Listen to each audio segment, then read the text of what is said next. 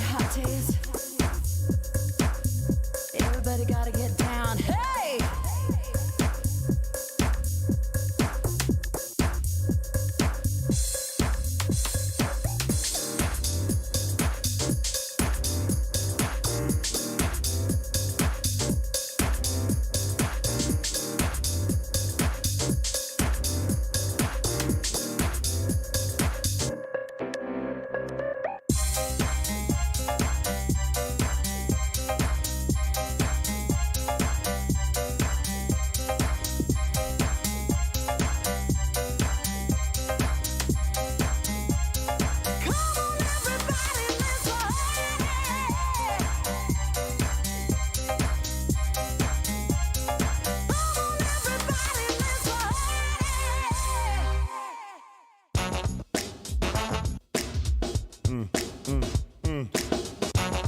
Yeah.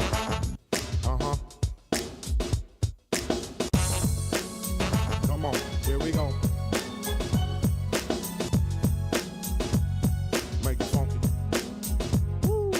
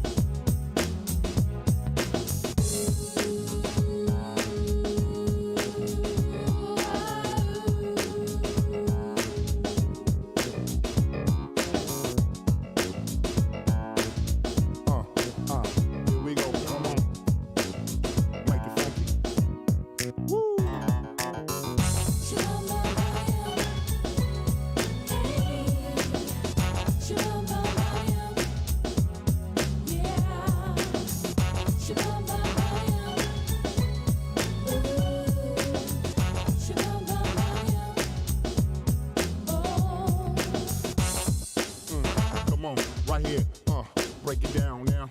Come on.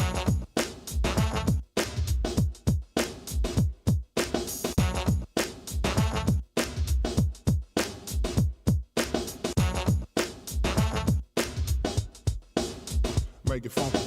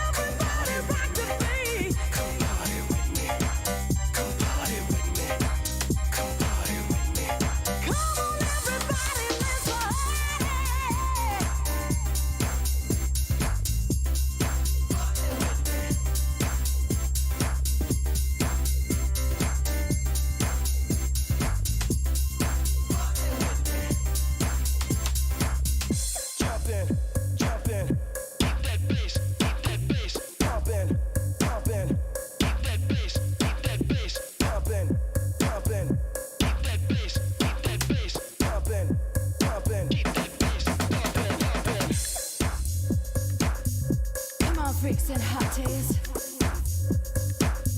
Everybody gotta get down. Hey!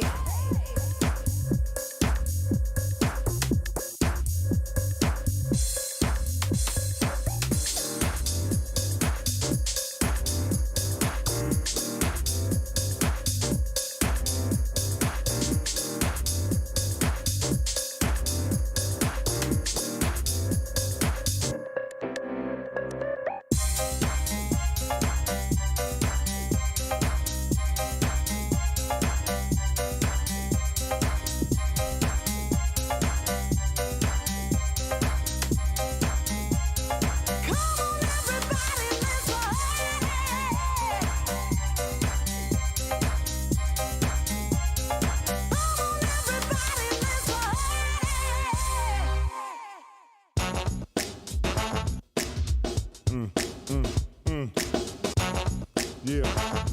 Uh-huh. Come on, here we go. Make it funky. Woo.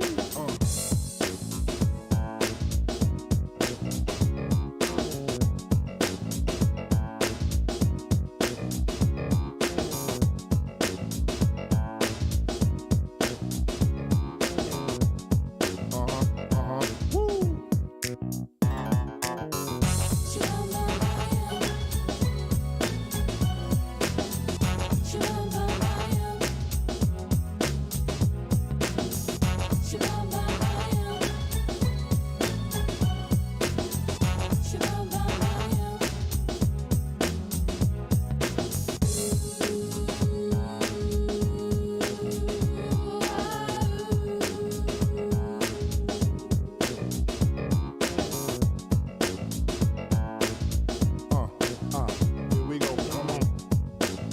Make it funky. Woo.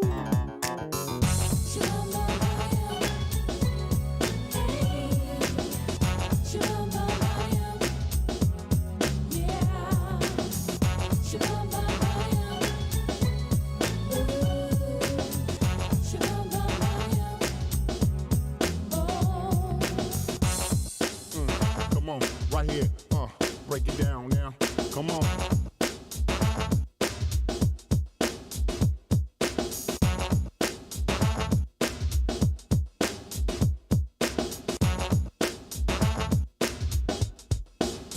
Make it funky.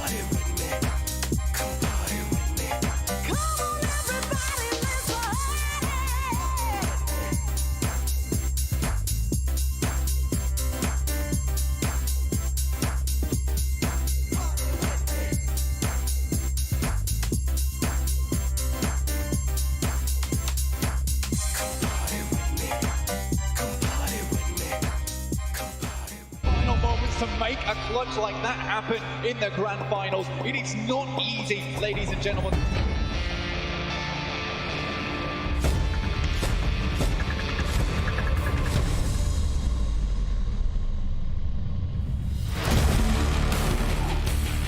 Pop their head up. Oh, look at that, the double. Can we get another one? Something. Here they go. They're going to send in one of their McLarens right on over with the run.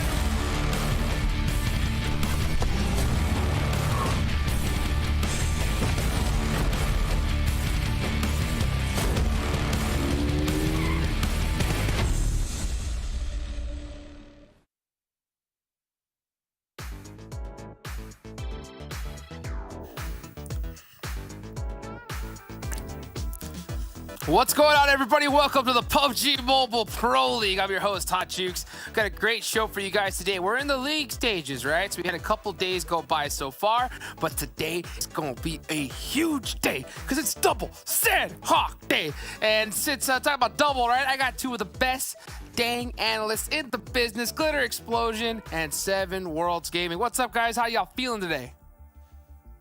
Well, you know, I may or may not have sustained an injury. I was playing PUBG Mobile a little bit too hard, so we're laid up for now, but I am excited to be back. I missed some exciting play days. You definitely did. Don't worry though, Glitter. We're about to get some greatness too, especially if Nova's able to perform the way they did yesterday.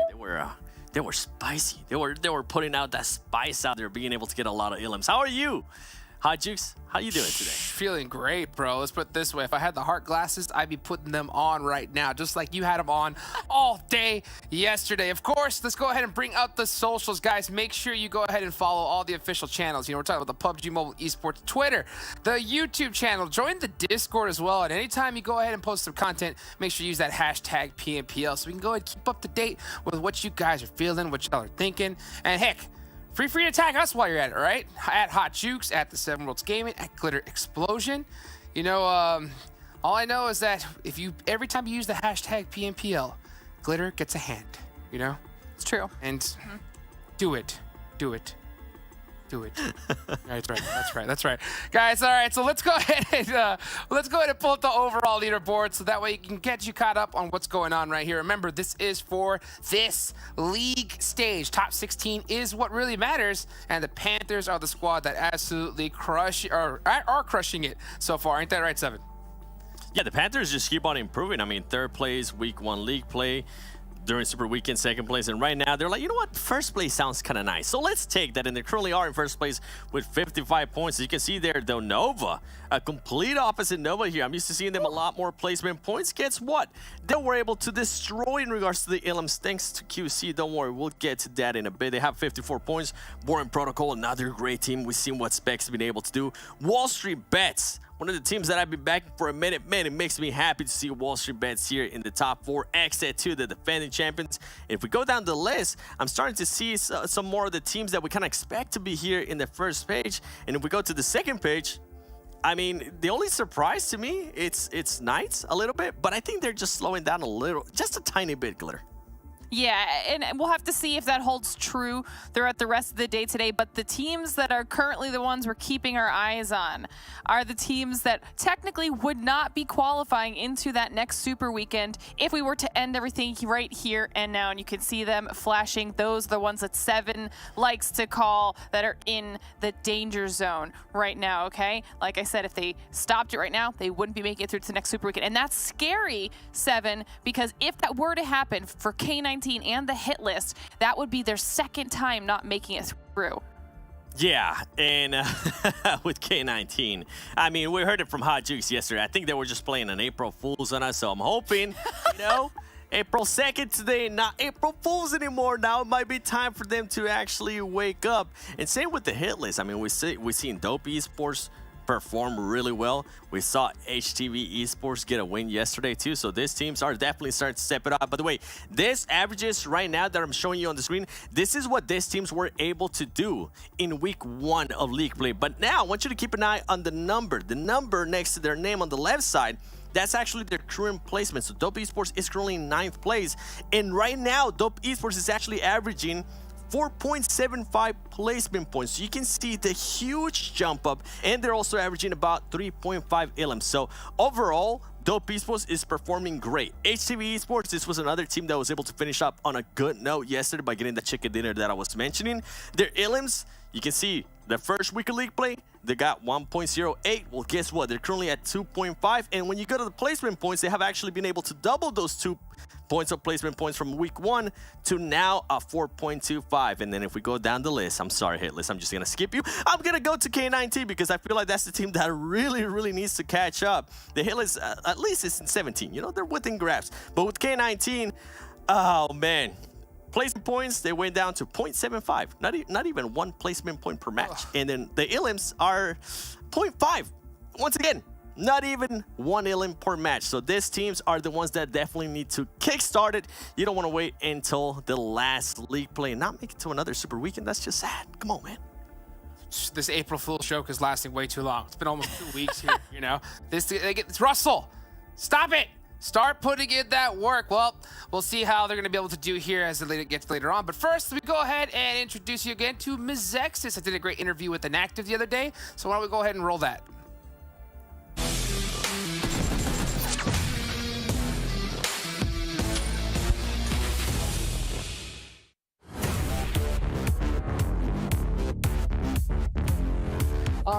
So the number one, we talked a little bit off screen. Your primary language is Espanol, right? Right. Do you guys speak Espanol whenever you're doing your comms in game, or do you speak English? Like, why don't you kind of give us some insight on that?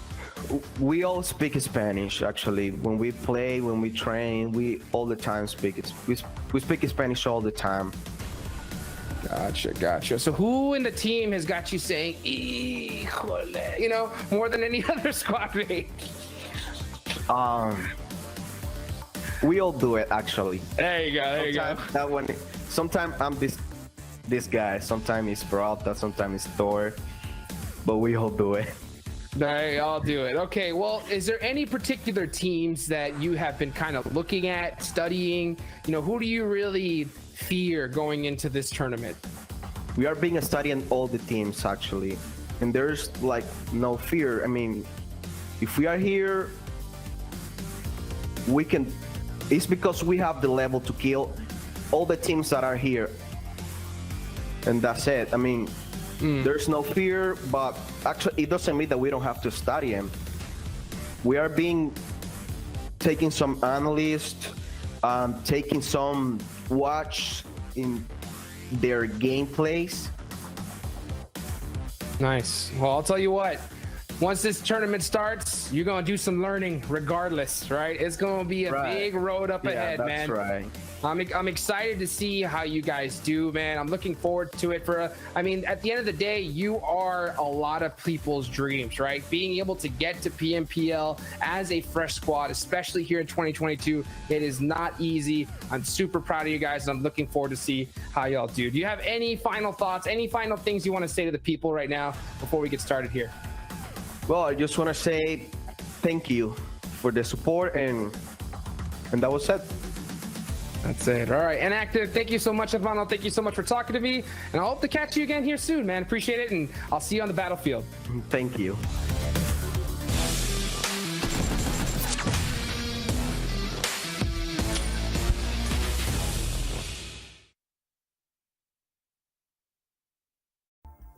What a great interview, dude. Inactive was so awesome to talk to. It's always great to talk to people who, like, it's their first time playing in PMPL. And this is his first run of it. And I think he's doing a darn good job. You know, he's a little nervous at the start, but the man absolutely crushed it. And, you know, when we're talking about people that crushed it, right? Ooh. Gotta talk about QZ, right? QZ has just been an animal. Straight dominance here. Look at that. Them heart glasses on lock. Let's go ahead and pull up that. Look at that. Boom. Popping off your glitter. I love this. I love this. I love the segue. Jukes, this was perfect because it gives me a chance to talk about Nova, specifically QZ. Look at the upward trend from in average. Now, this is averages, by the way. So this means per game, he's averaging at least this much in damage. Almost average 4 elims. Almost 5 knockouts. I mean, the survival time is essentially him just living as long as possible almost. The fact that we were already hyped on QZ after the first week, after the first super weekend, because it was he was a player that I think all of us looked at and were like, okay, he is about to put in work for Nova this entire season. And now he's beating all of those impressive stats here in this second week of league play. I mean, that is scary. We talk about this all the time. We talk about how teams need a superstar or even multiple superstars if they have them to work together as a duo, everyone pulling their weight. And I feel like we've actually seen pop-off moments from so many individual Nova players, but QZ time and time again finding himself in this top spot 7. And I think if he continues this way, not only is he going to be kind of doing a lot of the heavy lifting for Nova, but he's going to start putting himself in the running for things like MVP up against the likes of Coops, etc. It's not just the control of the recoil. It's not just the angles that this man is able to get. You know what it is now too, Glitter, that we were able to see yesterday is also the grenades, all right? Big Daddy Tensa, I feel like you got a challenge now here in NA when it comes to grenades. And you guys see why? I mean, you saw earlier what he was able to do in Polar Ace. And right there, I mean, another nade. And he's not even done. He's going to set up another one. And he's actually going to be able to blow up 2 people. So overall, I mean, the improvement of this player, it's been amazing, even though this is kind of like the first season that we get to watch him here in North America. I cannot wait to see if he's going to continue on that performance because he did kind of drop off a little bit when we went to the Super Weekend. So hopefully he continues onto this form because right now, Nova, I mean, this is insane. I'm going to say it again. Nova has more elims than they do placement points. Right? Oh my goodness, dude. These PEL players just ain't playing around, dude. Guy has just absolutely shredding it. You know, another team, of course, I think that's going to be the big contenders we're going to see here besides Nova, right, is going to be the Knights, right? Of course, it's got to be the Knights. Coops and Xenox have absolutely been crushing it so far. Let's go ahead and take a look at their stats and look at that. Boom, Coops putting up some big numbers here as well, Glitter. Yeah, I think we just wanted to highlight this because Knights were really quiet yesterday, right? And obviously, somehow, even with, you know, lots lower numbers across the board for all these players, Coops is still finding himself in a top spot in the damage, elims, and knockout categories, which is, you know, at this point, par for the course. Xenox up there in the damage department as well, but this is not what we come to expect from the Knights. I mean, Seven, you mentioned it when we were looking at the overall. We'll have to see if they pick that up here in day number 2. It's possible that they are trying out new things because they're in such a comfortable position after that first Super Weekend, but it just is important to note. It is, and I should mention it, and for the viewers too, do not panic, okay, if we don't see Knights absolutely popping off. They got almost 200 points in the first Super Weekend, so they can afford to lose a Super Weekend here. They're not like those teams that I was telling you at the beginning that need to step it up in a big way. Knights are just chilling. They're like, okay, let's see what you got. Let me try to do something crazy here.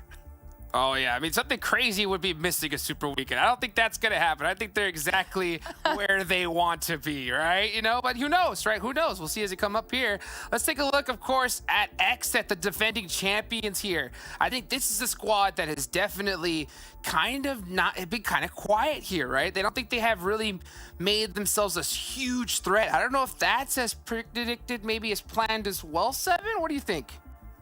Yeah, we'll talk about the quietness. Right now, I want to talk about my boy Killswitch. All right, this is a man I've been hyping out for a very, very long time.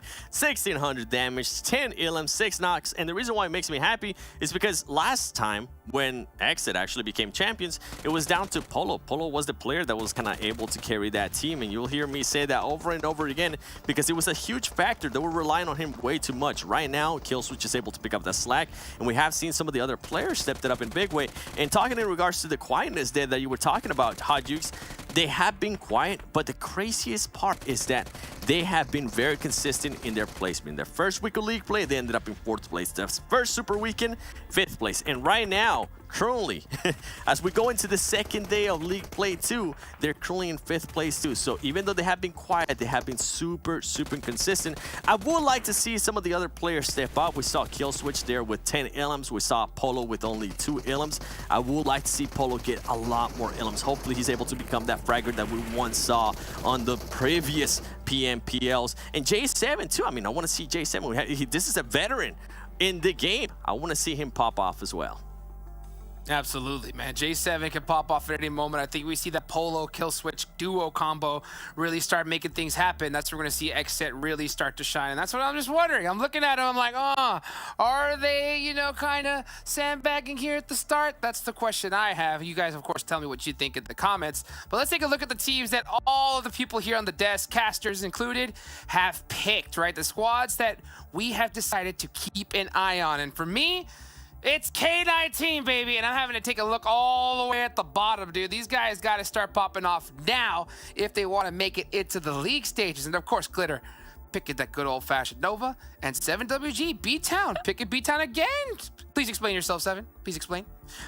You know what? I actually picked them because I don't want to pick one of those big teams, and I picked them because of the way that team has been playing. We've been talking about consistency. That team, it's a consistent team, but they're in a consistent downtrend. They're not in a consistent uptrend, so that's why I chose them. And right now, they're kind of. You know what? Let me check with the lens real quick. Oh yeah, they're currently in 18th place. So the consistency is still going down. Come on, BTOWN, you can't do me like this. I'm gonna need a telescope right here, right, to go see K19, right? But oh my goodness, let's go ahead and pull up the schedule for today, guys, and it's a good one. I'm so excited for today. Look at this, double Sanhok. Let's go, Glitter. I know you got to be hyped. Sanhok, Sanhok. I am always hyped on a day where we get a double Sanhok because so far, even just the season, it's given us some really cool results. It shakes things up on the leaderboards. We're getting teams that are now consistent on the map that we didn't necessarily predict were going to be consistent on Sanhok. And I'm a fan. Seven's also a fan. It's always the two of us. We love the chaos, okay? But then also only one Miramar, too, that means. So I don't mind it. Hey, Sanhok, I'm all for it. Come on, baby. Yo, one thing, though. I do have a challenge for the teams. I want to see somebody just pan somebody. Yes. Please. Somebody pan somebody. Let's get it, bro. Let's see that throwing plan play to get the chicken dinner. All right, guys, let's go. I can hear them footsteps ready. They've got them pans out, 7. I'll go ahead and I'll talk to you guys after match number 1. Thank you so much for joining me here on the desk. Let's go ahead and bring out our casters here for the first match. It's going to be Sute and Spad Cargo. Guys, it's double Sanhok day. We're going to the jungle. Y'all guys have a good time, and I'll see you after this, all right? All right, see ya, Hot Jukes. Thanks for the intro. Yeah, we got double Sanhoks today. We saw just yesterday span what one Sanhok game offered. It was absolute craziness. We saw teams step up and take down 2 major teams that we didn't expect. And then there were hot drop fights to start that off. And we got 2 of that today. How are you feeling about Sanhok? I'm excited. I'm so excited. That hill is just so deadly. Like, usually it's really hard to go ahead and actually push teams up on that hill. So I'm not really surprised with what happened there. So I'm really looking forward to see if something similar is going to happen on this one, or now that teams have kind of realized from the game yesterday if something today is going to actually change.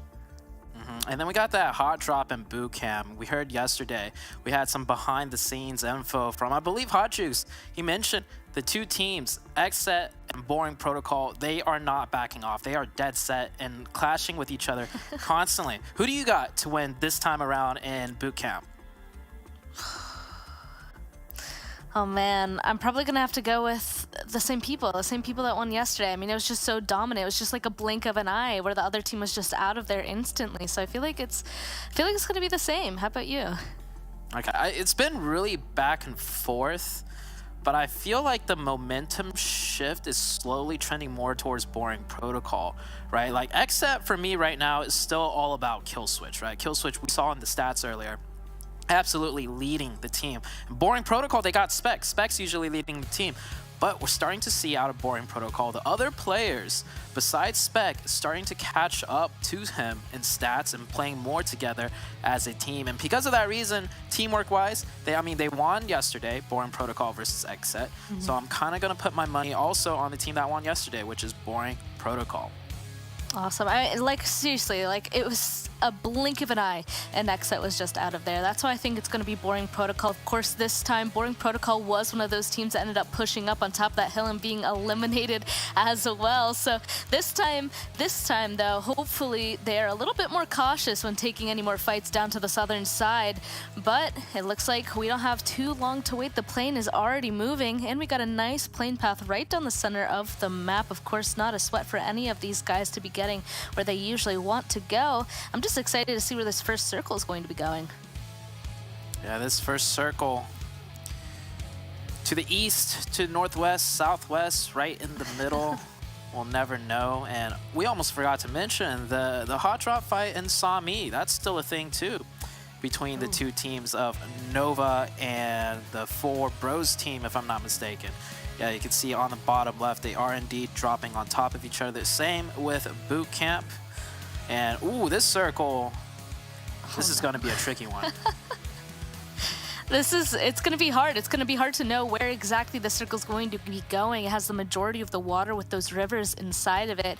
And that means these guys might have some difficulties on their rotation. So we have to keep an eye on that. Of course, we're not going to be jumping to boot camp real quick. We are going to be taking a look down here at this Sami fight. Last time, it was Nova that really kind of picked apart 4 Bros, I believe. Actually, both teams kind of destroyed each other pretty mutually, but it was 4 Bros, I believe, was taken out more while Nova was able to survive, if I'm remembering correctly. So it's kind of like a reset for everybody. Try again. I'm keeping my eyes on the bottom right. You know, one thing that I noticed between the XSET and Boring Protocol fight, and this is pure speculation, pure theory, as... Hold on.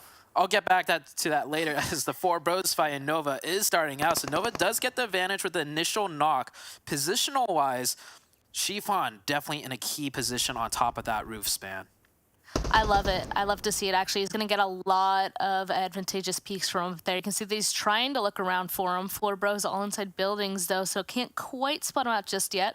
Looks like teammate is actually kind of helping him, jumping to the next building, and Zifan realizing that he's not going to be able to see anything there.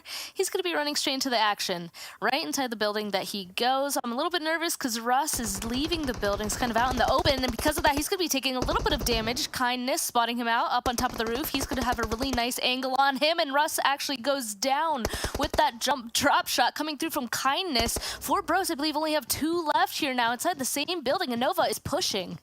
Yeah, QZ was on the flank side too to make sure 4 Bros doesn't run away. Kindness goes for the drop shot, quickly gets straight and Masters OP. 1v3 at that point. Every angle was being covered and crunched in.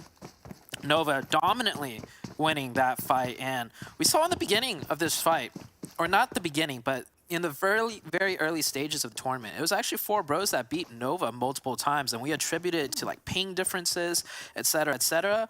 But what I love is this Nova team has adapted their strategy, really kind of figured out how to best play that fight, and they're absolutely crushing 4 Bros now, like no problems whatsoever. Now back to the Boring Protocol XSET fight. What I was gonna allude to, this is pure speculation. Now these two teams, they've both been competing for a very, very long time in PUBG Mobile. Everybody knows each other, like all 8 players here. And I would say they're really good friends, and they definitely smack talk each other outside of the game, especially with this bootcamp rivalry going on.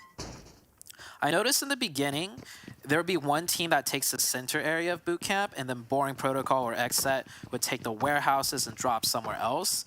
But here, now they've both committed, at least in the beginning, to dropping straight in the middle of bootcamp. I almost feel like that's a mutual agreement that they might have talked about outside of the game, because they realize, like, hey, if we both drop here and none of us fight each other, we're both wasting each other's time. How about we just all drop in the middle and see what happens in the initial 1 to 2 minutes, speed up the fight potentially, and then if we win, we win. We go about our ways without getting third party. If you win, vice versa, right? But it is going back to a little bit of a stalemate. We're about almost 5 minutes in, and not a single knock has gone through yet. So as much as they want to get on with this fight, they can't really throw it either by just rushing or bum rushing the other team. I believe that hypothesis, actually. I mean, if people were to go ahead and share boot camp, it is totally possible, but people can suffer in terms of loot, I feel like. Like, it is a place that people can go on ahead and have two teams totally looted up and be totally fine about it, right? But there is always that chance of potentially just losing one person, or it's difficult. It's unknown. You might not get everything that you want either, and then kind of having to be careful, kind of wasting each other's time. You're right on any kind of rotation that just getting it over with and dropping on top of each other just immediately, I think, may just be fixing that. I think it leaves both of them to a better set in the end. The unfortunate thing here, though, is that you're right, it is past 5 minutes and still not a single knock has happened on both sides. This is what happens when the advantage doesn't come either way, like, fast enough, right? So now both of them are just waiting for the other team to kind of make a mistake or mess up or start the fight so they get some sort of advantage, but neither team wants to be the one to do it, right? I mean, both of them want to win. Yeah, it's a pure stalemate right here. You can see some of the players not even having a helmet over on XSET's side. Of course, here we are, J7 with no helmet, no meds. Problem is, Boring Protocol don't know what kind of advantage they have as far as gear is concerned. And Boring Protocol might be the same. Some of their players might be missing med kits, missing helmets, missing armor. Not even sure what kind of weapons that they all have to work with. Yeah, Spec here with no vest whatsoever. This might be the reason why they're so hesitant to push. Spec, though, if this nade hits, connects off the window, off the bounce, J7. Ooh, good nade. Gets tagged down to half. Unfortunately for Boring Protocol, though, J7 doesn't get knocked. And, oh, somebody's trying to pass over some meds. J7 runs across in that opening hallway. Luckily for him, no one's watching that for now. The stalemate continues. While this is happening, it's like at least they're inside of this first circle because they can kind of allow this to continue happening. If this was a crazy zone elsewhere, I'm sure that this would have been a little bit of a faster fight that started. I bet both teams probably saw that, we're okay for now. We can go on ahead and continue to kind of wait for this fight to really pop off and not have to worry about any kind of a movement just yet. The only thing that's probably on the back of their minds is they still have to continue to be careful because if they start their fight like now or in a little bit, in a couple minutes, there's a huge chance that another team is going to be rotating on by, maybe even up on top of that mountain to the southern side and start using it to really annoy everybody inside of boot camp. You end up seeing that a lot, so they have to be a little bit careful about that. It's like a fight back and forth. Oh, but Killswitch actually goes down. It looks like Boring Protocol decided to make the first push, and XSET's not looking too good. Killswitch down, 3 of them are left, and no way, J7 falls too. Yeah, Killswitch first one down. That's the key target you want to take down from XSET. Quickly followed up by J7. 4v2 situation. A pre-nade goes out. J7 gets thirsted. One goes down. Trade immediately. I believe it's a 3v1 situation. Oh, Carnage somehow managed to get thirsted in that desperate attempt for XSET to get a point. And dropping down from the window like Batman. Tries to shoot off a DBS shot. No connections there. Polo G, 1v3. Boring Protocol's got to be careful, though, because DBS in the close-range situation is deadly, and that is exactly why Spec pushing out by himself. Oh, Acer could have gone down as well there. Very messy. Very, that was very a huge messy. risk. Yeah, I don't think either teams, to be honest with you, came out on top there. Both teams, well, I mean, XSET is definitely out. Boring Protocol technically won that fight, but they're down to 2 members already. Yeah, right when it goes down to 2, you have to play the game entirely differently. It's not the same as if you were able to keep 3 or 4 people up. So they've kind of missed my mark of success personally for early fights like that. If you have to get an early fight, you have to keep at least 3 people up, but they are still alive. If they're able to play this carefully the rest of the time, they might be able to continue to get placement points or some sneaky kill points as well. And we're kind of right in time for this next circle to kind of reveal itself. You can see that nobody really is around that boot camp area to really have third-party that anyway, so that's really good on Boring Protocol's side, and we're going to see shortly where they're going to have to focus on moving to soon. Not much movement on the map, to be honest, but that's because, well, with that first circle, it's a huge question mark. Like, where is the zone actually going to shift towards? But with the second one, I think we will see some teams starting to migrate and move into that northwestern island. Teams should be pretty confident in believing the zone will end there. Lazarus, with a very preemptive, huge split. I like the idea behind it. Let's see if the execution pulls through, making sure none of their players get picked off. Of course, the Knights rotating in from Painan, just gets a free pass into these central locations.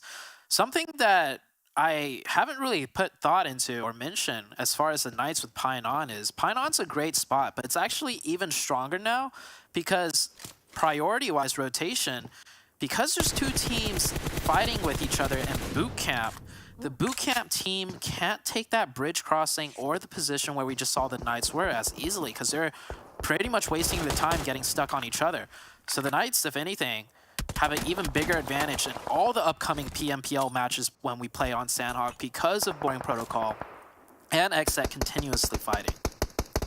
That's interesting. Yeah, you're right. Any kind of rotation over there is kind of free, and they'll always have priority no matter where the zone kind of goes over on that western side. It also, unfortunately, looks like Dope and HTV are going to be duking it out, and both these teams, as we know, need to be getting points. So it looks like HTV is going to be able to get at least 3 kills very shortly after this flush comes through, but also they're hurting. They've already lost Myths, and Quan is currently knocked. This early fight, it's kind of unfortunate to see, in my opinion, because both these guys really need to be staying alive.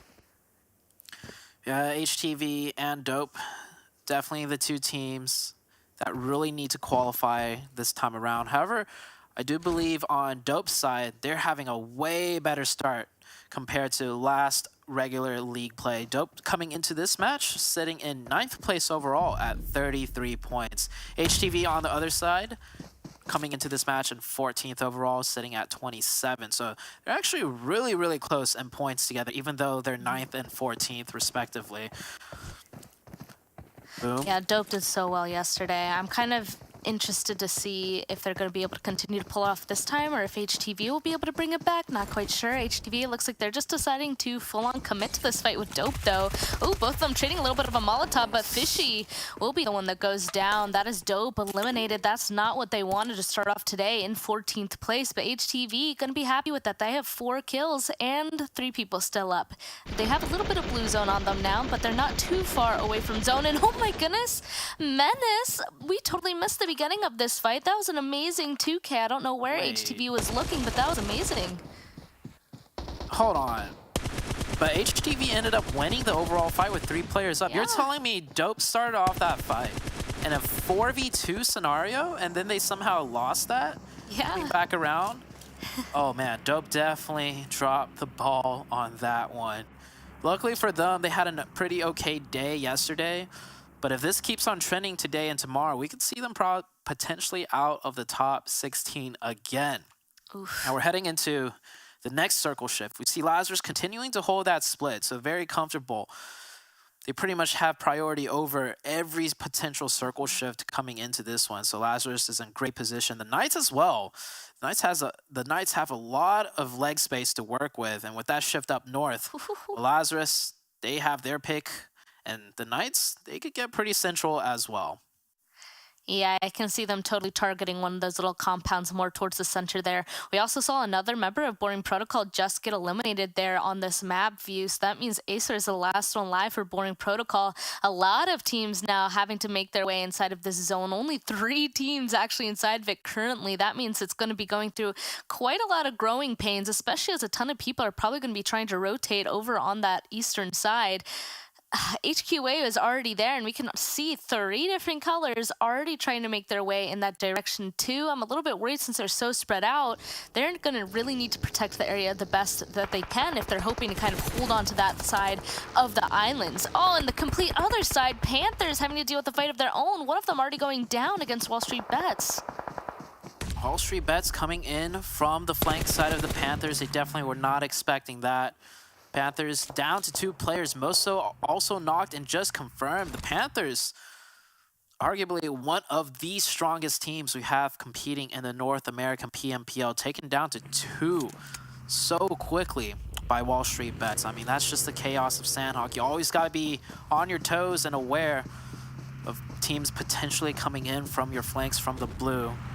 WallStreetBets. Oh, they're going aggressive. Oh, 24K drives right on by. Doesn't get the run over, but the shimmies left and right. He manages to pick up another Panthers player. Panthers now down to 1. And Huayuya, well, 2 first aid kits. Not much he can do if he wants to do a med strat. Oh man, he's just down to the southern side of WallStreetBets, and it looks like he's turning his vehicle kind of around. He's not going to be traveling in that direction anymore. Back down to the southern side he goes. Maybe he'll be able to find a different entrance into zone down here without a team fully hunting for him, because they know that there's only one of those people left. So he's going to be going down to the south, elsewhere inside of this zone. It's just, honestly, I don't know where he's going to be able to make a move on in, because the water is just such a complete blocker for so many teams in this rotation. Yeah, he's going to have a tough time navigating this one. HQA, not on that northwestern island, instead staying on the eastern island with a heavy 2-2 split. They look like they are just dead set on camping out teams on the eastern island, still trying to make their way in. They have 2 on the north side of that road, where the bridge connects to the northwestern island, and 2 on the south side of that road. So getting a complete spread here. Hopefully it works out for them, because WallStreetBets, they're making their push onto the northern side. It's going to be a 4v2 situation for HQA. Oh man, we saw Sunny Pig already backing on up here, but of course his teammate is still stuck there by the rock. I think it's interesting that they decided to kind of actually spread apart in this situation. Maybe they'd be able to have some sort of angles, but it doesn't quite look like it. 24K going to be able to get a knock on a Sunny Pig as well. And wait a second, they might be distracted from this fight on the HQA, making a move up to the northern side. They might run into HTV instead, so we have to keep an eye on that, as he is trying to hide, but they need to wrap this up quickly, because we can see that map on the side. The zone has shifted to the other island, Zute. They need to get a move on. If they want to focus on kills, they have to do it quickly if they're hoping to continue this game. Yeah. I love the idea out of HQA as Sunny Pig, or I believe that is Sunny Pig, or is that Sub Pig? That is Sub Pig, gets 1. I like the idea, camp north and south, pick up all the eliminations, but the execution is not there, and you hate to see it. They go from 4 members down to just 1, and they get only 2 points in return. WallStreetBets, on the other hand, force to bulldoze their way in and doing a really good job of it.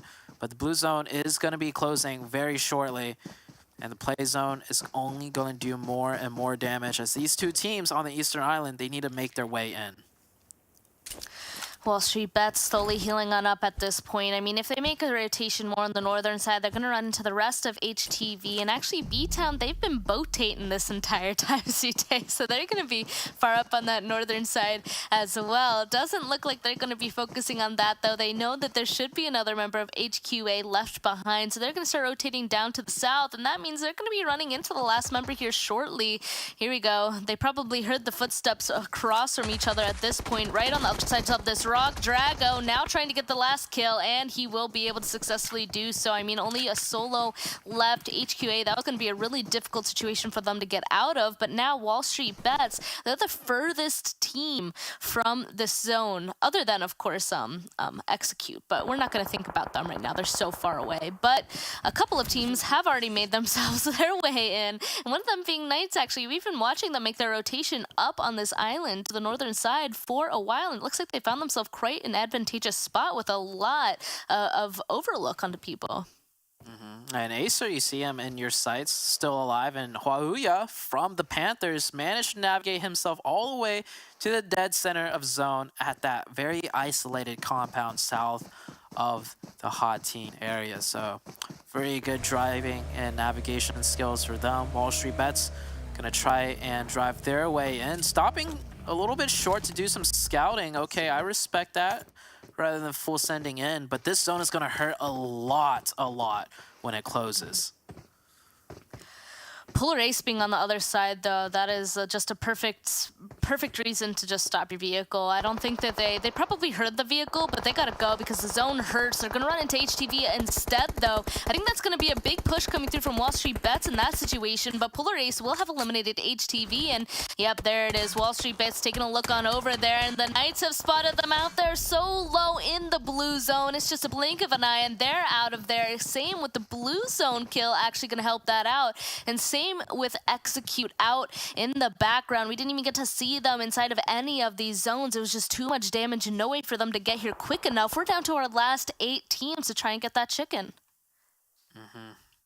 Lazarus looking really good, though, using their smokes to cross over to this compound. Huauya, he's gonna pop up, is not able to get the confirmation, but he's got that grenade in his hand. could get another one. Oh, the third party from the Knights in the background. It's a 1v2 situation. Fierce goes down. Joey knocked. Panthers might actually be able to hold this down. Oh, he tried the drop so shot. hard. No way! No way! The Knights took out Lazarus as well from afar, Zute. That is insane. The third party was perfect there. I mean, that is such a good compound that they needed to get rid of people in there. Otherwise, it would have been a thorn in their side this entire time. But that was perfect catching them outside there. Yeah, Lazarus went from looking great to, well, cast a curse pretty much. 4 up, down to nothing in a blink of an eye. Of course, the Knights, though, looking extremely strong. And I love how when they eliminated that team from the compound, they instantly sought to gain more control and more ground. You see that spread, a 1-1-2 spread. And it just so happens the 2 players that they stacked do get that zone on their southern side. TC, by the way, still has 4 players up. Not a single elimination yet. Let's see what TC can do in the next couple of minutes here with their 4 players. Not in the best position. And with the Knights on the high ground, this 4-man team could very soon meet the same fate as Lazarus. Yeah, I'm a little bit worried. They're very much out in the open. I think they realize that he's starting to make a big drive, trying to see if it's an open space for them to play out of, but the Knights are instantly going to be like, nope, it is not free for you to go on ahead and takes out one. Polaris is eliminated in the background, and honestly, the Knights moving here was such a big brain move for them. We saw them after they took out Lazarus kind of driving towards the compound, but instantly like turned around right when they realized where this next zone went. Here comes the rest of the Chosen, but no way, Jimmy from BTOWN. No way, was that a 3K for him? That is so many points he's able to grab for his team, and now that's it. At least he was able to get those points. That was such a hard decision from him. That was huge. It's Jimmy coming in hot. Yeah, like I said, TC, they had 4 players, but due to their position, not able to utilize any of them, to be honest. And we're down to 3 teams. We got the hit list right underneath Nova. And underneath the hit list is a 4-man team of the Knights. Ouch. If there's a potential, Span, real quick, there's a potential the circle might shift only to this high mountaintop. And it doesn't entirely shift up there, so the Knights still will be able to play in the zone. But this is circle 7. We got circle 8 coming up before it goes to 9. And with so much of the zone on this high ground, Nova might actually win this by default if the Knights just are forced to bake in the blue zone. That's very true. The only thing I can think of is that maybe hopefully since the Knights, all the fights that they've taken have been kind of far away so far, maybe they were able to kind of save up on utility. Maybe they can chuck it up here. But yeah, it looks like they did get a knock into one of them. Xenox with that kind of alternate position over there on the eastern side still. He has to be forced to come in though because that blue zone is going to start closing. The rest is coming through, so they didn't get the flush onto Nova, but they have to start moving down, and we'll see. The hit list could totally ruin this for Nova. We'll see in a moment here because here we go. They're starting to jump down, and it looks like he does not get it. He's out, and now officially down to the last 2. I'm really excited to see where this next zone's going because you're right. The Knights, there's no way for them to get up here if it pulls up onto this mountain. That was like a scene out of like a movie, like Mission Impossible. It was. You got 2 Nova players dropping down, rappelling down with their, invisible ropes, SMGs in hand, shooting as they fly down. The hit list stood no chance. And with this next circle, I mean, I think the viewers can't tell too accurately, but I got another big screen on with just the map, and that is looking like fully on the high ground. I think the Knights... Ooh, even with my bigger monitor, I can't really tell if the Knights are in zone or not. I think they might be. I think they are. I think they are a tiny bit underneath that cliff, just the tiniest bit. But it's gonna, no matter where this next zone goes, Knights aren't really gonna be able to move anywhere. Oh, this could be huge. Nova with their nades, if they're able to kind of hit any of them, that would be massive. But I think this is kind of like an overhanging cliff where, like right underneath them, it like goes in some. Yeah, so I don't even know if, I don't think either of these teams are really gonna be able to be aggressive on each other. At this point, it might just be a waiting healing game. One thing that I always thought about that I've never seen any players really do yet is you just toss a grenade straight up in the air, like angled like 89 degrees, right? So that 1 degree of travel time will make it arch just enough to land No right way! below. Wait! Well, I mean, QZ QZ didn't have the meds, right? Koi has all the meds, so QZ went to see if he could do anything.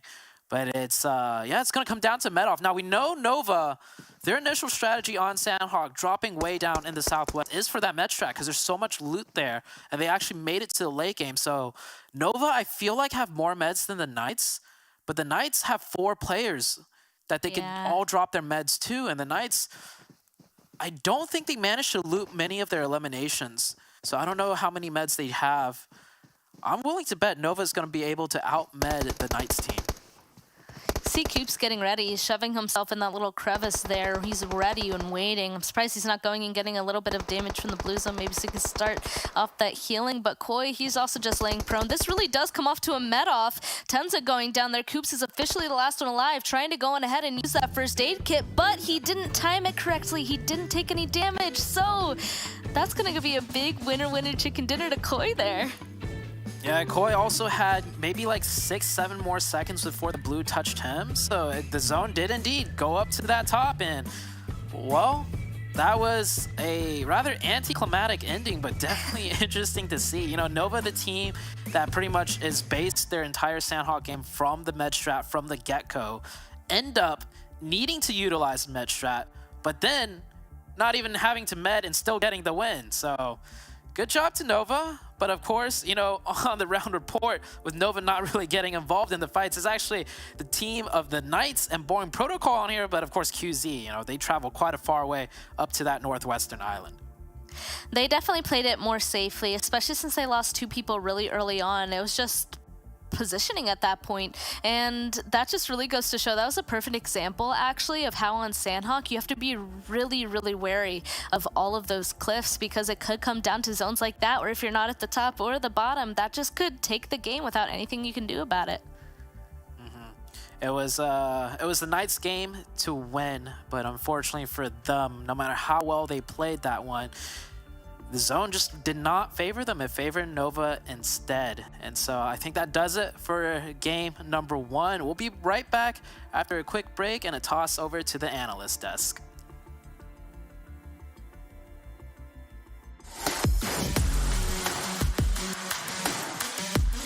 A thoroughly planned backpack always keeps you prepared for anything from dangerous enemies to wild zone shifts.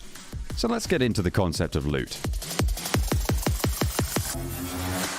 You already know that it's important to find a backpack to better equip yourself in the game. Backpacks come in 3 sizes.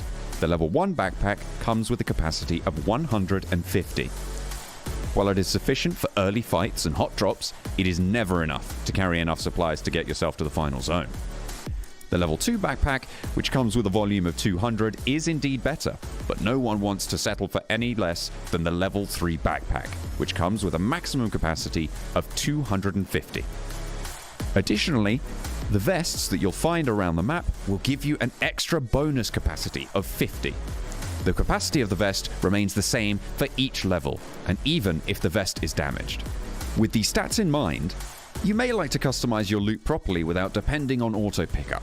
For example, if you're an assaulter who dons a duo of AARs, like the widely used M4 and AKM combo, you can carry around 240 rounds of 5.56, 120 of 7.62 ammo when you have a level 3 backpack. But when you're using the same combo with a level 1 backpack, you must cut short the amount of ammo you are carrying and decrease it to around 150 and 60 respectively. Do note that different types of ammo take up different percentages of the backpack's volume. Furthermore, it is important that you don't compromise with your utilities for ammunition. For example, when you're out of enough ammo, you can adjust your playstyle accordingly and play a little passive. On the contrary, when you run out of utilities like smoke grenades and health supplies like first aids, it becomes much more difficult to make adjustments. As PUBG Mobile is a survival game, it is important that you reserve some space for carrying enough survival items. PUBG Mobile will always require you to act according to the situation you're in, but a little bit of pre-planning while you loot goes a long way. Always remember to check your backpack and ask your teammates to check theirs too, so that the loot is properly distributed among the team and you don't run out of essentials during intense firefights. Remember, no amount of loot is good enough to die for, so keep your priorities organized.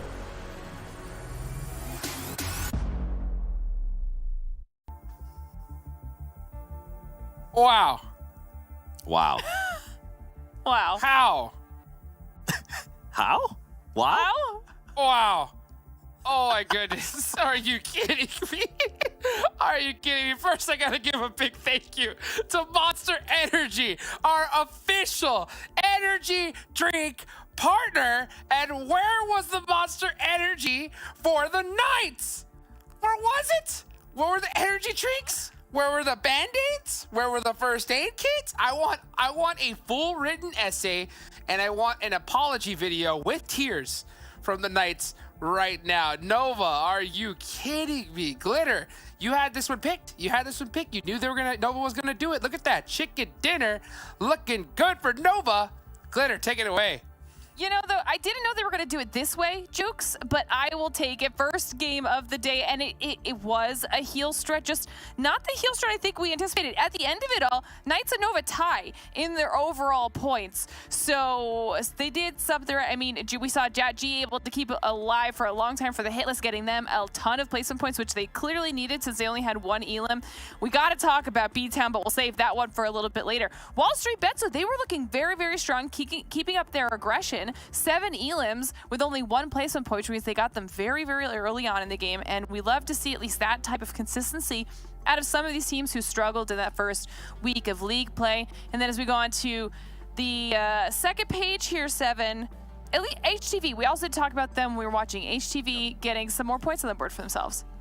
Yeah, definitely some teams being able to take advantage of teams of like the likes of Panthers, right? Panthers being out super early with only 2 points total.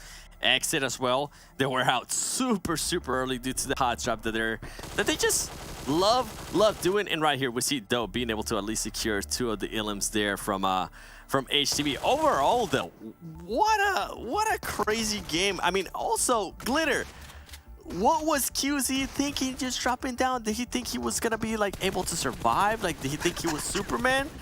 No! What happened? He said, you know what? I'm gonna give you all of my heals. Koi, this is on you. And then he YOLO'd to see if he could maybe get a free elim in there. And I think, I don't know about you, Jukes, but I feel like Knights thought they were going to have a similar strategy where they were supposed to dump all their meds onto one person, and then it just didn't go their way. It's what it looked like, as you saw Coops just bust out that first aid a little wrong. I wonder if it was because of the elevation on the hill. Like maybe he tried to get that first aid off and it just kind of disrupted it, and then tried to get it off again and it was just already too late. Whatever it was, I mean, it looks like Nova didn't even have to heal strat. They just had to stay on top and get it done. So because of that, I think the QZ jump was intentional. It was the play, right? Right? Because it worked. They got the chicken dinner. So again, you know, 2,000 IQ play from QZ there, Glitter. Yeah, and you could see as these highlights are running in the back some of those moments there for WallStreetBets. Polar Ace also looking like they had started off a little bit better for themselves. We didn't see a whole lot out of HQA. They did get a couple elims on the board, but nothing crazy. This was pure insanity, though, 7. Jimmy, the destroyer of the Chosen. Ladies and gentlemen, I picked BTOWN. And they're starting to deliver. I think they heard that beginning. And right here, I mean, it might have been with what you were saying, Hot Jukes. And also, if we are going to be giving credit to QC for that drop, right, another thing that we can also say is that maybe Coops thought that the other player was also going to try to drop. It could have been both things. But then we go here to the top damage. And WallStreetBets is actually able to end up with the most damage, 1,300, 7 elims, but then we go to Knights. I mean, talk about conversion, Glitter. 10 elims out of 1,100 damage for Knights. We love it. We love to see stuff like that, okay? That is efficiency at its finest, and that is what we want to see out of the Knights. We had called them out, saying, yeah, they had a slower day yesterday, and we were going to be watching them today to see if they continued to kind of stay quiet or if they wanted to bounce back a little. In this first game, barring the med situation, they've already more than bounced back. Talking about meds? I got you.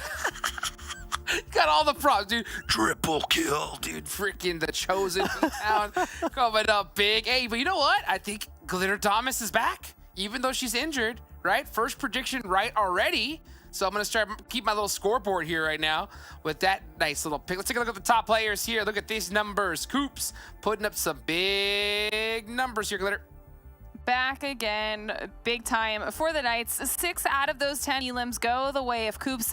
But what I love to see is that 2 out of the 3 players are on Knights. Xenox, yet again, up here with his duo now, because I'm calling them that, in Coops and Koi. And I had talked about how we highlighted QZ, about how well he was doing, and you had said that he had fallen off a little bit during that Super Weekend, but the person that picked up that slack was Koi. Koi is QZ's duo kind of now in that sense, and when QZ isn't on full top Slayer form, Koi's right there. And to give even more credit to Nova on the last match too, they did lose Kindness like right away due to the hot drop that they did with 4 Bros. So good job Nova. You guys are, but the match that you guys, I'm sorry to say this, but sucked the most in League 1. You guys are actually doing a lot better here as we go into Week 2 for League play. Oh, I mean, speaking of a lot better, right? BTOWN with that beautiful play at the end of the day. 7 WG's picks. Look at those team stats there, 7. Talk to me. I mean, ladies and gentlemen, as I said earlier, BTOWN, my pick, my boy Jimmy. I'm just gonna start. You know what, Jimmy? You're my boy now because you're helping me save face here. You're helping me not curse you guys. 500 damage. They're at least being, you know, they're being consistent in regards to the damage. Hopefully that will turn around. The heals is Sanhok, so we're just gonna keep it at that. But the elims, I think that's what's so important. Not only that, and also the average survival time. If you see 6 minutes difference, that's gonna be huge when you go in regards to placement points, as they were able to clutch up 8 placement points in that last game.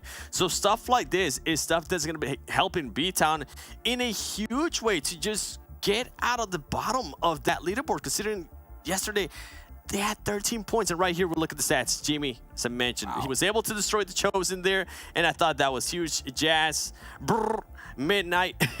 Hopefully, you know, the next matches will be better. And I just mentioned, viewers, yesterday they had 13 points total after 4 matches. Today, they were already able to secure 12 points. So that's a huge turnaround, and hopefully these players can carry that momentum into the next games. That's right, Jimmy. We're doing a lot of the right there. You had that backpack all that last match. You know, speaking of carry, Hitlist, right? Coming up as well. We were scared. They were on our hot seat right here at the start of the day. They need to put up some big points. And for the first match being Sanhok, I think they did dang good, right? So let's go pull up their stats here. Look at this, comparing week 2 day 1 versus week 2 day 2. 7, break it down for us. Yeah, with this teams, I mean, it comes down to the same thing that BTOWN was trying to do. Survival time. Just the placement points. Try to find something that's definitely going to help you out. And with the hit list, they were blessed with all the madness that was going on in Sanhok, and that's one of the main reasons why I love Sanhok. You can see the survival time right there, and alongside with BTOWN, the Hitlist was able to secure 11 points. Yesterday, they were able to secure 15 points, so they're going to be able to, hopefully, Glitter, I'm telling you, and I'm going to stick to it, hopefully they can carry some momentum here, and maybe they can narrow down some of those placement points and then start worrying about the elims. Anything, just baby steps. Baby steps, indeed. Speaking, though, of that play you were talking about earlier, 7, that fight with Nova that made them lose kindness against 4 Bros on Sanhok very early on, that they were able to bounce back very successfully from. I don't know. I feel like I'm a little bit torn because they continue to do this hot drop with 4 Bros, and sometimes we see them come out on top, all 4 surviving just fine. Other times we see them struggle a little bit, but the one thing that I do love is that every time we get a chance to see the fight, they look more confident in this engagement. They're pushing better as a unit, and they're more willing to be aggressive here early on, which in the long run I think is going to bode very well for Nova. Yeah, I 100% agree with you on that. I feel like they're starting to collect more data, and this is a team that can definitely use that to their advantage. The way they've been able to adjust to 4 Bros since week 1, we've seen them being able to get better angles. And right here, this is the plays that I was talking about, Jamie. Ladies and gentlemen, if it wouldn't have been for this play, the BTOWN and the hit list stats would have looked the exact same. But luckily for BTOWN, I mean, that explosion right there. Sheesh, my man. Let's go, Jeep. Monday. All right, guys. Hey, Glitter, so far you're 1-0 on predictions here today. I know you got the injured paw, but you're crushing it so far, okay? So I need your prediction for this match. Who is it gonna be? You know what? I think that I'm gonna go with, you know, I'm changing my mind again. I'm going with Knights. They're going to bounce back after messing up the heal strat. You're right. You're right. They could be a little bit angry. 7, give it to me, quick. Yeah. You know what? let's not break what's broken. Yeah. Glitter. Knights. I'm going with that too.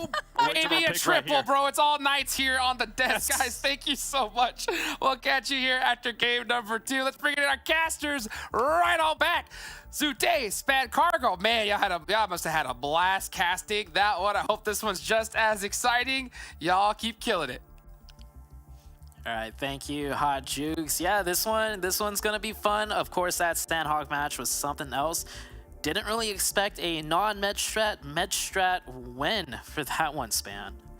Yeah, and when we actually got to watch that playback, it definitely did become clear that I feel like Coops did fall down that hill when he was trying to get his heal off or something. That's really what messed it up. So we'll see if the Knights will be able to kind of bring it back and secure their chicken this time, or if a different team. We got Group E in here now, Group D sitting out. So we got K19 Esports, Mezexis, and Vamp in here once again. And I feel like I've definitely become that person. It's all like, I need the underdogs to succeed, you know what I mean? So like, I'm keeping an eye on K19. I'm hoping that they'll be able to bring it back. And since they're playing in this match, it's on Erangel. It's on the map that everybody like knows super well.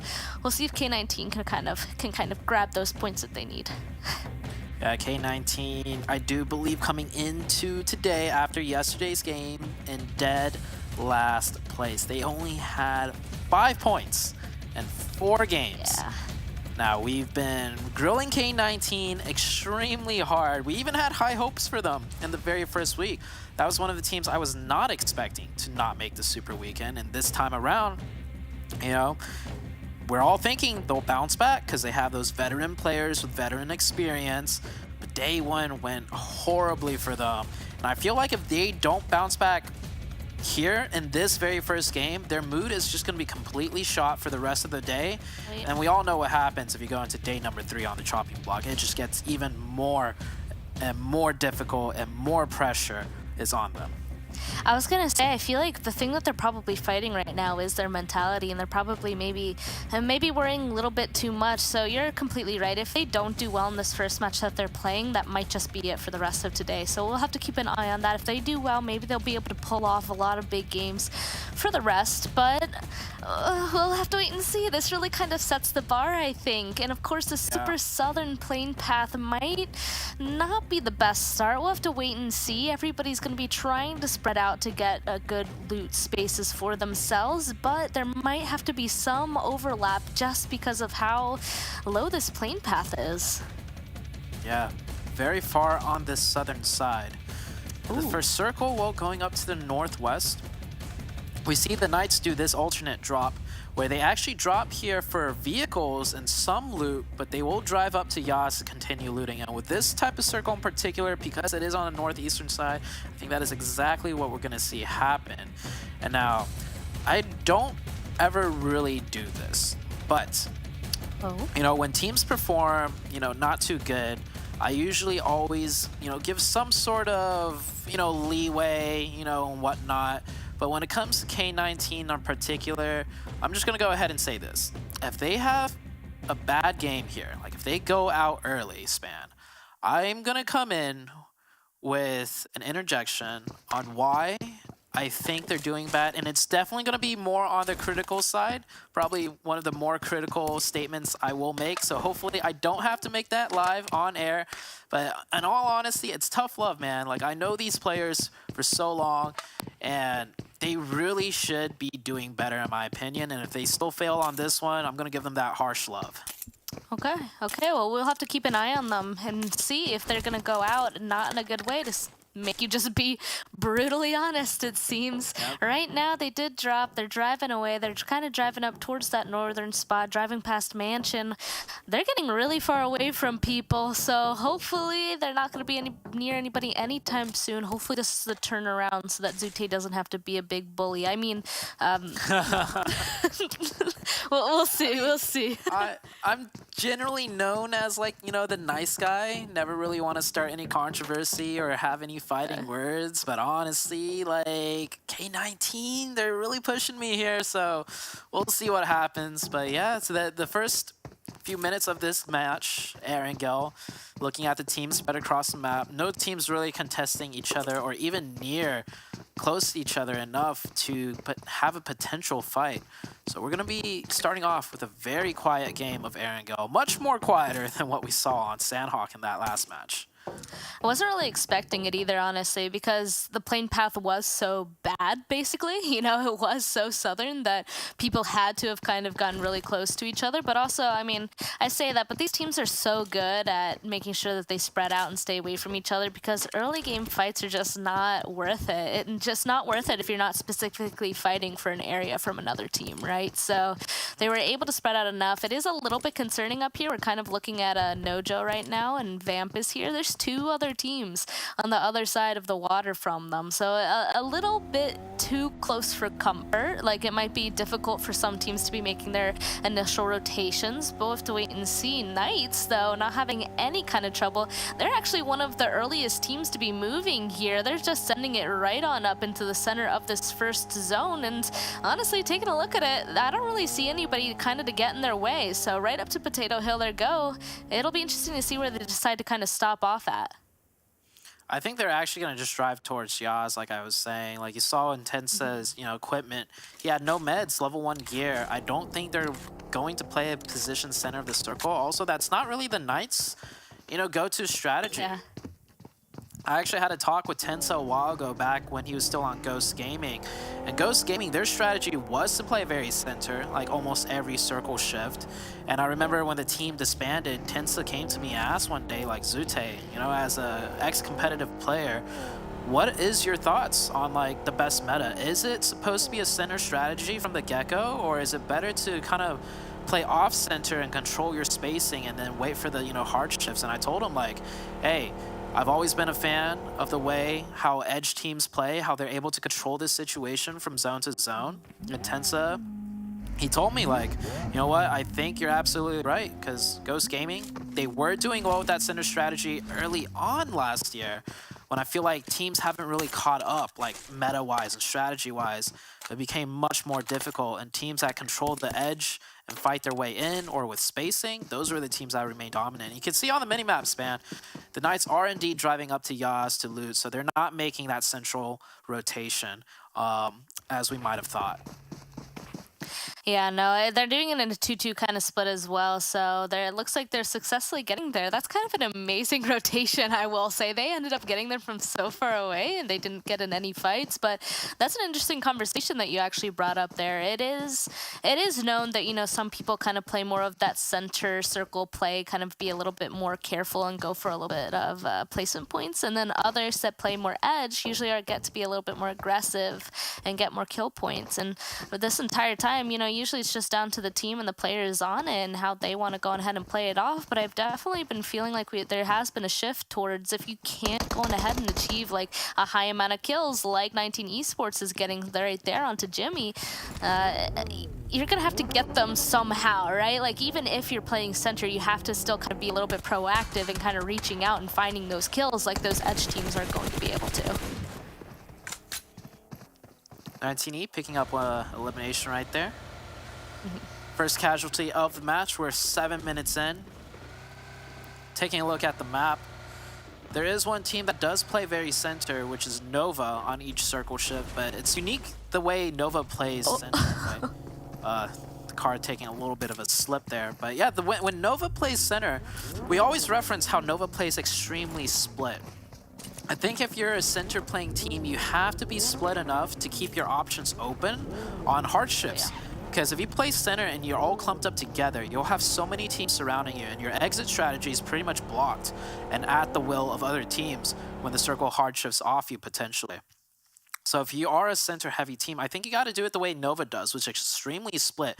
But then that also requires a way higher skill ceiling from each individual player to know how to play on his own and adjust to if an enemy team approaches. And then on top of that, your teammates have to be able to help you out and know how to help you out when a teammate's caught by himself and under pressure. So it's like the center strategy is viable, but it's not as easy as just go center circle. It used to be when teams were scared to fight and challenge. But nowadays, teams are much more comfortable challenging, so you gotta create spacing by being split up and split apart in the middle. Sorry, I was just laughing at the the replay of Fear just rolling down Everest a little bit there. But yeah, no, I totally agree. I think that if you play center, you have to know how to kind of extend yourself and be able to still kind of be aggressive and get kills while holding that center spot. But it's so difficult because you have to be a little bit more disciplined with where exactly you're going. You have to be more aware of your teammates, and then you have to be more aware of your surroundings as well. You can't just go on ahead and continue to stay split, for example, if the zone is definitely calling for you guys to condense. Just a bunch of stuff like that. It doesn't look too good for Execute though in their first rotation. A little bit interesting to see them trying to actually go south, in my opinion, on this into BTOWN. They might as well just grab their vehicles if they can and go right back on up to the northern side and finish the rotation up there. Execute, a team that's constantly struggling playing in from the edge. I feel like they just are not making the right rotations as we're going over to more central of the map. Boring Protocol getting into a fight with the Hitlist. Now the Hitlist yesterday on Sanhok took down Boring Protocol and the Knights back-to-back in 4v4 situations. So the Hitlist hopefully able to carry that momentum from yesterday into today's matches. And once again, yeah, getting the better of Boring Protocol. I'd have to say Sam also goes down. Godblade gets traded by that nade, but it's only Acer up. It's a 2v1 situation. And Acer, he brings it down to a 1v1. Can Acer be the guy to clutch this up? Shots rain through the smoke. I think only one of them managed to connect. This fight can go either way.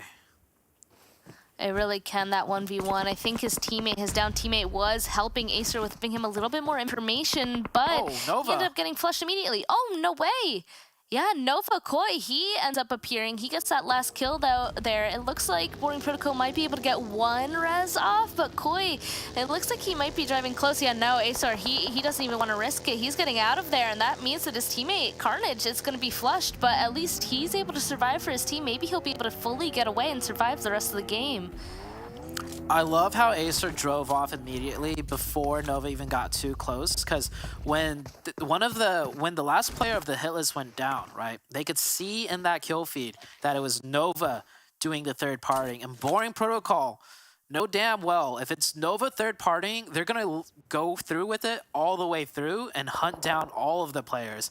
Whereas if it was a different team, you know, coming in third partying, Acer might have actually went for a little bit of a risk to see if he could get away with reviving Carnage. But if it's Nova, no chance. They're gonna see it all the way through and try and get every elimination point possible. The circle did shift, by the way, in the middle of all that action. We're shifting down a little bit more towards the south side, so basically, Potato Hill, where we just saw Nova, is dead center of the circle. And Fate ending up drowning there.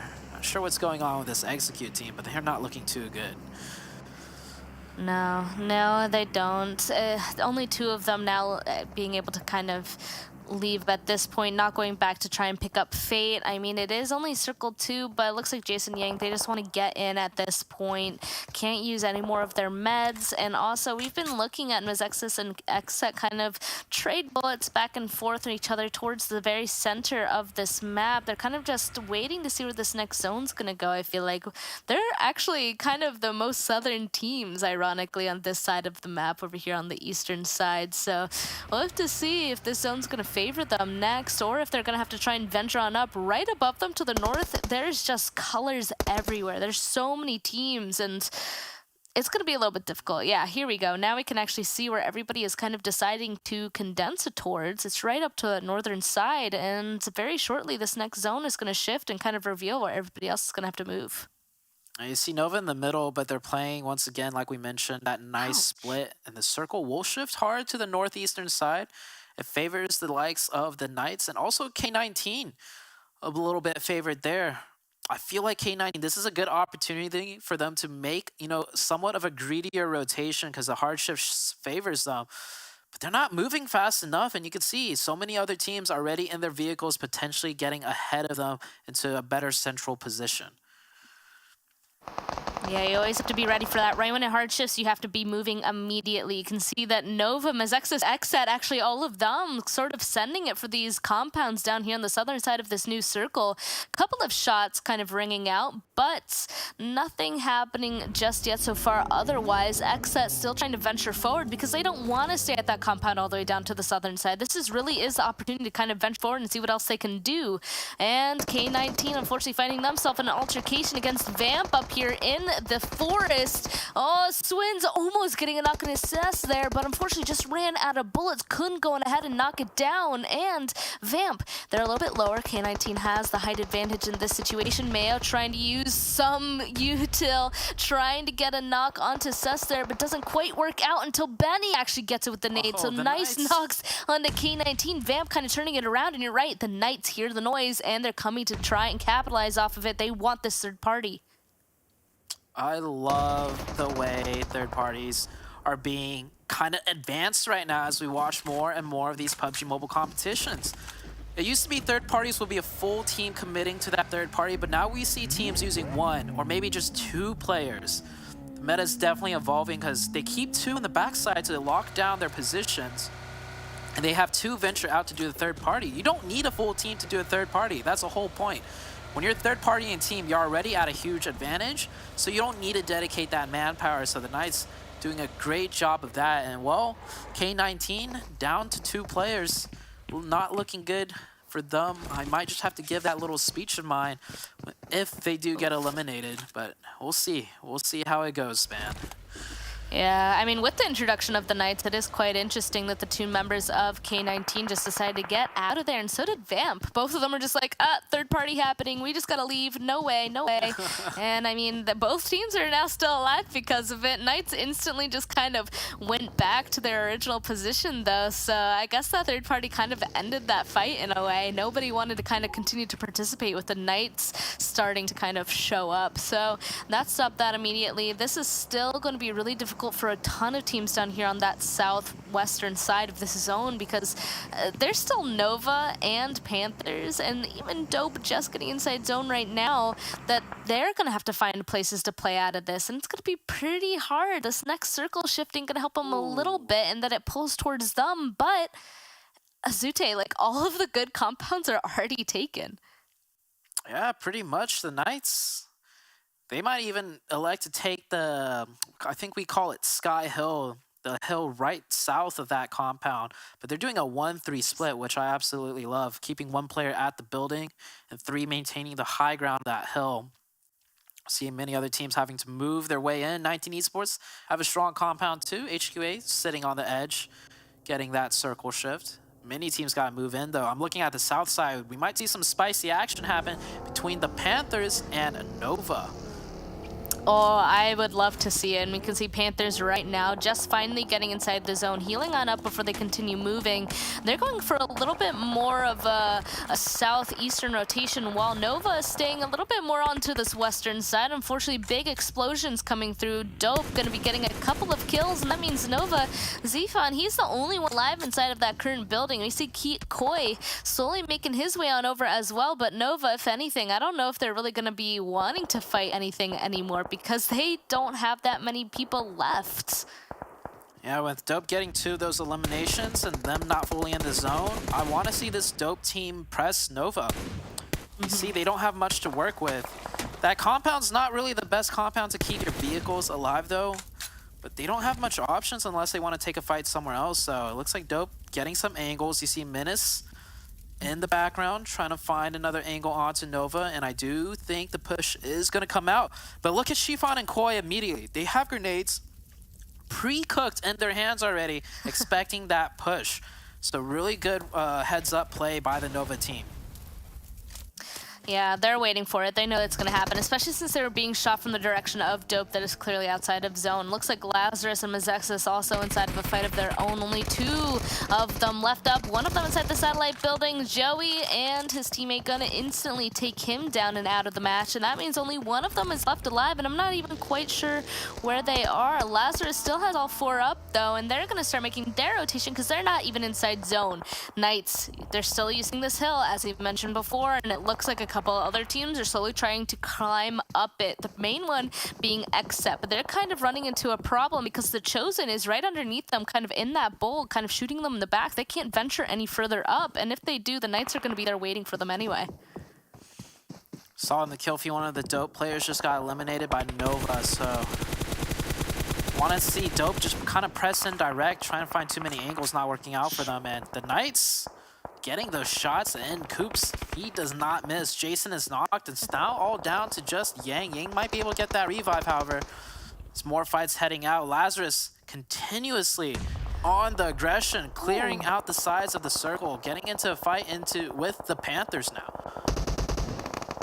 Oh man, a couple of those Panthers members actually getting knocked, and it looks like Lazarus are going to be able to get a couple of kills of their own, but the Panthers is eliminated. There's so many teams kind of trying to play in these bulls right here that I don't even know where all those kills ended up really going towards. All I know is Lazarus still up strong, inactive, the only one still alive from Mezexis here, and of course the last two members of K19. The zone is going to close again, and the Knights still have it, but Lazarus pushing on forward.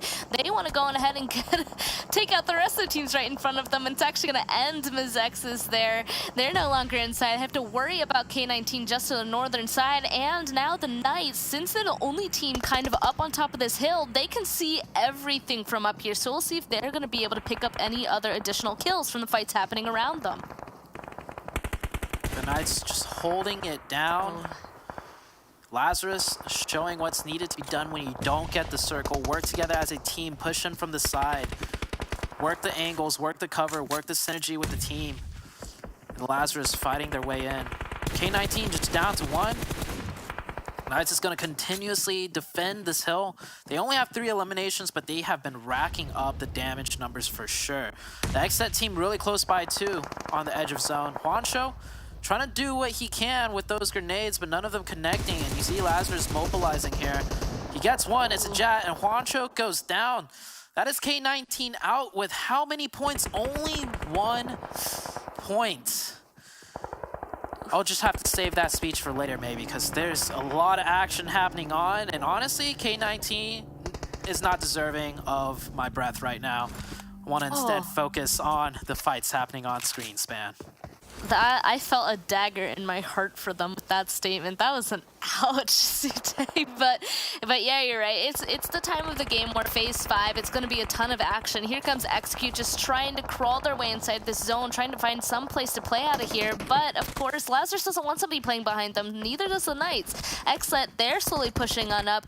It was actually the Chosen that had to make a push into them, and it looks like XSET so far is successfully kind of holding them out. Only Godfan down to the southern side still alive, and this is what we were expecting. Execute doesn't want, I mean, Lazarus doesn't want Execute behind, so he's going to be taken out. Tried to use the smoke as cover, but not quite working out. Lazarus now, I have a feeling it's going to be Lazarus and Knights with a big fight, but we'll see. The Knights actually having to split their attention to both Lazarus and XSET. They could actually lose this if they get pinched or if they take up too many 2v2s here.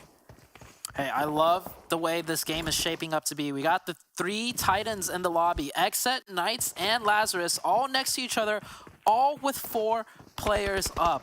We do have 19 Esports off in the sides on that western area, and HQA down in the south, also with 4 up. We got a lot of strong 4-man teams up alive in this last few zone. It's going to get hectic depending on where the circle shifts, and I'm going to love seeing how these teams utilize all 4 members to press in on each other. And with that circle shift, it's going to be a meat grinder for Lazarus, Knights, and XSET. Also HQA too. The only team getting the zone sitting comfortably will be 19 Esports. Yeah, Vamp may be a little bit comfortable too. At least they're able to kind of hold out the edge of that zone there from anybody that's going to be coming from this eastern side. So they should be able to pick up a good amount of kills. We'll have to wait and see. But yeah, all these big teams that had the majority of their players still alive here on this eastern side, it's not going to be for long, because at this point, knowing that this is the zone that they have to deal with, they're going to start focusing on those kills, right, Zute? I mean, right when you see that the zone is not in your favor, right when you can't play effectively, just go for the kills. It looks like Knights, Lazarus fully going for it. Lazarus unfortunately losing 2 members off the bat. Koops goes down though, so that means the rest of his teammates need to go ahead and make this push aggressively if they're hoping to get these kills here. And at the same time, XSET, we can see them starting to move on that mini-map. They want to go ahead and capitalize off this too. Knights down to 2 as well. It's a 2v2 down here, slowly trying to get the res onto at least one of them as XSET cleans down a couple of Knights down to the southern side. They're going to continue to push forward and try and third-party this. I love the way this fight's happening. It's happening as it should, right? One team makes a move, the other team capitalizes. The Knights are just caught in the middle. Lazarus still trying to stay alive. It's a 1v1 between Laz and the Knights. Tensa versus Kiseki right here. Tensa with full HP, however. Oh, it's a 2v1. I think Joey and Kiseki are going to work together. Tensa trying to get the revive onto Koops. If this revive goes through, it's going to be huge. Koops, as we all know, one of the star players out of the Knights. XSET has managed to make their way in on the southern side, but now they're fighting with HQA. Fights will continue. 19 Esports just chilling right now on the western edge. A ton of util now being tossed out. The Knights know that they need to try to smoke out a bunch of stuff here if they're hoping to kind of disengage from this fight, get towards that zone. The thing is even if they leave the building that they're currently in, they have to deal with the Vamp, and that is a great find from Kiseki there, actually getting a knock to one of the Vamp members. That's going to make it a little bit easier for the Knights to actually get over there, but they know there's 2 people still below them. Joey actually outside on the balcony can hear his Tenza right below them, and here we go. Kiseki going for the jump down. He's able to do a little bit of damage, actually gets the knock, but Koops is there to get the trade. It's a 1v1. Joey trying around the corner, but the drop shot from Koops has Lazarus eliminated. Now he's the last hopeful up for his team, and he has to deal with Vamp. 2 of them still alive to the north, and XSET. Let's see if they're going to continue to push from this southern side, but it looks like actually HQA holding them off at this point. Can we talk about Koops' tight lean peek into a prone corner drop shot? The mechanics out of Koops, insane. This is why this man's name is being just sung as NA's MVP. 1v2 situation now for Koops. He gets one, swims down to 1 HP, gets that first aid off though. Koops with 9 bullets. Oh, and a grenade coming his way. I don't think Koops can survive this one. And well, of course he does somehow manage to survive that one. Koops lives to fight for another minute, maybe more. 1v1 situation. Koops again with 5 eliminations, almost going up to 6. Swins versus Koops. My money's definitely on Koops here. Well, he has to heal on up first. You can see he's slowly doing so. I don't think he fully has any sort of a big healing item. You can see him just using bandages at this point. Vamp is going to be playing this quite patiently. XSET at this point can't really look over on top of this, so they will be a little bit safe towards the southern side because here we go. J-Way running out in the open is going to be spotted out soon, but Koops actually stands up and does get that kill against Vamp, and J-Way tries to get the kill into him. He does get it, but instantly he gets taken down too. So these are the last 2 teams that are alive here. Let's see if Kill Switch is going to be able to get any more kills here. Otherwise, this is 19 Esports game, and we can see them slowly moving around to make sure that they stay alive. But Kill Switch got a knock on 1. Let's see if he's going to be able to get any more. But oh, the damage is too much. Actually, 19 Esports taking that chicken dinner. 19 Esports with a really big win right there. They, of course, were chilling at that compound, but they did rack up a lot of points overall, so they may have been sitting still, but they were definitely doing the damage and hitting the shots. Really good win for 19 Esports. That Erangel game, well, we saw the Titans slug it out. We saw 19 Esports get the win. I think that Erangel went really well, except for, you know, a few couple of teams, which I won't mention here, but taking a look at the round report, Koops. I feel like every time Koops is playing, he somehow sneaks his way into at least one of these stats. And usually, it's in the form of most eliminations and highest damage span. Yeah, second time in a row. Second game, second time in a row. So we'll see if he'll be able to continue to do so. I mean, that was an absolutely huge performance that he was able to pull on for his team, getting a couple more kills and staying alive longer. So that is just a round of applause for Koops. Even a couple of the Vamp members, that was just a really difficult game in entirety because of the ending, I have to say. That was a really hard zone to kind of stay alive in, so 19 Esports having a perfect position in that compound to the west. I mean, nobody challenged them for it, and they won. But, of course, that was our second match down. We're going to go ahead and take a look at a little bit of some setting inspection, so get out your magnifying glasses. We will see you guys shortly at the analyst desk. Tuning your settings is a vital aspect of your preparations. Let's start with the basics. Most fights in Battle Royales are played out at mid to long ranges. PUBG Mobile comes with 3 options to put your quickscoping skills to good use. Toggle between tap, hold, or mix and pick the right one that enhances both your accuracy and agility. While tap is pretty convenient for beginners, try switching to hold for increased mobility during close quarters fights. Below this, you will find the option for quickscope switch. Enable this to get rid of the hassle of opening your backpack every time to switch between scopes. Beside these, you will find a newly added option named camera rotation while ADS.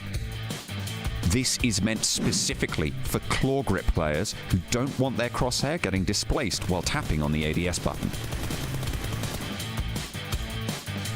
Thumb players who drag the ADS button for controlling recoil might prefer to keep this one enabled.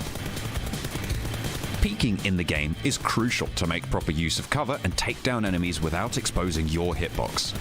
After turning it on, adjust it to tap, hold, or mix, along with the option to directly open ADS while peeking. Now, coming to sensitivity, it's pretty easy to navigate when you know their functions. Under the sensitivity tab, you get 2 options: screen and gyroscope. Screen sensitivity is basically how fast you can move your camera by using your fingers, while gyroscope requires you to tilt your phone to counter movement in-game such that the screen stays centered. Both sections come with the same labels.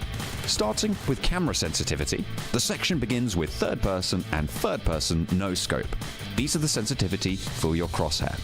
As you go down, there are dedicated options for each scope, starting from red dot and going all the way up to 8x. Below camera sensitivity, you get the same options in the ADS settings section. But this one is meant for the sensitivity adjustment when you start firing your gun. So, it mainly functions to control your recoil while you are spraying.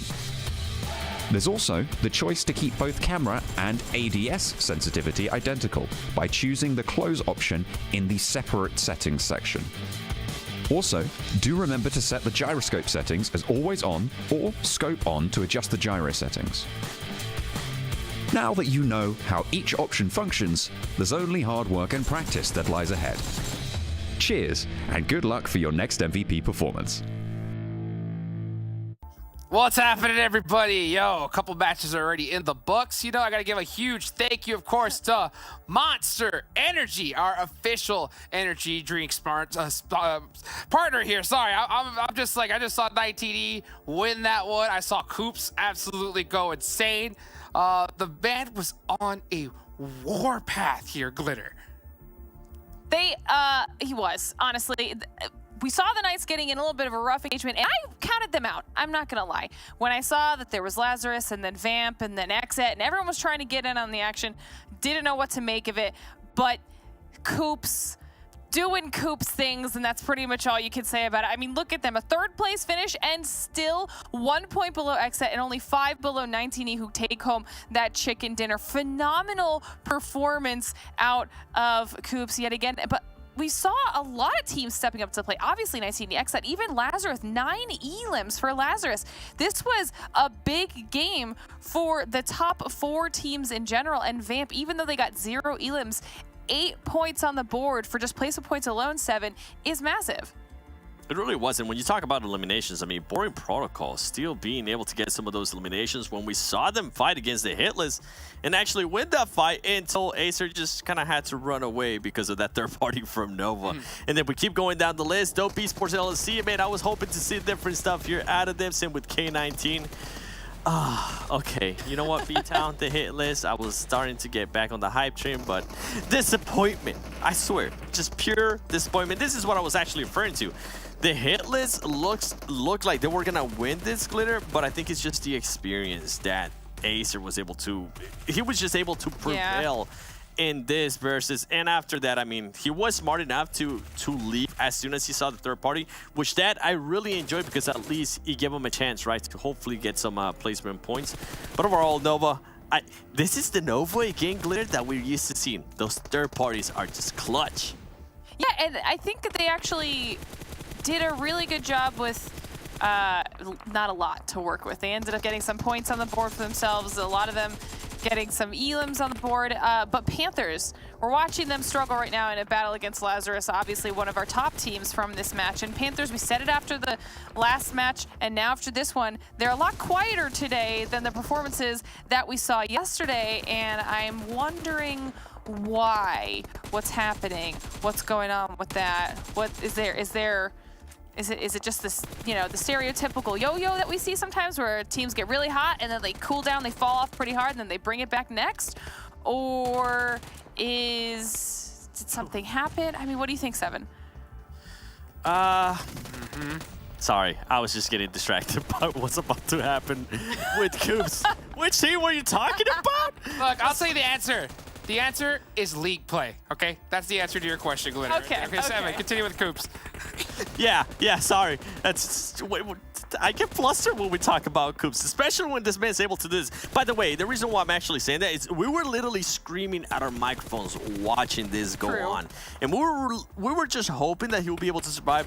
Obviously, 19E in a great spot. Exit was it. Kill switch once again from Exit, being the last player standing and trying to get those extra elims, trying to get those extra points, which I really appreciate.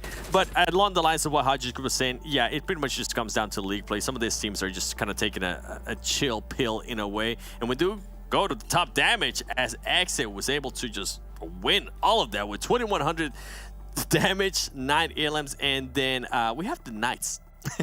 1700 damage with 10 elims, and then 19E. I mean, them as well. Lazarus. This is kind of what I'm used to here. Okay, Exit, Knights, Lazarus, 19E, and then we go down. Vamp. What happened, Vamp? Thank you. They did almost 1,000 damage and didn't convert a single elim. That's gotta sting, Jukes. Kind of staying big time, you know. And when it comes to the Panthers, I think that, you know, I think they played this smart. They've got Poppy and they're a veteran, but they've got 3 players that are brand new to the squad. So I think that them putting up some big points on the first day allows them to kind of spend a little bit more, you know, do some new stuff, get that practice in here for that super weekend coming up, you know. But a team that don't need any practice, it's Nova, right? Nova still popping off, of course. Take a look at their stats for today. Look at them numbers there, Glitter. Listen, the reason we wanted to check in with this is because obviously we highlighted QZ and his impressive performance from week to week now for the league play portion of this season. But today we wanted to see if that was still the case. Now, I had said Koi is the duo to QZ, and right now Koi is the one putting up some really solid numbers, but it's Shifan that's actually leading for the elims and the knockouts, and honestly, this is what I love to see. If there's a day where QZ isn't as hot as he has been, the fact that you've got Koi, that you've got Shifan, even Kindness, we've seen incredible performances out of Kindness, that all these players can really pick up that slack, that is what makes a solid team. Yes, indeed. I gotta ask you this, though, right? You know, we've seen that duo come out from Sanhok, from Coops, right? Who is gonna be that duo for QZ? Glitter, right? Who do you think it's gonna be here out of Koi, so many of these other players, right? You think it's gonna be him? What are you thinking? It's been Koi so far, so I think I'm leaning towards Koi right now. Koi, 7? I'm not gonna lie, I kind of want to see Shifan. Like, I knew you were gonna say that. Surprisingly performing really well, and I'm really enjoying that. And I think it'll be even more of an asset for not just for the team. Like, sometimes people doubt him. Heck, I have doubted him before, and it's really, really refreshing to see him as we do go here towards the flyover of just the absolute madness that it was. Definitely, right? We saw what happened there with Lazarus, and then we have here Knights versus Vamp. And at this point, like, we were all considering Knights. I want all the viewers to just focus on Knights. They had the zone on them. They have Vamp right there. Not only that, if they would have standed up or got into a certain angle, 19E would have been able to see him alongside with Exit. So for Coops to be able to do that kind of play, I thought it was huge, Glitter. Yeah, honestly, and you can even see all the different angles that 19E had. You saw them lighting up that feed. You saw them getting knocks on X, that they were able to take out the knocked Tensa because SB was able to see where Tensa was in that smoke with the angle. But Coops was so sneaky. Look how low his health is here. He did take some damage, and this is when all of us were kind of screaming, like, is he gonna heal? Is he gonna heal? Is he gonna go for it? Well, like, what's he gonna do? He has to heal up, right? He does go for it, ends up getting himself in a much better position to at least clean up Vamp. Because if you think about the scenario after that final solo on Vamp, there was no way that he had the soft cover. No, there was literally, he had nothing that he could use to his advantage after that. And so he knew as soon as he made the final choice to get that last elim. Look at this. Look at this. Look at this. Look at this. I don't think we can really emphasize how disgusting this was, Seven. It really was. And I mean, the use of the smokes right here, this was so clutch. And something that I enjoy automatically goes for that heals, right? And I've actually seen him challenge stuff like this before he even heals. Sprays that M249 is able to... It's able to switch right away. He was shooting at a certain angle and then just snaps on the other player, make sure he knocks him, as we're able to see right there. And then he still has the IQ to remember, hey, there's somebody in that smoke. And you know what? I'm going to use this smoke to my advantage too, because he was able to use that Vamp defensive smoke to his advantage. And then here we have the stats. Ladies and gentlemen, I want you to take a close look at this radar, because this is what we like to call a Coops radar. Leading in damage, leading in eliminations, leading in knocks, assists. That boy's got them too. What? He's willing to share with the team. Heals, I mean, not bad. Headshots too. This man is currently the one that's leading for my MVP. I'm sorry, QC. All right, I'm sorry, but yo, from now on, when we talk about Coops, I think I gotta put on the helmet, because I'm scared I'm gonna get domed over here. Man, where's Coops at? You gotta chill. Oh my goodness, dude. I don't think we've ever seen a perfect radar before. That is absolutely insane, dude. The guy's IQ is off the charts. So we'll talk more about Cubes here in a little bit. Let's go ahead and get, of course, to our chicken dinner winners here, right? 19 Esports. They are the squad that is a new roster, right? You know, the old roster for 19E, that is boring protocol now. So they definitely have a little chip on their shoulder. They want to show up here for 19E, and getting a chicken dinner here, I think, was huge here, Glitter. Yeah, and SB putting in a lot of work for the 19E squad. Over 600 damage with the 4 elims and 3 knockouts, leading in all of the categories that matter, you know? So this is huge. Like you're saying, new squad for 19E, obviously names that we recognize, but they also were top 8, I think 8th place coming into today. So to now be on the early portion of this day, already get a really solid chicken dinner under their belt as well. They are looking much, much stronger than they did at the beginning of last week of League Play 7. Yeah, and one thing that I did not like, I'm sorry, SB, I'm going to have to call you out on it too, because I think with more experience that you get here in the PMPLs, you'll get better at this. Killsearch was able to land some shots on him, and he decided to peek right away. He decided to challenge that. He might have been feeling good from the game he was having, but that right there forced him to get knocked. And I mean, right now, I'm gonna think about PMGC, and when we go to globals, when we have these Chinese teams, if you do that, okay, and Paraboy's alive, the last thing you want to do is give him a free knock. So that's where I'm coming from. So hopefully you guys will be able to go back and watch that tape, because even if you win, there's always stuff that you can definitely improve on. I think that's perfectly said, you know, because that's what we're really looking forward to. We're looking for a team from NA to represent us on the global stage. So yeah, 19E, you know, I guarantee you did have a great position. You were set up well. You know, you got the chicken dinner. At the same time, though, you don't want to leave even the slightest of doors open, because those teams on that stage, they'll take advantage of it quick. As we go to the overall here, 7, Nova now taking the lead here. Yeah, Nova, and you know what I'm liking here from Nova? Those placement points are way up. Yeah. This is now starting to look like the Nova I'm used to seeing. And it could have been just because now all the other players are also starting to step it up, and we've seen a little bit, a tiny bit, and I mean a tiny bit of a decline there from QC today. But then we have also the Knights. This was a team that was just chilling for 4 matches yesterday. They decided to show up. Well, guess what? They're currently in 2nd place. And then, oh my gosh, what is that? BTOWN Esports top 16? The Hitlist top 16? Am I seeing right, Glitter? Do I need to put on my glasses? You are seeing it correctly. Apparently, the Chosen and Mezexis have now fallen into that danger zone. And what's even scarier is if you look at all of those points from like 12th through 16th, they're only separated by, I think it was like 6 or 7 points, something like that. Point being, now when we start paying attention to those squads, to that bubble area, especially moving into tomorrow, it's going to be so scary close. Oh, the way my the Chosen goodness. didn't have a great performance in Super Weekend 1. So I'm actually a little bit scared about this team. Remember how we always talk about Super Weekends aren't guaranteed? Well, guess what, Chosen? You're currently showing us that. That's a great point, guys. Thank you so much for that amazing analyst desk right there. Let's get match number 3 going, though. We'll catch you guys after this. Let's bring in our casters here for this match. It's going to be Span Cargo and Necro. What's up, guys? Hey, good luck. Good luck and enjoy. Thanks, Hot Jukes. Thank you so much. Yeah, we're about to be going into our 3rd match. I'm really looking forward to it because we're finally on Miramar. Necro joining us here. How have the games been for you so far?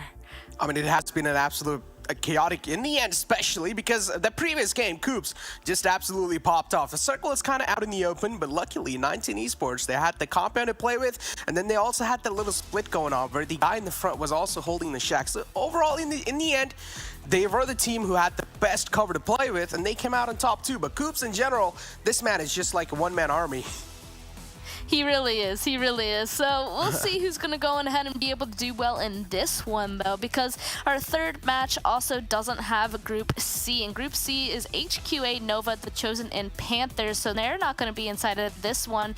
So with those guys out of the way, we'll be able to see if anybody else is going to kind of step it on up and get the chicken dinner and get the kills. The thing is, though, is that we know that Knights is still in this, right? They're in Group B, so they're still here.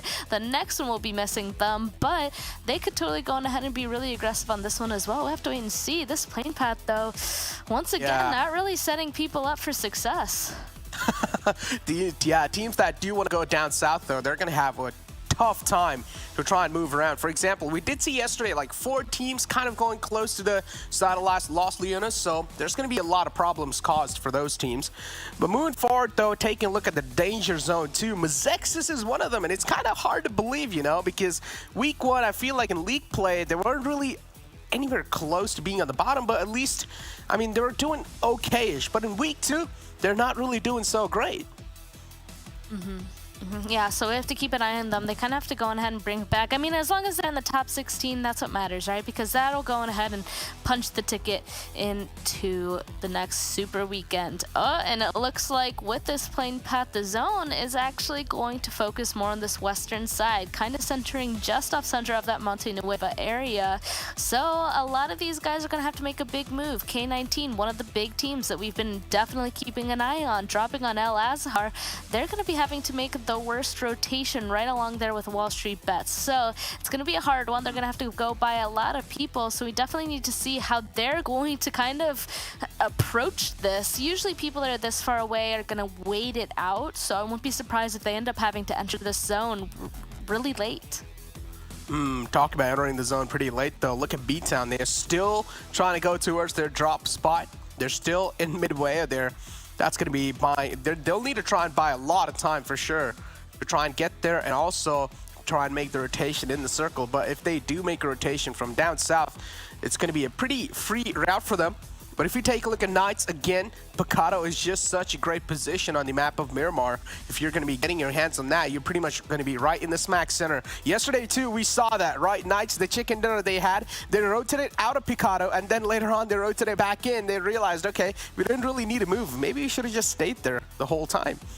I feel like maybe it ended up being able to get themselves a lot more kills than if they'd stayed in Picado the entire time, or even there was a ton of teams that kept crashing into Picado, so the Knights might have just entered right at the right time. But you're right, that is their usual drop spot, and so if they hadn't left the entire time, maybe they wouldn't have had these other people in there to begin with. But this is such a great spot for them because they can kind of be on the southern side of the zone where nobody really is, and they can kind of make any kind of rotation as far as they want down there. Of course, those other teams that are right beside them, Los Leones, even all the way to BTOWN that are in Puerto right now, they're going to kind of focus on filling in the circle down here on the southern side. So it's going to be those teams that are probably going to be the most aggressive against each other, but we'll have to see just who exactly is going to be running into each other.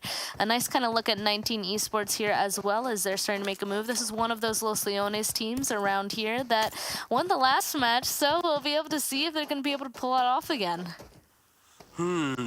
Talk about pulling it off, though, I feel like the chances are going to be pretty low because, as I said last time, they just had a really good compound to play off of with. Now, I do not want to go ahead and call it a fluke, but I still feel like the way 19 Esports is playing, they'll need to prove themselves, and they still have a lot of things to prove, right? Because, as I said, it was more kind of like the zone gifted them that win, but I want to see them struggle, right? Because we've seen teams like Knights, we've seen teams like Panthers, we've seen teams like 4Bros too sometimes.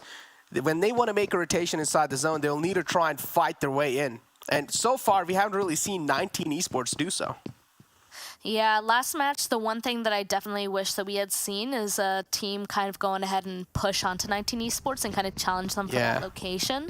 We didn't end up getting to see that, you're right. So maybe in this one we'll be able to see 19 Esports in a little bit more of an aggressive fight instead of just playing long range. But I mean, they were still able to do that and pick up a good amount of kills, so I definitely think that that was a well-deserved chicken. It's just now, are they going to be able to continue to do that? Or, I already said it, I want to see them fight, so maybe we'll be able to catch it this time. Not quite sure. They are in fact getting really close to Mezexis, so here we go. Right as I say it, we're actually looking at them right now. Mezexis Esports, they're also Los Leones teams. These guys, both of them have been kind of sharing this area with themselves. They've been kind of taking pot shots at each other, kind of annoying each other, but we haven't really seen a full-out fight on them just yet. Talk about seeing a full-out fight, though. There's two teams quite close in Los Leones, Mezexis and 19 Esports. Now, 19 Esports, they have been doing pretty good, but Mezexis, they're going to have a lot much more pressure onto themselves because they still need to make it inside the zone. And also, they're in the bottom four, so there's going to be a lot of pressure lingering around. Yeah. Yep, I definitely wrote that down. So chosen Mezexis XQ K19 that we'd really want to start keeping an eye on.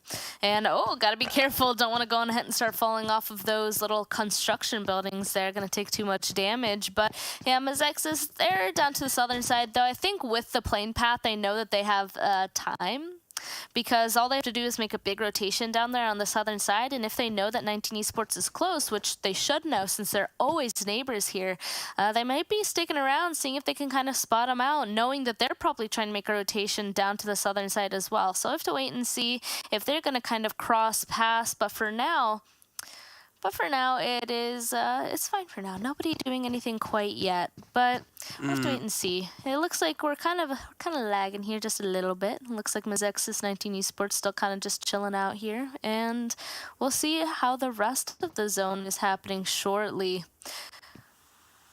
The next zone is what's going to be deciding these teams' fates. The Hitlist, though, I got to talk about them too. So far, they've been doing so great. The Hitlist, if you talk about them, I mean, I don't know. I feel like there's been a huge improvement if you compare them back to week one. But it seems like we have a little technical issues going on here and there. So there's going to be a little lobby rehost, man. Yeah, we're going to have a rehost here. So this match, luckily there wasn't too much action that has happened just yet. So that means if anybody kind of was like, oh, I didn't get the gun that I wanted, maybe in this next one, you know, they're going to have a little bit of a better chance. So we'll just have to wait for that to happen. Or maybe if a team had all the things going for them, they're going to stop trying. Yeah, there's a little bit of technical issues going on, ladies and gentlemen. This lobby is going to be rehosted soon. But I'm going to get back to the conversation that I was talking about, right? The hit list. If you compare these teams in 4-on-4 fights, the way they're playing, right? I mean, it seems like there's been a massive improvement because they weren't really able to make it in the first week to the Super Weekend. But now it seems like the way they're playing, if they just keep playing like that, if they have their 4-on-4 fights down, if they just play a little bit more safe, we might just see them in the top 16 as well.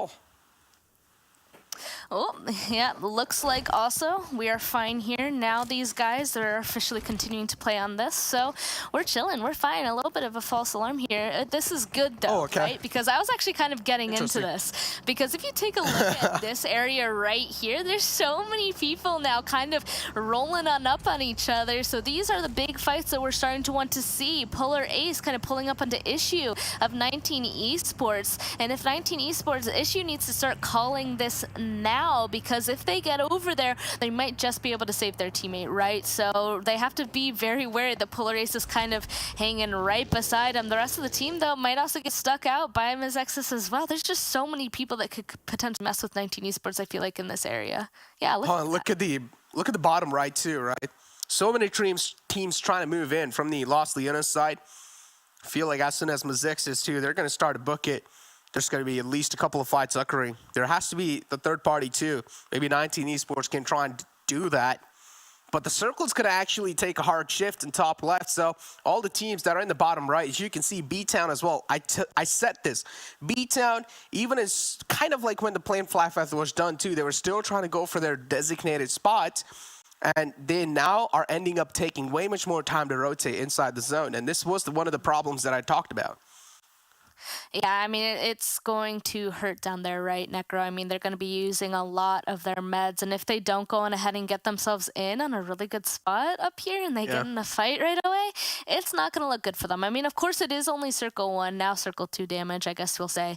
So it's kind of only tickles at this point, not too much, so they're fine for now. But who's not fine is potentially Yang for Execute. Again, a team that we wanted to keep a huge eye on. They're in the 15th place right now, and Lazarus, they're trying to climb up the same mountain. This is not looking too good. Looks like Lazarus is just going to kind of, yeah, they're kind of disengaging, kind of crashing off the side here. Yang is going to be quite happy about that. We can see that the rest of them are still kind of coming from the northern side.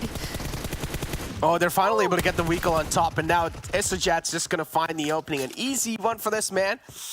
Just making some light work on the players of Execute. As you said, Execute too, they're going to have a lot of pressure for sure. Fate all the way in the back. He can try and at least rain down a couple of shots, but at this point, Fate is more kind of like just trying to keep his position anonymous. Lazarus blowing that Weekle up too. So for now, Lazarus, they're just going to dominate this fight without a doubt because they have the high ground here. There's going to be next to impossible. It's going to be next to impossible to steal it away from them. This is a really nice spot that they have as well up here on top of all of these little mountains. They're going to be able to see very far away, see almost everything inside of this zone. And right now, they're actually pretty much alone, so they don't have too much to worry about. Yeah, you can see Jason kind of slowly looking at Lazarus. A lot of other fights happening elsewhere though, as everybody is trying to chase this circle. And actually, wait a second, Lazarus is literally chasing Fate here. Yeah, unfortunately, there's just no escape for Fate right there. He gets knocked. Lazarus, they're sniffing. They're trying to sniff out the members of Execute here. Jason is one of two left alive. I don't even know where his other teammate is, but it is not looking too good. This fight has been happening for a while though. Polar Ace versus the Hitlist. You can even see that the Knights have now started getting engaged in this as well though. They want these kills too. Oh, here we go, the nades. Goldblade hiding inside of this little trash can. Here they is. Xenox has no idea. Oh, and you already do see Polar Ace. Steven, what's going on? Xenox, look at your back. No, Goldblade messes it up completely. He vaults outside, and Xenox pretty much hears those footsteps going on behind him. Knights, they somehow pull it back in their hands, but have they, though? That's the question, no. Coops gets taken out, too. Now it's all down to Xenox. Tensa's knocked out as well. He should be able to get the reset through, but, again, at the cost of what? Losing two teammates that early off in the game. We also talked about another situation that was going on. Polaris in the front. That's a nice split. But I also want to take a glance on the fight that was happening between the Execute and Lazarus. Just that send it moment. As soon as Lazarus realized that player right there is isolated and all by himself, they just sent it. They just booked it onto him. They're like, all right, it's pretty much a free kill. Let's wrap that up. Yeah, I mean, you got to go on ahead and take the advantages that you see, you know? So Lazarus essentially just took that up. Didn't quite know where the other two were, so I have to say it might have been a little bit dangerous. They could have had another teammate over there, but I mean, all three of them went together, so it was definitely a risk that they decided to take for an extra elimination. Of course, next zone has revealed itself. It actually pulled back over towards Pozo, Necra. I'm wondering if we're gonna get a city ending in this one. That would be quite exciting. It's still a 50-50 kind of a situation. Either it's 50% chance gonna go into El Pozo, or it's going to stay in those fields just to the southern side of it with all those mountains as well. So we'll just have to wait and see. But again, everybody inside of their vehicles and moving. A couple of these other teams that are still in an active fight, they're going to kind of suffer from this because they're not going to be able to get as good of a spot as everybody else who's going to be able to move right away. Yeah, and I still do see a couple of teams haven't really gotten that hilltop control. The hilltop's completely uncontested. So any one of these teams, if they get their hands on the hilltop, they're going to wrap up a lot of damage points for sure. A couple of shots taken out in the front over here, but boring protocol too. They still need to make it inside the zone. It's going to be a tough route for them to try and navigate because now it's just filled with a lot of teams in the front. Boring Protocol is also trying to look around. There's a couple of teams they're being surrounded with. XSET right here in the front. Polar Ace. Oh, they take a lot of damage from JV. Polar G's just raining down bullets onto them as well. Oh man, yeah, XSET instantly trying to kind of back up out of this. Polar Ace pulling up here quickly. They have themselves a really good spot here, actually. Have to be a little bit wary with the Knights now making a move on behind them, but they have a little bit of time ahead of them that they don't have to worry about it just yet. Down to the southern side, though, on this map is definitely what I'm taking a look at. I mean, we're going to go ahead and bounce on over to Dope versus Boring Protocol first, though. A lot of knocks onto Dope. Only one onto Acer 4 Boring Protocol, so they definitely have the advantage. The last couple of shots gonna be flushing the rest of Dope out. We don't even know where the last one is. Oh no, he's right there. Menace kind of crouching there and trying not to be spotted out by Spec and the rest of Boring Protocol. And I think because the zone at this point is hurting so much, they're just gonna go ahead, get these rests and try to get out of here. But here they're starting to drive close though. Let's see if Spec's gonna find Menace or if he's gonna be successfully hidden. Oh, he saw him. He saw him. He definitely saw him. Menace's position is known or not. I don't know. Okay, maybe he stopped just to loot that box right there. Okay, so Menace is still safe for now. But Spec is all by himself right here, separated out from the teammates, and also a decent amount of damage from the play zone. Menace 2 pretty much doing the same thing, but only has 3 first aids to play off of with. Spec now is going to book inside the zone. As Mezexis 2, I do see them on the kill feed, getting a couple of knocks on the players of 19 Esports, the winners of the previous game. Mezexis, if they're able to flip the tables against him, that's going to be a big win right there. But look at the circle shift, and down south, the hard shift, and XSET, they're going to find themselves in luck. Yeah, Polo G is super far away from the majority of his team right here. I wonder if he's going to kind of be out there for a little bit longer, taking a look at Pozo and start feeding information back to his team so that they know what to expect. But otherwise, he needs to get back to his team as fast as possible because they have a great spot. But back down to the southern side, you already mentioned it, 19 Esports versus Mezexis Alucard here, kind of playing a really smart play here, I have to say, on top of this balcony, waiting for Mezexis to kind of reveal themselves. You can see the nades just slowly exploding in the air, though. They know that somebody is close, and they're actually grabbing the vehicles to make an even faster crash onto 19 Esports. And the push comes through. A nice knock onto one of the Mezexis players. Peralta is down. Let's see if they're going to be able to continue to hold them off. Issue inside the building doing even more damage through the window. Unfortunately, though, he can hear himself slowly getting surrounded. He can't focus on just one player. He's looking all around him, and unfortunately, the trades are becoming huge at this point. No way! Taz actually getting the knock on an Issue as well. I think that means that there's only one person left. No, not even. Mezexis has successfully eliminated 19 Esports. They're in control of this entire southern side, but the action doesn't end there. The Knights are taken out by Polar Ace. Necro, it's insanity. Oh yeah, indeed, it's insanity. This entire game, I personally love it. The fights are breaking out now because the circle hard shifts down south. All the teams that were up north, pretty much majority of the teams were up north. They're going to try to move in down south, and that's where a lot of fights are happening. A couple of teams also getting caught off guard while they're trying to make the rotation happen. Lazarus right here in the warehouse. Looking great so far, but they still need to make their presence in the zone, and that's where Vamp, they might just try and strike in, and Swins is going to be the final man alive for that squad.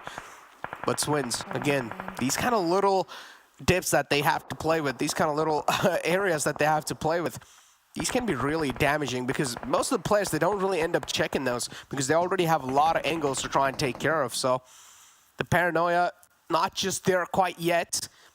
HTV in the front as well, having all their 4 players up, so that means they're just going to make sure the teams in the back here, they're just holding him off at bay. Oh, this is a clear shot for him. Yeah, if he really wanted to, he could go on ahead and get this kill on the Fears. It looks like you kind of stood up to see if he could go on ahead and take it, but that would let people know exactly where he is. He's not inside zone, though, so maybe he needs to be a little bit more on the sneaky side just so he could sneak further in. But, you know, he also has to kind of decide because of the people in front of him. Yeah, we'll end up seeing Menace is out. The last second! Yeah, you saw him try to survive, but I feel so bad. Nope, 12 teams are left, and WallStreetBets is hoping to make that 11 with the elimination of Lazarus, but we'll see as the push starts coming through. Instantly, the defensive smoke start popping out. Nemesis getting a nice knock from Kaseki onto him. Here we go, Fears up on top of the containers, trying to get that little bit of an angle onto the rest of the teams of WallStreetBets. And Drago, I think, realizing the position that he found himself in, he needs to go ahead, drop down, get a different angle, but HTV is now in front of him. That blue zone slowly slowly closing. I should say slowly, quickly closing. They have to move quickly to get inside this next zone. Yeah, Nemesis again falls down to the blue wall of death, and now Swinch right here is going to create more problems for Lazarus, as he's going to take another man down. Swinch now realizes he needs to make it inside the zone, but HTV, they're just going to make sure they're holding them off at bay. HTV, they're still looking at their backs because they know there are a couple people just trying to crawl back in. Steve-O catches a couple bullets on himself, and now he's also going to go down to the play zone. Such an unfortunate circumstance for WallStreetBets right here. 24K in the front. These are easy elim points for HTV. The circle just plays the game, and all the teams are now falling down because the play zone, that hard shift right there, every single time teams have to suffer whenever the circle takes a hard shift, and this is the prime example of that. But now Execute having the high ground over HTV. They've already found the opening. Quantas went down. Boom is in the front too, with a solid amount of cover to play with. But the high ground is what Execute has. Yeah, I have to see how that's going to go ahead and round out. Polar Ace as well, getting really close to 4 Bros. Oh, nice knocks coming from Kiyoshi onto the 2 members of 4 Bros there. Only Glass is left, actually. He's a little bit closer to the zone. Not quite in, but actually, the only team fully in is XSET. No way, they spotted out Glass from far. 4 Bros is eliminated, officially down to our top 8 teams here to try and fight for those placements.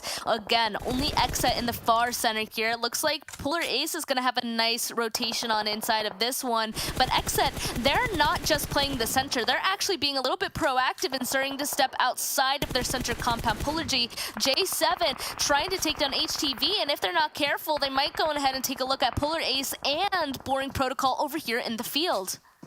Oh man, Boring Protocol in the front.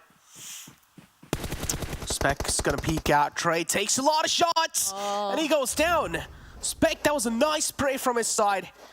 Over peeking a little bit right there. The overconfidence also getting punished now. Mitz is going to move in. XSET, they're going to start to sweat for sure, as now the res is also being stuck by J7. But he needs to stop resing right now because Mitz is charging on in. It doesn't seem like he has any intention to stop just yet. But he's also taking a lot of damage at the same time. XSET, they're doing a great job fighting back from this spot. J7 is going to go for the res again. Oh my god, this man's got nerves of steel to try and make something like that happen. But now he gets eliminated from the back. It's Samuel who's going to third party. Samuel totally saved the members of XSET there. I mean, we'll have to see, yeah, the res coming on through. I don't know how that would have gone otherwise. Boom, Protocol gets that kill in the HTV, and now they're taking their attention back on over to Polar Ace on this eastern side. They want to get control over here, and they know that they can't do so on top of that hill where XSET just was. Pushing onto Trey pretty aggressively here. Yeah, starting to go for the drive. Samuel spots out Trey, going for the bullets. Is able to take him down below half HP, while BTOWN is eliminated in the meantime. Now Polar Ace is totally aware that Boring Protocol is there, though. They're able to change some damage back, but of course Mezexis, XSET getting involved. If they're not safely hidden behind anything, they're going to start getting picked off by the other people inside of this game. Mezexis might just take this. They have the best positioning inside the zone as well. Maybe a little high ground to play off of with. As you can see, Yahir and Inactive, they're trying to wrap up all the way from the left. As XSET, they have this compound to play around with as well. But Polar Ace quite close, and Boring Protocols as well. They still need to make it. I'm pretty sure at that point, they'll straight up need to crash on those compounds or on those houses in the front. Taking a lot of shots. Chronix goes down. XSET, they're really aware of what's going on around them. And this time, they're also going to be quite proactive as Polar Ace, they're taking a lot of casualties on their side. Boring Protocol, these two players are just causing menace. Oh man, here we go. Here comes Spec, the last one up for Boring Protocol here. Do not count him out, though. The thing is he knows his position as a solo. He has to play a little bit more defensively, right? A little bit more quiet and sneaky. So that's why he just jumps right off his buggy, and now he's waiting for everybody else to get into the fight. The thing is that Polar Ace is looking for it, right? So they have to be really careful and make sure that he's not spotted from that direction. Mezexis Esports, you're right. They have a huge 2-2 split going on here, and it looks like they're really trying to capitalize off of being able to see everything in inside of this zone. Of course, XSET's still able to get a lot of their own because they're still in control of this entire main compound on the edge of this zone. I don't know who this could go for. I feel like it could be Mezexis or XSET. Mezexis not doing too well up on top of that hill, though. You can see them taking a lot of damage. Puller Ace is eliminated in the meantime. 4 more teams. And, man, Mezexis, they're trying to get any last couple of kills, but we know that it's really down to Mezexis and XSET. Only one member left up, Spec and Jason, for their respective teams. So, oh man, this is the last couple of fights here. Only 2 more solos to be taken out. 2 more solos indeed. XSET having all their players up. And boring protocol. Spec, I mean, we've seen this man in these kind of scenarios. We know what Spec can do, but unfortunately, yeah, he just doesn't have anything going in his favor. He also needs to make it in the zone. XSET is right in the front. They're just really aware. XSET, they're playing this position so well. J7 with 600 damage on the board for himself and his team. It's doing so great. Mezexis is right on the left, but look at the split that Mezexis have, right? 3 players on the compound, 1 player's all the way in the back on the high ground, making sure even if the circle, if it does take a hard shift, they're gonna have someone in the circle raining down bullets, but it actually shifts down south, and that means Mezexis, they're kind of gonna be in luck here. Oh man, Yahir's position is actually so vital for the success of Mezexis. He has to watch for XSET to start making their move. You can see him doing a tiny bit of damage onto J-Way as he spots him out, but he's instantly sending over some onto his teammates. Nice. And because of that, inactive, a huge nade is going to be getting a knock into 1, and instantly they jump into action. They don't need to hide behind that little ridge anymore, so they're starting to push. Puller G, the next closest inside of that little shanty there. Yet another usage of utility. He's caught on fire. He gets downed as well, actually. Puller G's own Molotov taking him down. Another one as well catches out officially. The last one up for XSET. Mezexis just is rolling XSET at this point. I don't even know if at Kill Switch will be able to kind of hold this off for his team, but we'll have to wait and see. He's trying to go for the res, but Peralta knows what is happening. He starts going for the push. The res gets canceled. The nade's still coming out, doing a little bit more damage onto the last one of XSET, and that is it. Mezexis gets the chicken dinner, and that is it. XSET does not get that one for themselves. Oh man, that's so unfortunate too. XSET, that move right there from Polo G, man, that's a rookie mistake, all right? I hate to say it, but that's a rookie mistake right there. He accidentally burnt himself down with the Molotov, but Mezexis, we talked about them just before this, right? Even the analyst has talked about them. They're in the bottom 4. Things weren't really looking that great for them, but now just bouncing back like that in style in this game right after that, I'm pretty sure that's going to be boosting them up so much in the overall rankings. Oh man, yeah, they're going to be quite happy about that. They're no longer going to be inside of that 14th place position. And take a look at that. Kiyoshi is going to be able to get the most eliminations with 6 and the highest damage with 1,010. That was good for a singular game of Miramar, but he took that seriously. Taz going to take the first nades, though. Starlight with the longest limb, and of course, Midnight, top traveler. So we got to see a little bit of a different amount of people on this round report, but with, again, a really explosive Miramar game. That was a good start. Yeah, I mean, exactly. Explosive Miramar game. Indeed, the circle as well, just screwing so many teams over with the hard shifts. I mean, it was a complete roller coaster of emotions. As soon as the circle shifted, we were like, oh, there's so many teams right there up north. How are they going to try and deal with it? And as soon as they started moving down south, it's just HTV racking up all those free kills in the play zone. Okay, well, you guys know there's only 2 matches left, and we have to hear how the analysts think about this last Miramar game. So first, we're going to go ahead, throw it on over to a little video, and then you guys will get that information.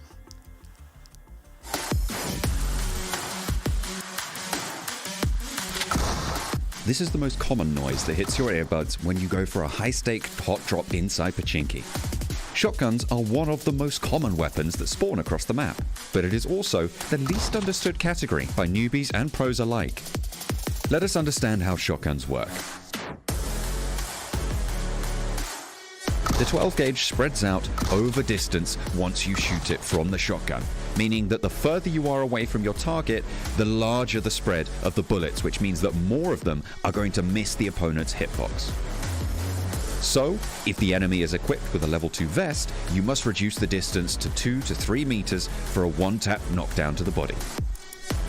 Shorter range will reduce the spread of the bullets, increasing the damage registered per shot. Furthermore, Each shotgun comes with its own range. For example, the bullet spread of the DBS is much lower than the other shotguns in the game, which makes it the most dangerous shotgun in the category. Although the 1897 is the most common shotgun in the game, using it without bullet loops and a choke is not advised. These attachments are a must to increase its range and fire rate to a fairly manageable rate. The S686, on the other hand, is a favorite weapon for clutch moments in the early game. Its overpowering damage in close range has the potential to blow away 2 enemies with its 2 shells. Use the element of surprise to peek out of cover and mow down the enemy once they are closer. Unlike ARs, the spray and pray tactic doesn't work with auto shotguns like the S12K, and it's incredibly difficult to handle its continuous recoil. Most importantly, mastering shotguns is all about figuring out the timing. Especially in urban fights and situations where you are contesting drops, the shotgun can serve as a deadly secondary weapon to inflict heavy damage at close range.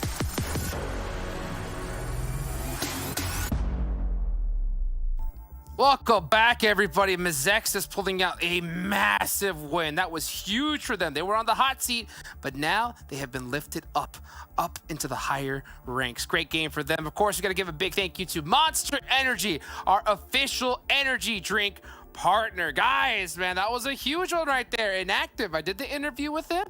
You know, new squad. They had to be pretty scared, you know, being in that bottom list, but then that big chicken dinner, they must be feeling pretty good here, Glitter.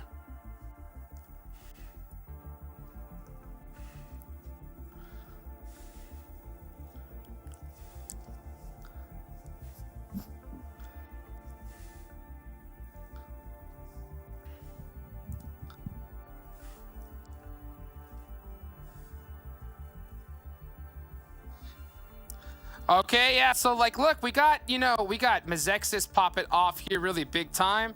You know, we also got, XSET pulling up some big points here, 7. Yep. Yeah, and then, I mean, we got Polar Ace too. Don't worry, we got something set up for you guys. With Boring Protocol too, being able to get at least 14 points total. Execute, this was another team that I feel like really needed those points.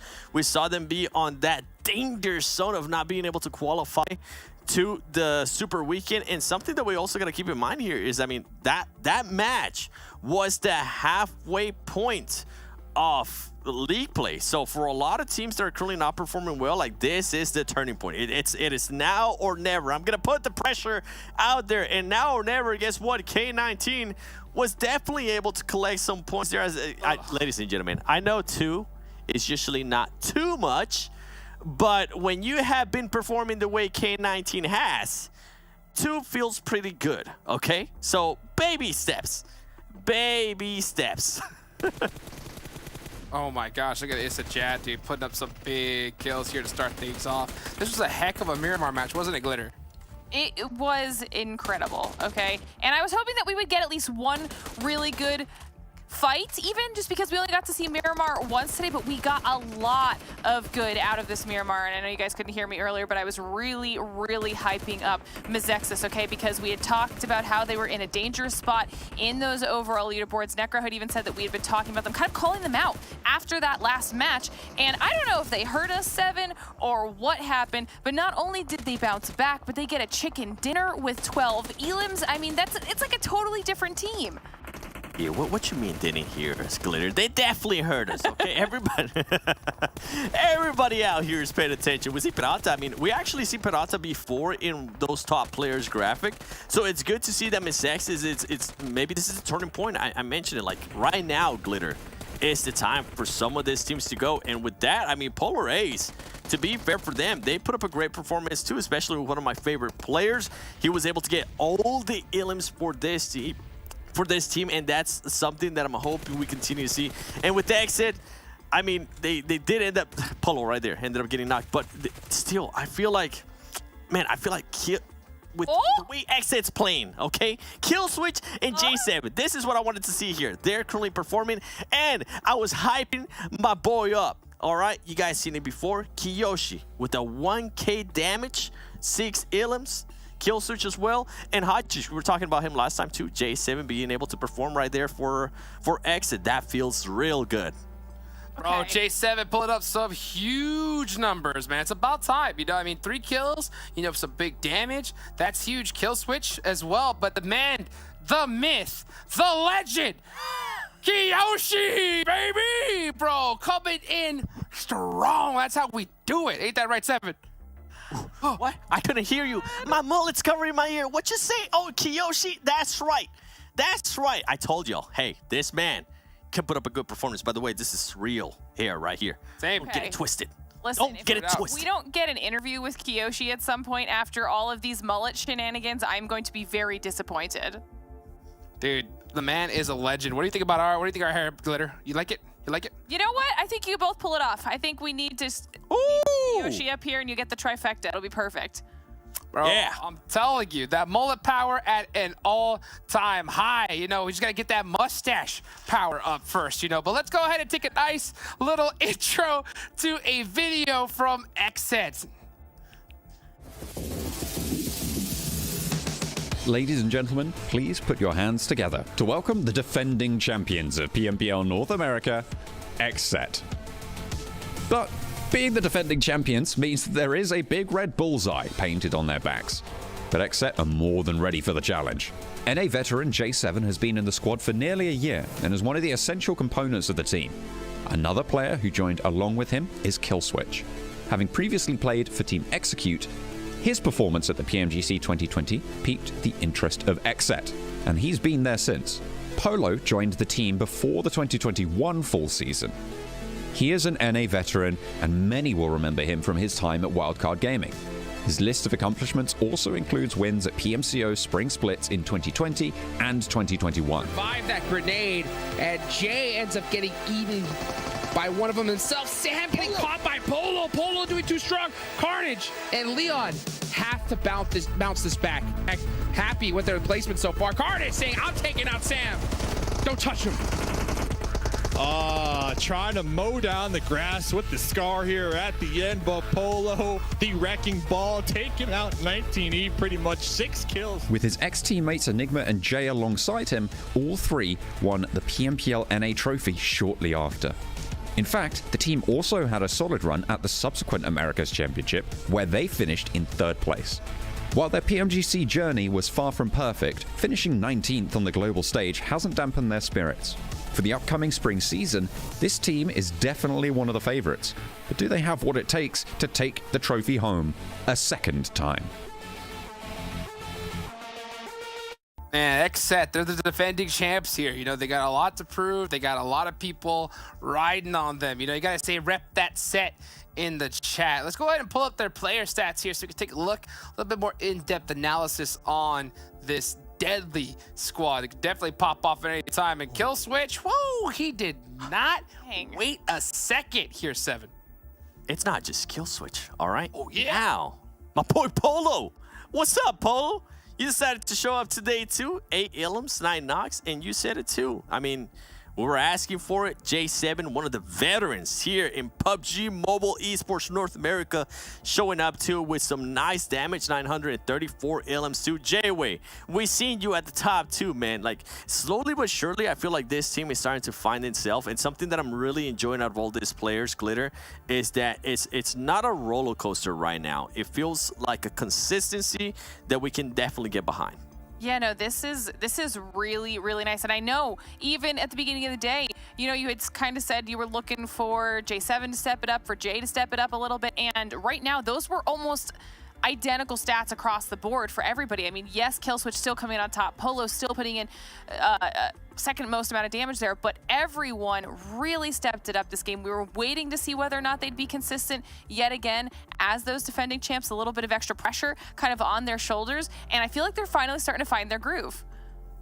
I've been waiting for J7 to pop off. I still can't forget the day that he went and took out Cloud9 almost single-handedly back in the day. But the team, of course, we got to talk about is Mezexis. They were at the bottom of the leaderboards, needed a great game, and they got a chicken dinner here. Glitter, you want to break down these stats for us?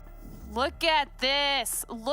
This is exactly what we wanted. This is what we were hoping for, and this is what they needed because they want to make it into that next Super Weekend. I mean, averages on everything that needed to go up have gone up, but the heals have even gone down. I mean, come on. Come on. Hey.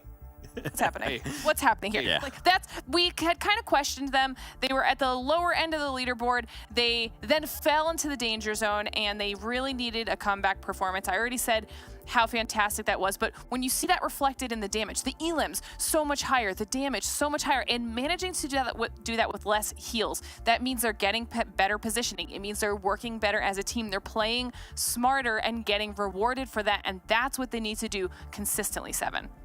I would like for them to continue on to what just happened there, though, because as we mentioned, they are within that danger zone, and it's not somewhere where you want to be. And now the complete opposite, right? A team that we've been talking about that needs to step it up. And boy, oh boy, I mean, they have stepped it up in damage, and average healing is way up. Average elims is all the way down to an all-time low of 0.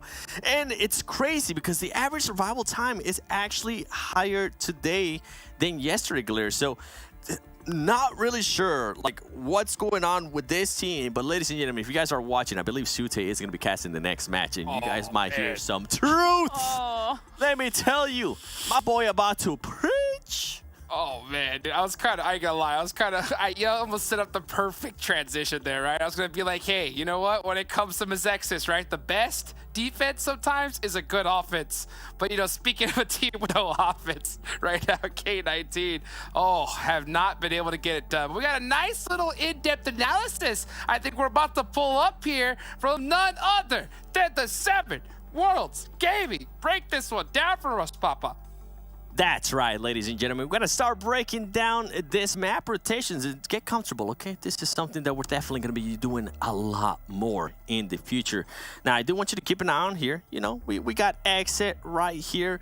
They're going to be chilling in a good way, in a way that they don't really have to rotate right away. But if I fast forward this a little bit more, you start seeing those rotations from the teams. You start seeing them adjust themselves. And even though this player right here, Polo, didn't have the actual, wasn't actually into the zone. Let me just pause this real quick. You can see him right here. He is able to just go back to his team, regroup, and they're going to be able to use some of that height advantage to their advantage as we fast forward here a little bit more too. Let me just continue on. We're going to see the fights, and right here, just look at the position XSET it's currently on. They're smack down the middle of the map. Mezexis as well in a good position right here. We see them currently grouped up. And this is great with Mezexis too, because they don't have to worry about a lot of the fights that are currently ongoing. Sadly, you know, Kiyoshi was able to put up a great performance there and whatnot, but overall, I think the positioning of XSET and the positioning of Mezexis right there was just way too powerful. And then here being able to get that off angle too, it was just too much. Overall, Mezexis Esports, the way you guys played that, it was 2 thumbs up. Don't worry, in the future, I'll be able to bring that sprinkle back. Oh man, I can't wait to see it, man. I can't wait to see it. That off angle from here was just absolutely critical. Such a great play. A huge game from Mezexis overall. Guys, thank you so much here for breaking that down for us. We will catch you into the next match as we get match number 4 ready. And it's gonna be Sanhok. So let's bring in our casters here, of course. It's gonna be Zute and Necro. Zute, K19, not performing well again. What do you think about that there, Zute, huh? What do you think? I mean, I heard what Seven said. He mentioned me, and yeah, I'm gonna lay it in here. K19.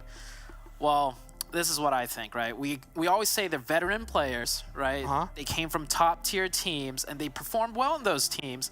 But I think they rode in on the coattails of their teammates last year, and now that they're facing challenges, and they're having to, you know, show up for themselves, you know. Valek, Russell, Sess, they're meeting these challenges, and I think because it's finally getting difficult for them for once, they're giving up. They're facing these issues, and they're giving up. I gotta go. That's what I gotta say. Keep on. Keep it up, bro. Keep it up. All right, guys. But I mean, it's harsh love. I think that's honestly what it is. Like, it doesn't add up right now, Crow. Experienced players, they should be doing well. They've done well last year, and they're performing absolutely abysmal. I'm talking bottom, like 8 points, 19th place one placement ahead of them have 23 points. That's 4 times the amount of points. That's how bad they're doing. So it's like, honestly, they're facing challenges for the first time, and they're giving up. That's it. Like, I mean, that's just the harsh truth. You know, that's just the harsh truth. I mean, I understand he might come out as well as saying like, oh, he's being a little too harsh, but hey, that's just the harsh truth, you know? I mean, Zute is right with what they're saying, and I feel like being the veterans, playing this game for such a long time, they should be doing better. And I'm pretty sure at this point as well, every single viewer that's watching from the North American, I'm pretty sure they're going to be expecting way much more from this squad in general, and they're not really able to perform so well. Well, if you take a look at other teams, you know, for example, Mezexis is doing so great over here, you know, pretty much just bouncing back with that previous chicken dinner. Then you look at K19 and you'd be like, what's going on with them, you know? But Zute, I feel like you put that pretty well. Yeah, I mean, I think because we show the spotlight on them even before coming into this tournament, right? You had them as your pick. You saw what they did as 100 Troubles. So it's like, we praise them when praise is due, but I think it's time to go really critical on them and just say like, hey, you guys had it easy last year. Now that you're, you know, having some challenges and you're having to do things for yourselves as a new team, you're giving up because it's too hard. And that's pretty much it. I mean, they still got this game. They still got one more game. But at this point, 8 points and a total of how many matches? Like six matches? There's no excuse for that. Yeah, no, it's understandable. I do get where you're coming from. And especially knowing that now these players are veterans, I mean, yeah, this is something that's not acceptable at all. But we do see the fight breaking out, though, between Boring Protocols and XSET. This has been happening since ages now. As XSET this time, they're also able to get a couple of trades through, but Boring Protocol, they're also trying their best to fight back in this situation. A couple of kind of confirmations on those knock. J7's quite low, too. Oh, he's barely able to cross over on either side. Boring Protocols, 2 players up and alive inside the building. XSET, they have only 1 player alive. J7's quite low, and he's also going to get caught vaulting. That's going to be XSET taking out the game this early, and also a little bit of BM, okay. All right, I mean, that's Boring Protocol winning again, twice in a row now. Problem is, they're down to 2 members again. We saw in the Sanhok earlier today, they beat XSET, but lost 2 players, and once again, losing 2 players. Is it really worth, in my opinion? I don't. Oh my! Whoa! Whoa! Okay. The drop shot with the Uzi. Yeah. You know, I've had that happen to me before, Necro, where you get a person like down to 1 HP, and when they do that drop shot, you actually think it's because you finished them or you knocked them. So you let off that last bullet, and then he manages to knock you instead. That's actually happened to me before, and I think that's exactly what I saw. And that's where sometimes, right, this is where the pro players come in, right? I mean, it's like they usually have like the time to kill down as well. I do understand what you're saying. But usually when you're just like playing the games for hours and hours and hours, you do get like that little sense of how many bullets you need to hit the players with. You're not really going to be counting the bullets. It's more kind of like you just understand, okay, maybe now it's going to be knocked out. And as soon as the drop shot comes in, yeah, that's something that's going to throw the players off. Before now, Team Chosen and 4 Pros right next to each other. Gotchi taking so many shots. He's struggling quite a lot. He's out in the open too. There's only a skinny tree in front of him. He's not really able to cover his body. And he's going to be confirmed too. The confirmation's right there in their hands. But you know what, Zute? I honestly feel like this game, I'm going to go with K19. Really? Yeah. I'm just, that's, okay, look. You remember in the Global Championship too, right? Okay, I'm listening. In the Global Championship too, we had like a lot of hopes from XSET. Till the end, you guys were believing in them. So this is going to be like my final bet on K19. If they don't make it, or if they're not really able to do so great in this game, I'm never going to choose them. So like, this is it. Like, your final straw in terms of supporting the K19 team. Yep. Okay. Well, I mean, for me, that was the previous match, right? Actually, that was 2 matches ago. They failed 2 matches ago when I was casting, and I would have laid it in on them last match, but you know, you took over with Span, so they had another chance, you know, and I was like, okay, if they do well this game, I'll hold it off. I won't say anything at all. But they failed that last match, so they failed like they're already like 2 games deep in terms of failing for me. So yeah, I've lost all hope in K19 a while ago. But since we are talking about K19, they do have a nice split going on that northern side of Sanhok, right? Uncontested. And they have to rotate further down south. Teams that they might run into, WallStreetBets, Mezexis. Those are the 2 main teams right now. And WallStreetBets is actually looking kind of strong this league week. So I'm a little bit worried there for K19. But hey, if they die, they die. If they make it in, they make it in. It doesn't matter to me at this point because K19, not going to waste much more breath on them. Oh my god, Zute is disappointed hard. He just doesn't care about him anymore. But yeah, Mezexis is there. They're also going to find the opening against HTV. Not just an opening, actually. 2 players taken down this early in the game. Something that is not really that good of a news. 4 bros, though, charging on in against Boring Protocol. Still trying to stand in strong. But so far, Boring Protocol, they're going to dismantle because they just don't have the man number to play off of with. But Acer still going to spoil their dreams as he's able to get the confirmation on one of the fallen men. And now he might just clutch this one out. He has half HP to play with. Both the players from 4 bros are quite hurt. One single bullet from Acer should be able to seal the deal on 1 player. And then maybe if he's able to isolate that duel, that's going to be huge. Takes down Glass as well. Acer, what's going on? This man's flipping the table single-handedly. Russ is able to get the reset onto himself. He's going to patch himself back up, and Acer is looking to fight this. He's looking to fight back strong, and he does. He clutches it. What?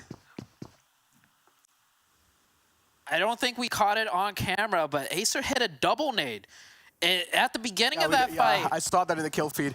Yeah, he hit a double nade at the beginning of the fight. It was a 4v2. And I think Dope definitely targeted that team. Or not Dope. The team definitely targeted the Boring Protocol team. 4 bros, they knew they were down. They drove in, went for the easy, what they thought would have been an easy 4v2.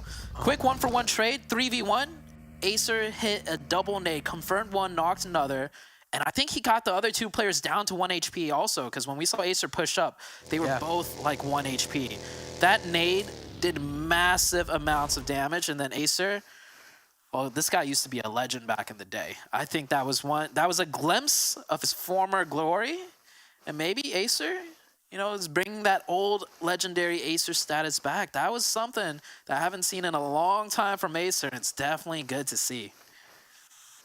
Oh my god, yeah, that's something that's completely insane. I mean, that one nade right there, the game-changing nade, the fight-changing nade, as you still call it. We have Boring Protocols. They already have 8 elimination points for themselves, wiping out XSET and now also wiping out 4 pros. At this point, it's like Acer, just sit back, relax, and chill. You know, just try and play for the placement. Even if you're not really able to do so great, it's okay. 8 points in your pockets. League play, all that matters is top 16. You're not really going to get any money for doing great in league play. So just top 16, man, that's all you need. If you're going to keep the consistency flowing, that's going to be okay. But Vamp, okay. Benny was out in the open. Took a couple of shots from the side of Panthers, but yeah, it's going to be safer now. 8 points, definitely a good game on Sanhok nonetheless, right? Such a chaotic game, so much RNG involved. To be able to secure 8, that's a win in my books, especially for the league week, like you said. So really great job out of the Boring Protocol team. They're looking stronger and stronger. I think compared to last week, they had some slip-ups when it came to Sanhok Bootcamp Hot Drop, but they've won back-to-back fights, and this time around, they won a fight, lost 2 players, but then they pulled off a 2v4.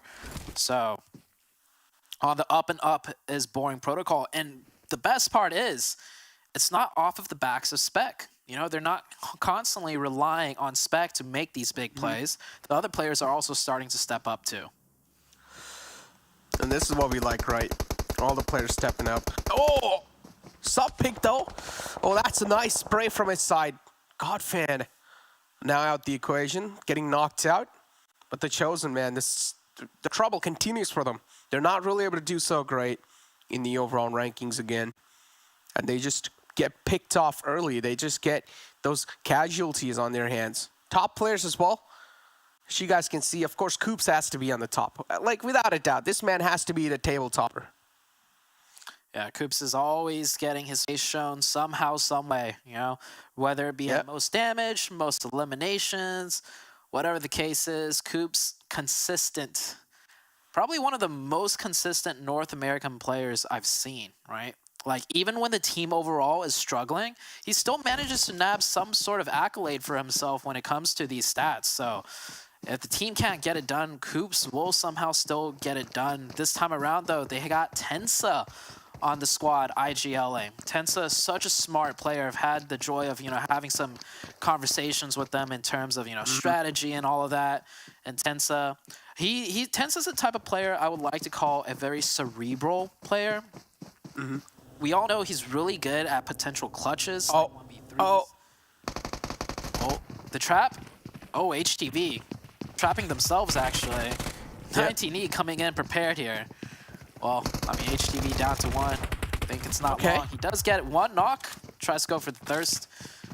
Easy cleanup for 19 Esports. 19 Esports also doing really well this this league week. Yeah.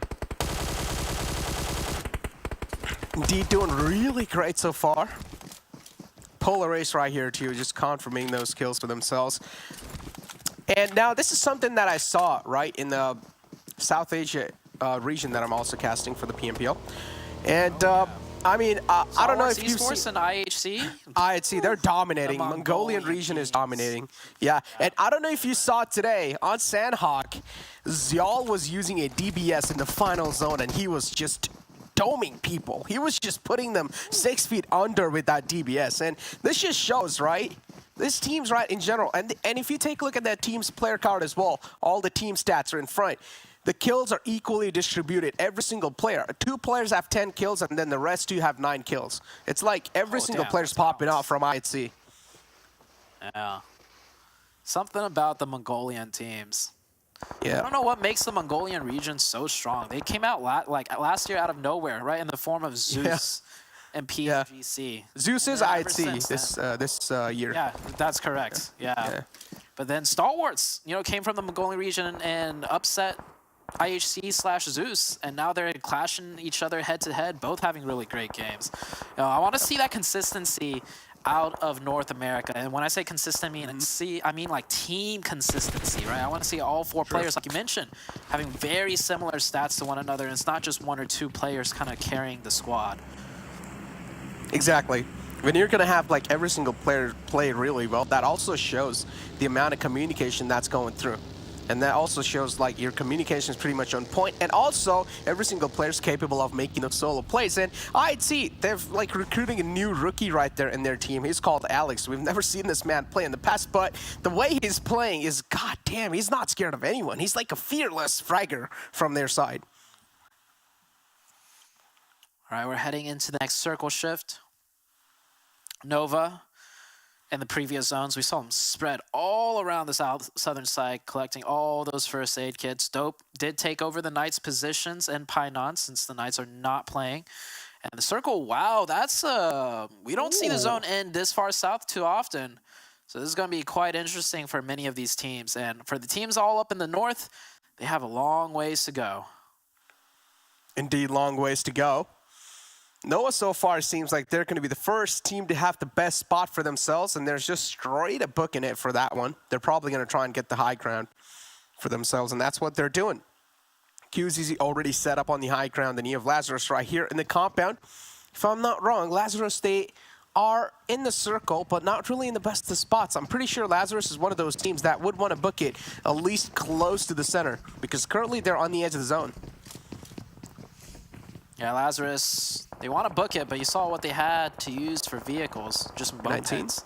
Definitely don't want to make a open crossing on those. K19 and... Oh my god, what is this? Getting into a fight. Yeah, K19 forced to bail out, go for that Hail Mary play right now.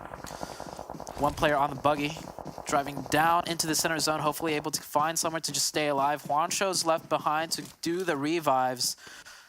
Mezexis does have 1 player knocked, though. I think Acer might have came into the mix. Yeah, Acer did, so distracting him, or distracting the Mezexis team for a little bit does help out K19. Yeah. Does buy enough of amount of time for K19 to get the reset. Don't know about the final man, just straight up booked in. Valak, he's like, I don't care about you guys. I'm just going to try and get the positioning first, and the rest 3 players are just trapped now, as Valak is all by himself in the zone. Something that should be noted down. I feel like when K19 makes a rotation, they just like cross their fingers and they're like, please, don't be anyone in here. Please, please, please. It's like they just don't seem to plan things. Yeah, just pretty much eating all the most unfortunate things constantly over and over. But when you're consistently running into these troubles, it's no longer bad luck, it's just lack of preparation, I'd have to say.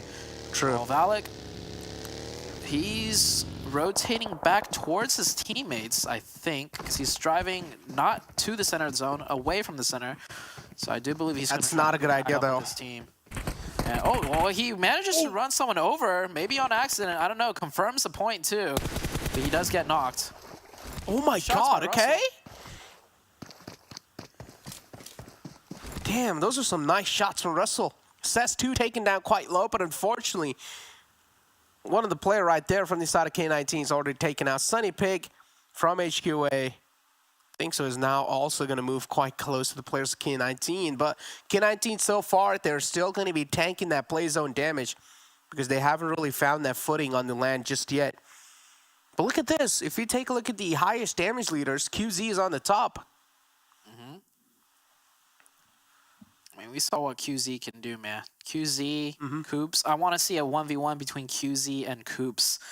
That would be one to watch. I don't think we've really seen them clash directly yet. Maybe one of these days. Circle goes far to the eastern side. Mezexis forced to push into Painon, trying to clear it out. And Dope, well, they had a 1-1-1 split on each corner of Painon, but it's not working out as things are looking to fall apart for them. Yeah, it's so damaging right there. Look at Mezexis. All of them were so hurt, but finally they're able to patch himself back up with the first aids. They're also found themselves at least a safe spot for now, but the circle takes a hard shift away from them on the right side. So all of them, they still need to move in. And being in the city areas most of the times, it's like you never know when you're going to be running into a team. And you're always going to be so paranoid that sometimes you might just overthink yourself. So that's why city areas sometimes in the late game, I personally don't like them. Definitely going to have to fight their way through it.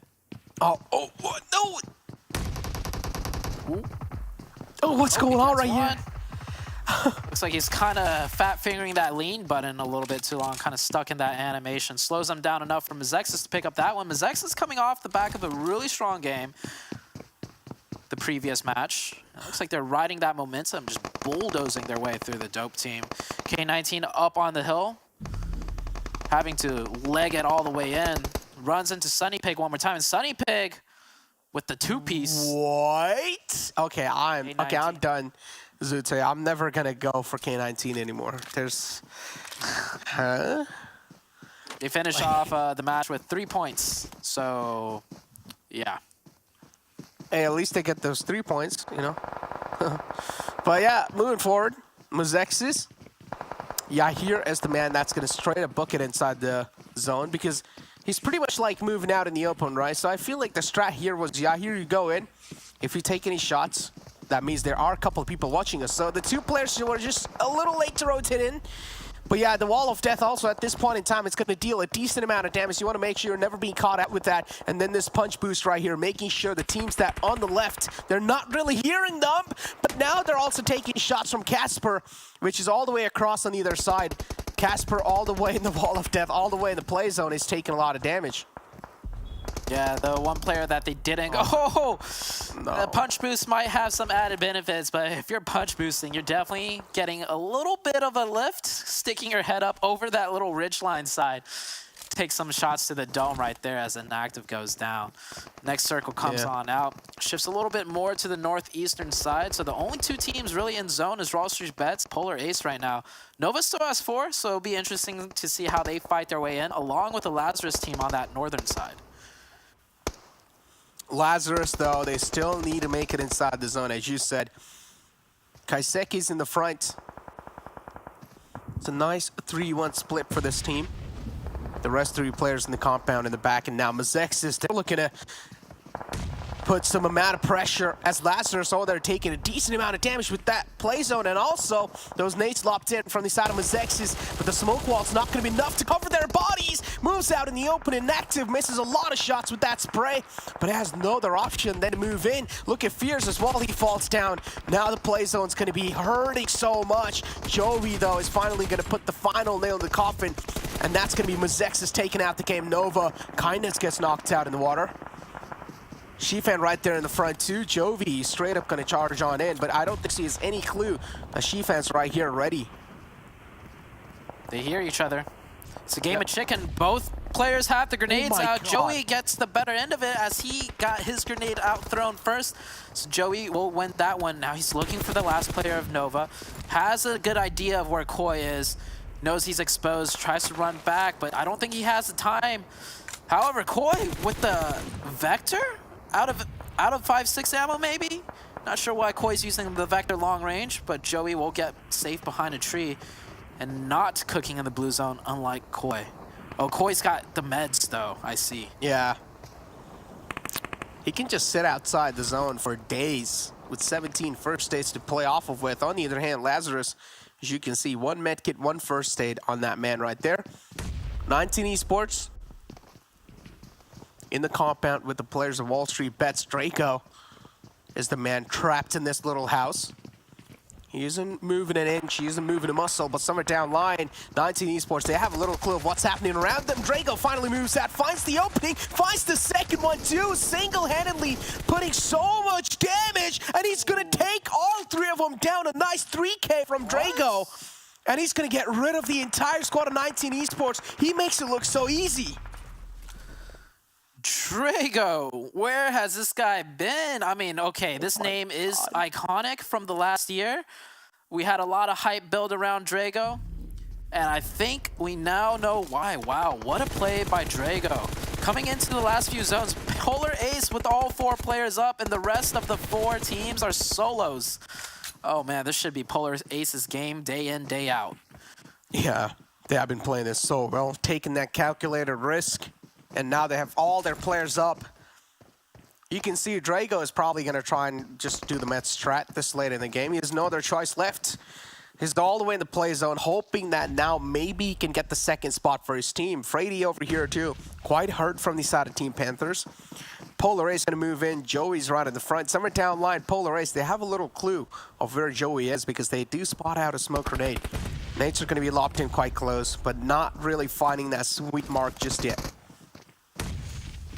I'm just waiting for the last Nova player to run out of meds and maybe shoot Polar Ace from the side to help out Joey, but Joey goes out. That's another placement for the Nova team. WallStreetBets, Drago doing the best he can to med it out, and the Panthers sneaking his way in. Freddy comes in too close. Oh, he should have committed to that spray, at least knock out 1, and that's the Panthers eliminated. Now Polar Ace. Oh, that's it. They're hunting. They're looking. Yeah, of course they won. Drago with 3, Nova with just 1. Drago looks like they will be taking second place. Koi. Oh my god, okay.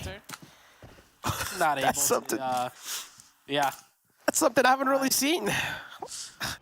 That's something I'm not really accustomed to seeing. Vector 3x. Okay. I think the reason why he was using the Vector earlier too on Joey is that he didn't want to make so much noise that a player might, hear that noise and then snipe him out that he's not aware of because he's supposed to survive in the meds. But yeah, Polar Ace coming in with a huge victory. Good for them on the map of Sanhok. And we always say Sanhok, it's the map where you don't know what will happen and almost every team has a chance of winning it. And this time Polar Ace coming in, and we do see Kiyoshi with that mullet. We might see another mullet performance depending on Kiyoshi's stats here, but great game for Polar Ace. I want a mullet too, man. Not gonna lie. I mean, it would look pretty great on me. But let's take a look at the round report. Caspers with the most elimination this time, and then you have Acers too coming in with the highest damage, 798. Oh yeah. But yeah, it's quite unfortunate that there's not another player that actually made the 1v3. I actually forgot the name. Oh, my memory, man. Acer against 4 Bros? Is that? Yeah, 4 Bros. Yeah, 4 Bros. That was right there. Yeah. That's why his damage so high. He absolutely destroyed that 4 Bros team. I think that this is one of the few times we've seen a player from a different team in each individual category. It's like it's like a little bit on my ADHD side that none of these players are matching, you know, like, because usually we have at least 2 to 3 players from the same team or something like that. So oh, funny to see that mishap or mismatch of players on that round report. But I mean, that kind of has to do with the fact, you know, Sanhok, you know, everyone's kind of fighting for their own lives, so to say.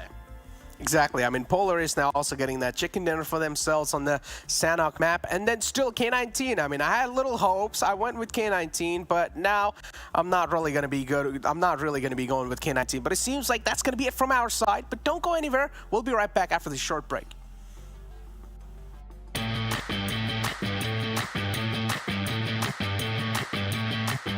PUBG Mobile is a comprehensive game with many different mechanics and unique aspects of gameplay. The different training modes are perfect to focus on each individual aspect and sharpen your skills.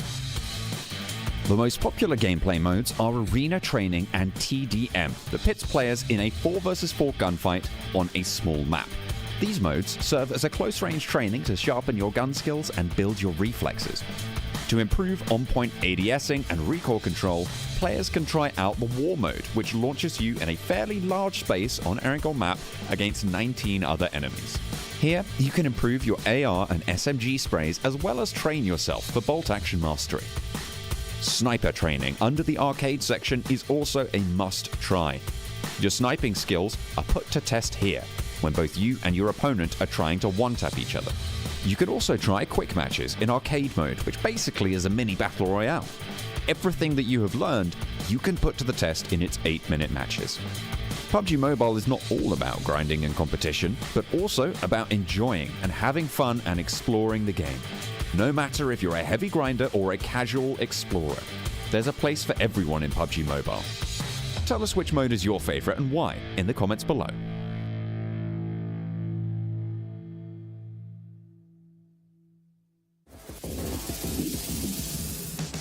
We can bet our bottom dollar that PMPL NA Spring 2022 is going to be an absolute banger of a tournament.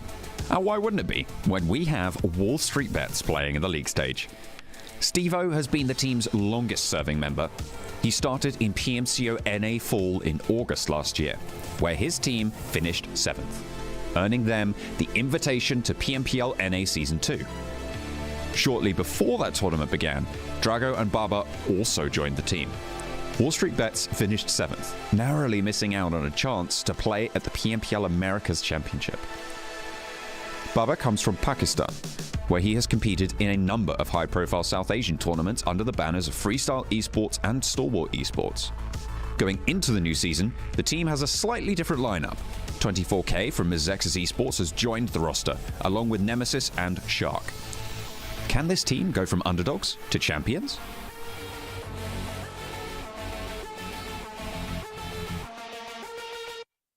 What's up, everybody? Welcome back here. Whew, man, we have been running through these matches like crazy. Sanhok double in the day. It's always a fun way to get it going. Also, gotta always talk about our wonderful partners. That's gonna be Monster Energy, our official energy drink partner. Let's go ahead and bring back, of course, our analyst, 7 Worlds Gaming and Glitter Explosion. Guys, hey, double Sanhoks today. What'd you think about that last one? I want to start with you, Glitter.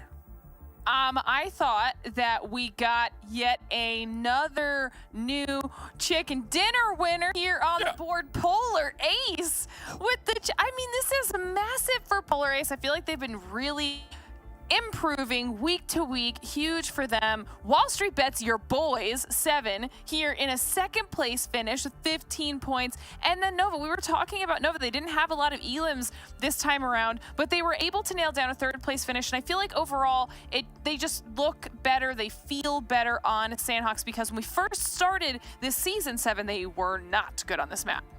Yeah, they weren't good, and also what helped them out is that 4 Bros decided not to hot drop on them. So interesting stuff that's happening there after Four Bros did end up losing that first engagement on the first Sanhok. But then we have this hot drop. I mean, this one, this one's never going to go away, ladies and gentlemen. Okay, so just enjoy the wonderful madness that we get between Boring Protocol and XSET. And this just pains me, Glitter, because XSET has been playing so well, too.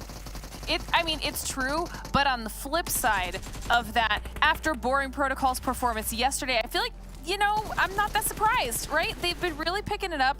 I mean, Acer, how many times have we spoken about Acer at this point for Boring Protocol in these highlights? Generally, this is the aggression that we really like seeing out of Boring Protocol. Now we're going to continue going through some of these highlights, but what I'm thinking about here, because I was even looking at the match results. Mezexis didn't get a lot of placement points, but still had 5 elims on the board for themselves. And coming off of a chicken dinner, I mean, to be able to at least continue some of that aggression, that's huge when you have teams like HQA not doing overall too fabulously. You saw the Chosen going down earlier than they probably would have liked. So, I mean, we're seeing some of those teams that needed to pick it up that we highlighted at the beginning of the day doing well, and some of the teams that were right in the bubble that we didn't necessarily call out, but they're even doing well. Yeah, you mentioned perfectly there with Mezexis, and then mentioning Helping Quit Addiction. That's another team that I actually wanted to talk about, because they were pretty much the exact same there with Mezexis. They only had 1 placement point and also 4 elims. And Helping Quit Addiction, I feel like this week has slowed down in an insane way, and I'm not sure if that has to do with the way they were able to kind of perform during that super weekend in week 1, since they did end up in 4th place. So I'm wondering if they're kind of taking a book of what Knights has been doing, but I mean, you can't really try to copy Knights, okay? They're on a different level right now, especially when you got Coops on their end. And then, I mean, we have Drago. This was actually a player that absolutely amazed me at how he was able to play last season, so I'm glad to see that he's back. But then, guess what, Glitter? Boring Protocol. Acer, we'll get to see that again. Acer being able to put up at least some of those elims. 8 elims total, 1,500 damage.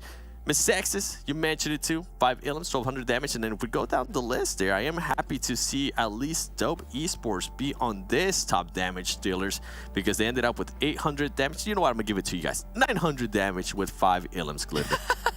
Yeah, what's actually really cool about this damage too, Jukes, is that honestly, it's pretty even, right? When you think about all those teams, there wasn't a massive standout, which on Sanhok, we love to see. We love to see all these teams getting involved on those engagements, getting those points where they can, and really kind of doing whatever they can to chip away at the overall leaderboard. Yep. Sorry, guys. Oh. I have a cat in my room, and I do not own a cat, so I'm very interested. I'm very slightly concerned, but he looks friendly, so I think we're good right now. Hey, buddy.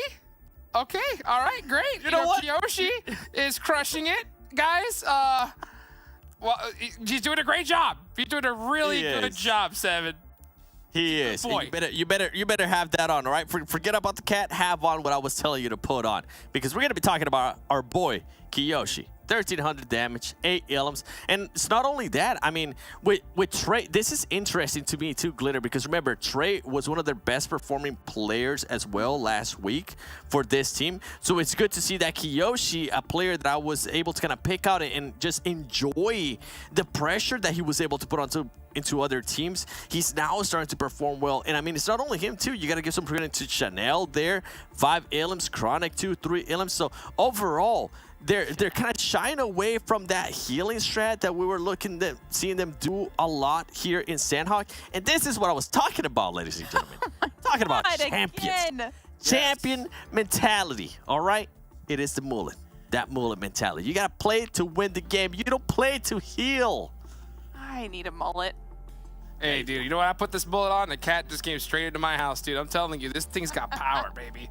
This thing's got power. Let's go ahead and pull up this nice little flyover that we got here from these squads. I'm still just staring at this cat, dude. I hope it doesn't attack me. The Panthers pulling up some, yeah, the Panthers having kind of a, crazy day today here, Seven.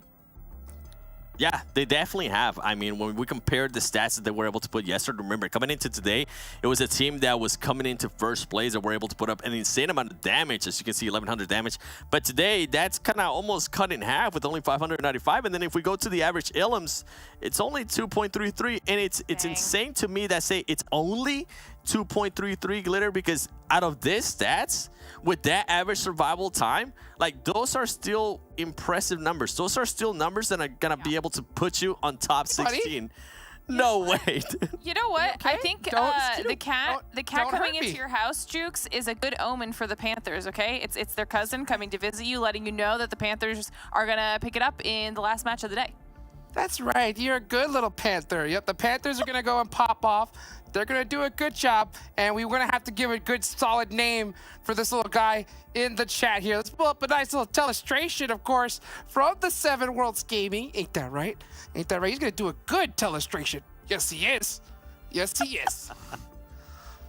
What is today? I love this show. Production, I love you even more. In this, ladies and gentlemen, we're going to be looking at the full-on push that we saw from 4 bros against Boring Protocol. That's right. Boring Protocol set themselves up nicely here. You're going to see. I want you to keep in mind this player right here, Acer, all right? Because that's going to be the star of the show. He's going to take a little bit longer to kind of pop off, but you know what?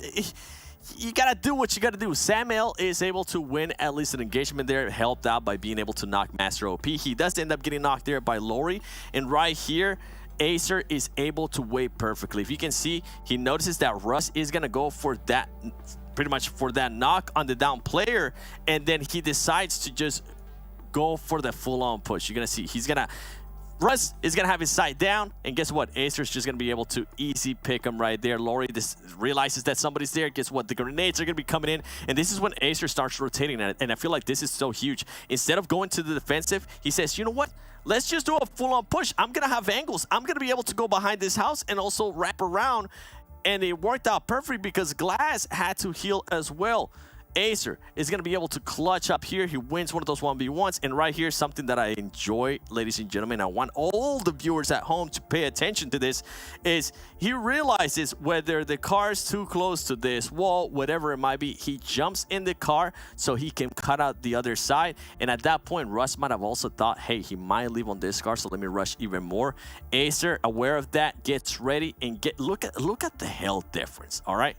This right here is what we call win your 1v1s, people. This is when it matters the most. Look at that health. That could cost you thousands, and I mean thousands of dollars. And for that, Acer, you get the first telestration, the actual solid telestration of this season. GG's, my man. What a play.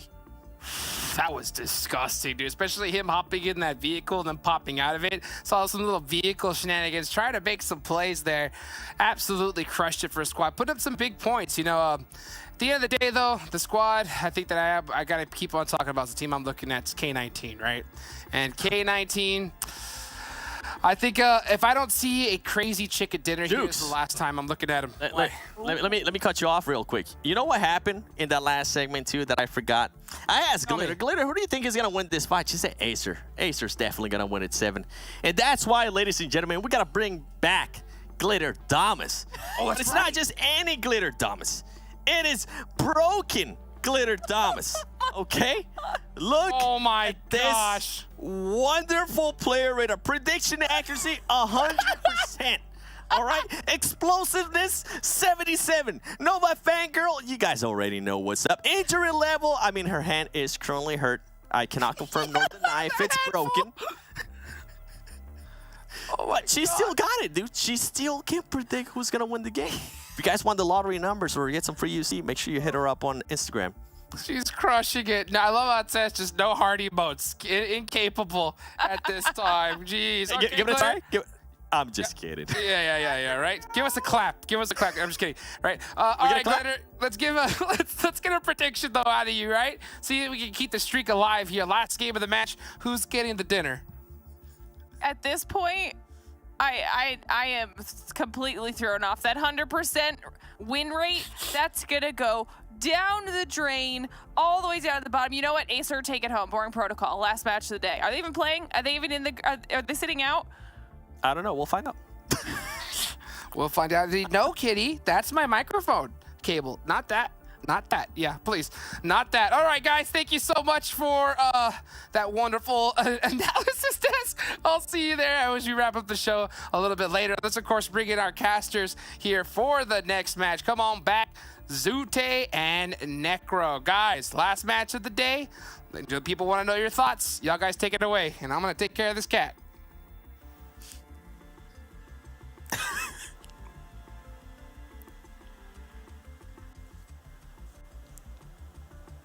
Oh man, the cat right there, huh, Zute? Definitely something that is really interesting. But yeah, we also need to focus on the game here. Now, Glitter said boring protocols. I personally would like to go with Team Panthers because we know they like to end things on a great note. So I'm gonna go with Team Panthers. What about you? What are you gonna go with?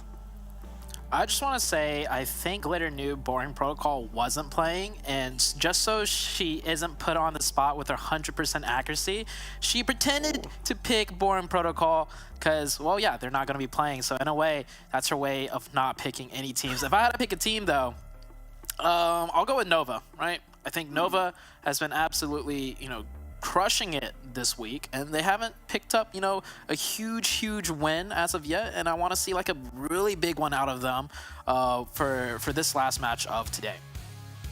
I mean, talking about Nova, yeah, you said, I mean, somewhere down the line they have been kind of absent, but hey, top 16 is what you really want to be aiming for, and I'm pretty sure for Noah it's going to be a piece of cake. But the plane fly pad this time, it's going to be starting all the way from down south, from military base till Zarki, but we also do get the production talking to us saying that there's going to be a little rehouse with this game. Maybe there's a couple of problems going on with the players. We don't exactly know, but there is going to be a rehouse, so we're going to have a little bit of more screen time.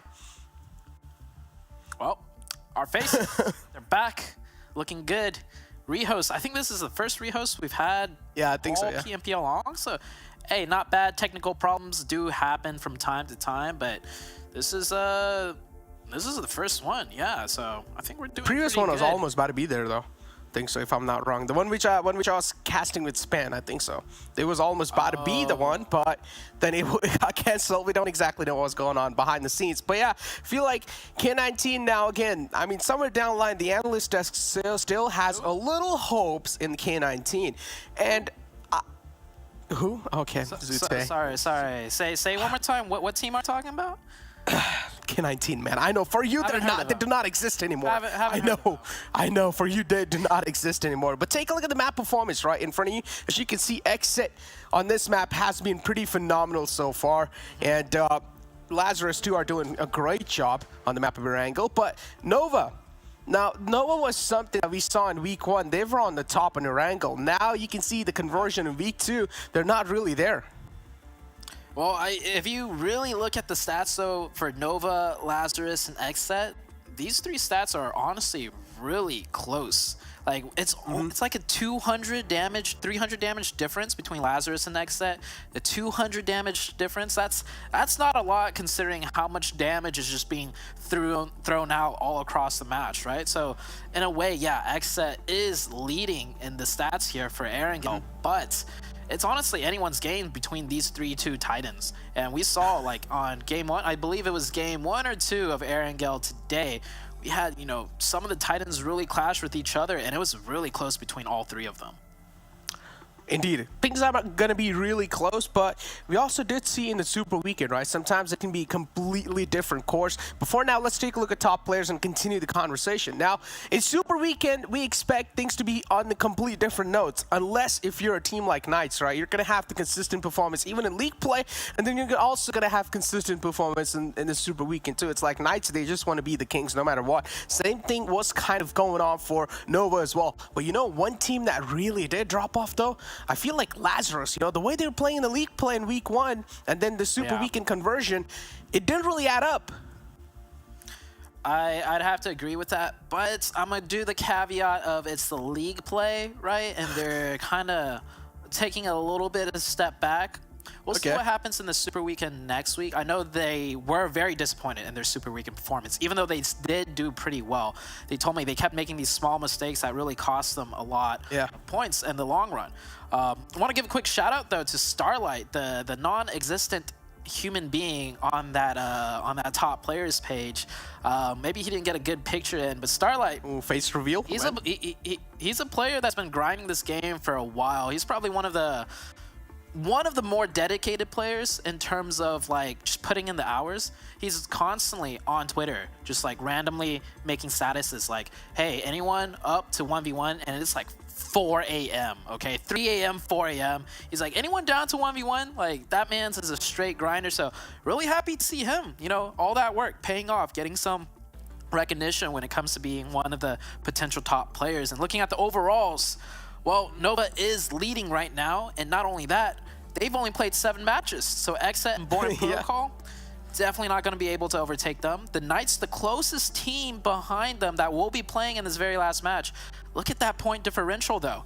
Like, Nova, man, they came out swinging yesterday, having maybe 3 times the amount of elimination points as placement points. And now today, well, they're racking up the placement points and still skyrocketing their elim points. Now, I don't know if you were here, though, yesterday, you know? Yesterday nights, they were just doing absolutely, I mean, they weren't really doing that great so far the day. And then in the final game, before the final game, I said, Knights, stop pulling off an April Fool's prank. I know you guys are about to win this game, and they actually won the final game. Now, looking at the overall rankings again, my memory got lightened a little bit more, and now I want to change my prediction to Knights. Okay, all right, fair enough. Here's the bigger question, though. When we saw 17th through 20th, right, the Hitlist, the Chosen, Execute, and another team, are they, out of those 4, right, which one do you think is going to break it into the top 16 and potentially kick one of the teams out? Now, the Hitlist, if I'm not mistaken, they haven't made a super weekend yet. The Chosen made one last week, but they finished 16th place overall. And Execute, I think they were like 10th, 11th, 12th after super weekend last week. They're looking really rough this week. Yeah, this week it seems like the entire course has changed, right? Things are being changed quite a lot. And considering the fact that they still have a couple more games to go in the front too in the future, I honestly feel like this time we might see the hit list come through. Now, Zute, look, this is something that I noticed, and I feel like the hit list, if we compare their performance back in week 1 and now in week 2, I feel like the hit list, when it comes to their fragging prowess, they've been looking really good. That is true. They've definitely managed to put up some serious elimination points. And when I say serious elimination points, I mean by the means of where they got the elimination points from, right? They took down Boring Protocol, they took down the Knights, and straight up 4v4 engagements on Sanhok. So I know they're down there, but yeah, out of those 4, I know we still got one more day, but if I had to pick one that I'm most hopeful for as far as like improvement goes, it'd be the hit list. They got this game, they got one more day after. We'll see where it takes us, but we're finally back on the Erangel game after the remake flight path on the eastern side, going from south to north. But with it being Erangel, I think everybody should be fine in terms of getting to where they want to go for their drop locations. Now, I had a little question for you, Zute. You know, this is not really related to North America, but it's more kind of like a global question. So, your favorite team has to be Noah from China, right? Be actually the Chosen from the Chinese, not the Chosen playing here. All right, I had hopes for them. I picked them last week, but you know, we'll not talk about that. But there's another the Chosen team, like their counterpart in China. They're like the underdogs. They are constantly getting second place. Nova's constantly beating them out. And it's like, it's more fun to cheer for the underdog, right? But my fallback would be Nova. Okay. So other than Nova and the Chosen, I would say, other than the Chinese region in general, which team you think you would like the most? Picking from NA or just the global scene in general? The global scene, but counting China out. Okay. I definitely have to side with the Mongolian team. You know, like IHC or Stalwart, right? Like, I love their aggressive style. I've always favored teams that are more aggressive, and the Chosen out in China, they're definitely considered one of the more aggressive teams amongst the Chinese teams there. And then, of course, we know the Mongolian region. Like, I think they're just purebred aggression. Like, all the players there, man, their play style is just... Yeah. You could tell. You could tell what they hone their skills in on. Exactly. I mean, that's like the prime example of having the mechanics down as well, and then also having the team comps and communication on point too. That's like the Mongolian region in general. But for now, I'm going to hold on to my words as Knights and BTOWN might just get engaged in the fight as quick as possible, as Brar is right in the front. He hasn't really revealed himself just yet. Coops is right there all by himself, isolated somewhere down the line. He has a little knowing, a little sense of what's going on around him, or maybe he does or doesn't. Took a couple of shots. Coop is not a man you want to charge the fight against like that, but he's quite low this time. He doesn't have the HP supporting him. Brar plays that really well. I think Coops overextended just a little bit on their splits. I usually see the Knights not extend over to the bridge side, but that might actually been due to the plane path, right? It was so far to the east that he overextended to somewhere that maybe he's usually comfortable looting, you know, uncontested. But BTOWN, they had to go even further west due to that eastern plane path, and they kind of landed closer to each other. But that's fine. I mean, the Knights, they'll lose a player. It is Coops, the big hitter, but they're sitting really comfortable as far as the league points go, and they'll probably just brush that one off and just carry on. Exactly. I mean, they still have Xenox up, and he pretty much is equally as good as Coops. Maybe a little bit, you know, just like a point off, but it's okay. I would call him still equally as good. Xenox is more kind of like a player. He likes to play with somebody instead of playing solo. So, but we've seen him, you know, pull off some insane clutches in the past as well, so we can't really just question that. But for now, we have Polar Ace in front of us, right? One of those teams doing pretty okay-ish, or doing pretty well, I would say, in the overall rankings. And without a doubt, this team, at this point, we might as well just count them in the top 16, because consistency should be there in their hands. Now, I went with Knights, and somewhere down the line, Knights, I mean, already, maybe I would have just, I could have just cast or cursed him, Zute. Maybe I've gotten your powers now. Oh, well, I mean, I went with Nova. We'll see which team does better. Of course, yeah, Knights starting off not as well. And I don't think we really mentioned the circle. We have a very northern circle. Pretty much the middle of the zone is the river between, you know, that cuts through Razak. Most likely it's more to the north, so I'm imagining the zone will shift somewhere on the northern side, which we haven't seen too often. Or we do see often, but not so far in this week. We don't have too much action happening on the north side, so this will be a nice change of pace. Yeah. Indeed, this can be a nice change of pace. As you can see on the map, though, Zute, of course, the viewers cannot really see, but what we see is 4Bros and Nova, they're getting close to each other again. This thing happened in Sanhok. This fight happened in Sanhok. Maybe 4Bros is looking to get a revenge, but Nova, they have a little wraparound from the back, so that might just bring, like, an astonishing factor for 4Bros, and they might just be astonished with that play. But I do want to see how this fight's going to be looking right here, as Laurie has found himself in this little dip right here, playing with the stairs of the bridge. Nova, they have a really great positioning over 4Bros, but there's still 2 players in the back for the 4Bros, and they can pretty much just dismantle Nova if they play that well. Yeah, I don't know if Nova's aware or not that 4Bros already has 2 players across. If they don't, well, I picked the Nova team to win. This might just be that cast a curse moment. We'll see. Okay, they don't. Oh yeah, Koi.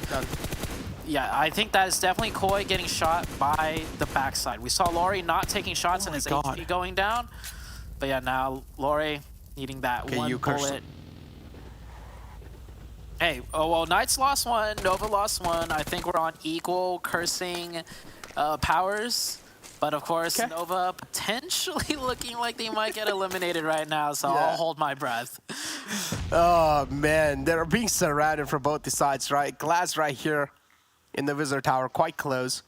Nova now, they also need to worry about the players in the front and also the players in the back. Glass, he's probably going to catch any of the Nova players if they decide to move out in the open. Kindness right here, he's getting charged on.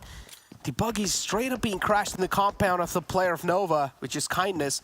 And now Master OP is trying to lob the nade in as well. Somewhere down the line, he doesn't know that Kindness is right on the same stage or on the same floor as him. But Nova, so far, they realize things are against them. Things are not really lining up for them. So they're going to take things a little slow. As the Kindness, he was quite close to Master OP. And Master OP still hasn't passed himself up. Chiefon is knocked also, so Okay, it is a 2v4 situation. 2v1 right here. Glass pushing up. Kindness. He really needs to win this 1v2 if there's any chance for this team to stay alive. And Kindness, nice lean peeks, does take down Glass. Not able to get the confirmation though. Another 1v1 situation. Master OP. Oh my god! Kindness jumping down onto the side of the shack. Okay. What a play. Yeah. 200 IQ, parkour, hardcore. And now, just like that, 4 bros, they look like they were in a dominant position. Now, all of a sudden, they're not. And by the way, the Panthers are coming in from behind 4 bros, too. So one of the players, Russ, had already had to jump off the bridge and not be able to commit to this fight. Oh, no. The table's been flipped now. It's Nova. Oh, the man's going to get ticked off the zone. No, he has a decent amount of HP to work off of it. So Shifan is going to be able to get back up on his feet. As you mentioned, Panthers going to be all the way in the back. Laurie, too. Look at him. He's jumped off the bridge. 4 pros, they're looking to wipe the existence of Nova, but Nova, they need to realize, I'm pretty sure at this point, Nova has no clue that there is Team Panthers all the way in the back, too. So maybe Nova thinks somewhere down the line, it should be a piece of cake to take care of 4 bros, and they will just stop there and get that fight done. But then they will just get third party by Team Panthers, and that's just going to keep on adding on the pressure. Interesting to see 3 teams caught on one bridge, but it is a very northern circle. So maybe teams just did have it set in their mind to pick up some free elimination points by bridge camping. Nova losing 1, though.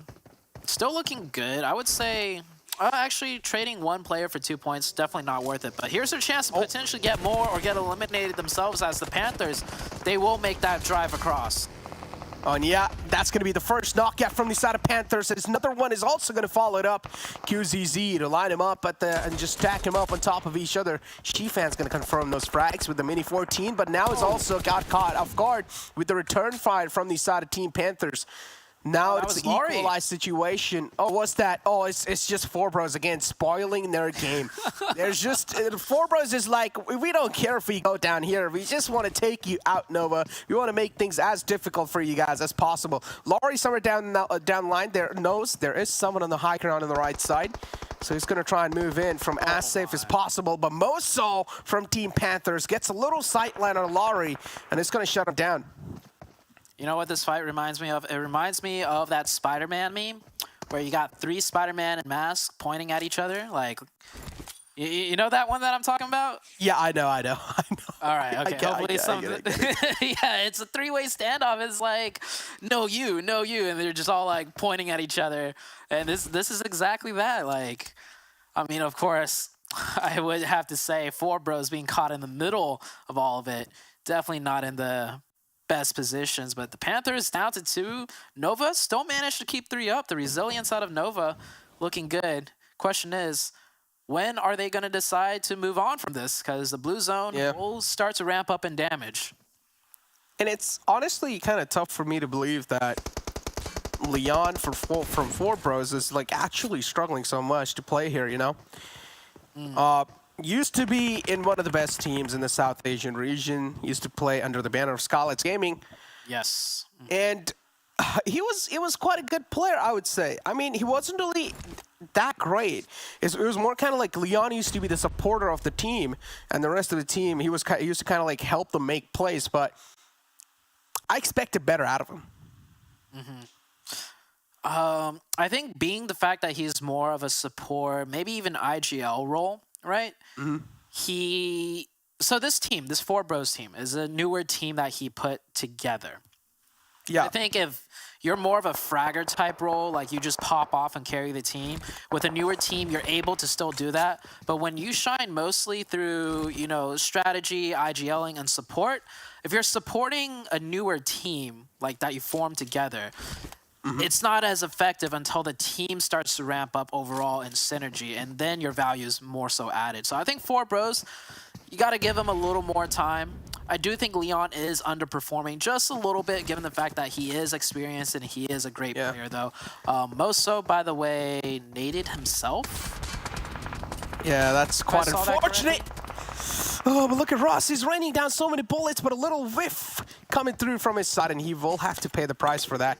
Yeah, I didn't really catch that kill feed at the time because I was also like debating in my own mind that if I'm not wrong, I've also seen Laurie play from one of the teams in the South Asia, if I'm not wrong. I feel like I've seen his name somewhere in the South Asian region because I've been casting that region for a long time. And Laurie too, if I'm not wrong, if he has been from that region itself, then he also is a pretty experienced player. And somewhere down the line, even he's struggling. I don't know, man. We definitely have some other experienced players in this lobby struggling way more than the four bros. I know who you're pointing at. Mentioned, yeah, never to be mentioned again. Not by me, anyways, for the rest of this broadcast. So there we go. Circle did shift hard to the northwestern side, by the way. We saw execute at that plane. That is center of zone. Trey popping off some nice shots right underneath that truck. HTV down to, I believe, just 2 players. And that peak almost connecting those headshots. Almost indeed. Kiyoshi now is going to lob in that Molotov. HTV trapped inside the house. As Boom is going to be on the other side. The player's been spotted in the front, but the Uzi is not going to come in clutch this time, as it's going to be Polar Ace who take out the player from HTV. Boom now knocked out. Polar Ace having 3 other players up in the front. So far, they're looking really good. So far, so good for Polar Ace. Even though they just have 3 players, it's okay, you know? The way they're doing in the overall rankings, I'm impressed. And I feel like, as I said, top 16 is all you need. So, Polar Ace, I'm expecting, even if they get like 5 points from every game, they're good. Yeah, Polar Ace. I like the fact that they're very scrappy too. One thing that I always have, advocated for, especially in league days, is to get into these messy engagements because you're forced to heighten and speed up your team communication when things get messy, right? And also when things get messy, typically you're off on your own in your own individual fight against the team that you guys are going against, where you have to make your own decisions quickly and play to your own. But at the same time, the decisions you make have to try and synergize up with the rest of the team. And I think that's the best form of practice and how to improve your team's synergy the fastest, where everyone's doing their own thing, but they're trying to do their own thing to match up with one another. Now, I mean, again, I'm gonna talk about some other region here, and as you said, that's really good. And this is something that really popped up in my mind as well, because from what I heard, IHC, right? So they used to play these scrims, and they actually all the 4 players used to drop on the 4 different corners of the map, and they used to try to 1v4 teams on scrims. Wow, really? Wait, yeah. Wait, 1v4 teams? 1v4. They used to drop like on 4 different corners of the map, and they were trying to 1v4. This was back when they were called Zeus. Oh wow. Okay, talk about aggression, right? Okay then. I mean that's definitely one training regimen that is quite interesting. Have not seen that before, but well, Zeus/IHC, I mean, they're a good team, so it works. Exactly, and Vamp right here, though, again, the struggle's being seen. A nice drop shot from his side. Actually, a little more kind of like a jump shot, I would say. So HQA, of course, they're rolling over Vamp so far. Swins as well as went down. That means now Vamp, they're handicapped to a 2-man squad. That could have been a really nice spray, but just a little off to find any connection. Vamp right here, out in the open. Only thing he has going for himself is that vehicle blocking a couple bullets, and then he also has the smoke to try and cover him, but that's not going to stop G-Man from that. He's straight up going to drive through it. But it's the MK14 automatic. You might as well not catch a couple of bullets onto yourself with that, because that's going to deal a hell of a lot of damage. It's going to be tough to outside or withstand the damage, but it's okay. G-Man's aim is trained. I like that push right there, using the vehicle. Try and draw out shots, maybe run a player over. Rage with the DP. Take some shots. Oh! That's a whiff and a half. That is... Indeed. Well, he does get knocked, though, to the Chosen in the sides. And by the way, this is a shooting range ending. We gotta love these endings, which we see more of these. We got a lot of, you know, different dynamic factors. We got this hill, the dips around shooting range, then of course the cover with inside shooting range, and you still have that high ground south of shooting range where Execute are still kind of just playing on the edge. Talk about playing on the edge though. Knights over here looking so great so far. Knights is my pick, and things went quite tough for them early in the game, and Nova, they still have 3 players up. That's going to be Zute's pick. So I wouldn't really say they're cursed anymore because they've survived for a long time, even if they do go down. Team chosen right here in the front, Gotchi. They found themselves a little bunker to play with, but if the circle takes a hard shift, that's where Team chosen is going to start to sweat. All the teams are starting to set up in this zone before it shifts. I think every team has set up their each individual positions. Do notice something interesting. We'll bring up the mini-map as soon as the circle shifts, I think, but Nova playing a huge 2-1 split even this late into the game. I just looked at it. Nova continuously doing Nova things. And I love how Nova is like the only team that keeps venturing out. There we go. That keeps venturing out to do these splits. Like, trust me, if another team tried to do splits like these, we would just instantly be like, what is this team doing? Because they will mess it up and they will get picked apart one by one. And we even see Nova sometimes make this mistake too. But they're constantly doing this, so they're kind of perfecting that individual play of playing this split. And well, they are rewarded for it as the circle hard shifts to the east, and they have that foothold already in the form of Chiffon at the shack.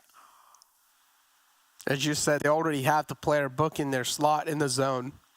Shifan just helping his teammates out, but it seems like they're not going to stop right next to Shifan. Instead, they're going to keep on booking it in the front. HQA is going to try and wrap in from the back. Oh, look at that. I mean, that looked like a masterpiece in motion right there, right? If the analysts want to just break that one small rotation down, it was like, just like that, once again, Nova split up in a different formation, but securing 3 individual key positions left in this small zone. And I'm not saying that this is going to work out for them. There's a chance that it might fall apart, don't get me wrong. But the idea, the finesse behind it, it's always good to see teams trying to push their limits and practice this newer, or not even newer style of play, but just definitely a more difficult, advanced style of play. I don't know if you've noticed like a difference between Knights' play style. I mean, now I understand in this game they just have 2 players up, but if you compare how they were playing in Super Weekend, like they used to have those 2-2 splits, right? It's like those 2 players would try to like 2v4 teams on the other side. Like they had like that 2-2 split going on. But in the league play in week 2, the way they're playing is like they're playing really grouped up. And this shows that they don't really want to reveal any sorts of intentions or any sort of strategies in how they're going to be playing on in the future. You know, they just want to keep the secrecy. Yeah. Or maybe they're just chilling and they want to have a good time, you know, standing next to each other. Who knows? But look at this split. This is it. Kindness getting pushed by Trey. Trey trying to wrap around the front, and immediately QZ has the support for Kindness. And if a player pushes right into QZ, right, immediately Kindness could peek out of the shack and support QZ, and vice versa with Chiffon. So this is the beauty in playing split, but when playing split correctly. You don't want to play splits incorrectly where you're just so far from each other, you don't have good sight lines, and of course you also need the communication and the awareness to not get picked like that. Kindness does go down, and now the problem is, how are you going to get that revive? Oh, QZ, constantly with the nades, man. This man, up to 4 eliminations already, trying to 1v4 19 Esports right here. Yeah, he's single-handedly being a menace for the squad of 19 Esports. 19 Esports is one of those teams. They've had a phenomenal day so far, but QZZ seems like he just wants to ruin that day for them in this final game. But are 19 Esports going to let that happen to themselves? That's what I want to know. Another Molotov lobbed in. This might just be really well placed as well. It's quite close, but it seems like it hasn't really found the mark just yet. Kindness goes down, and these are one of the cons from the splits. As soon as one of the players goes down, it's going to be next to impossible for you to go back to the player and get the res up. But it's going to be Execute who are straight up going to send it and just crash to the place where the enemy was standing, which was BTOWN, and they're straight up going to eliminate them at the game. Execute also get a strong position in that circle shift by pushing in. So Execute, one of the teams not yet in the top 16. Well, this is the last match of the day, and it looks like they're showing up huge. 24K trying to hop over, stands in the molly. Chiffon peeks out, does catch a glimpse of him, and that nade's going in, and Chiffon will get taken down.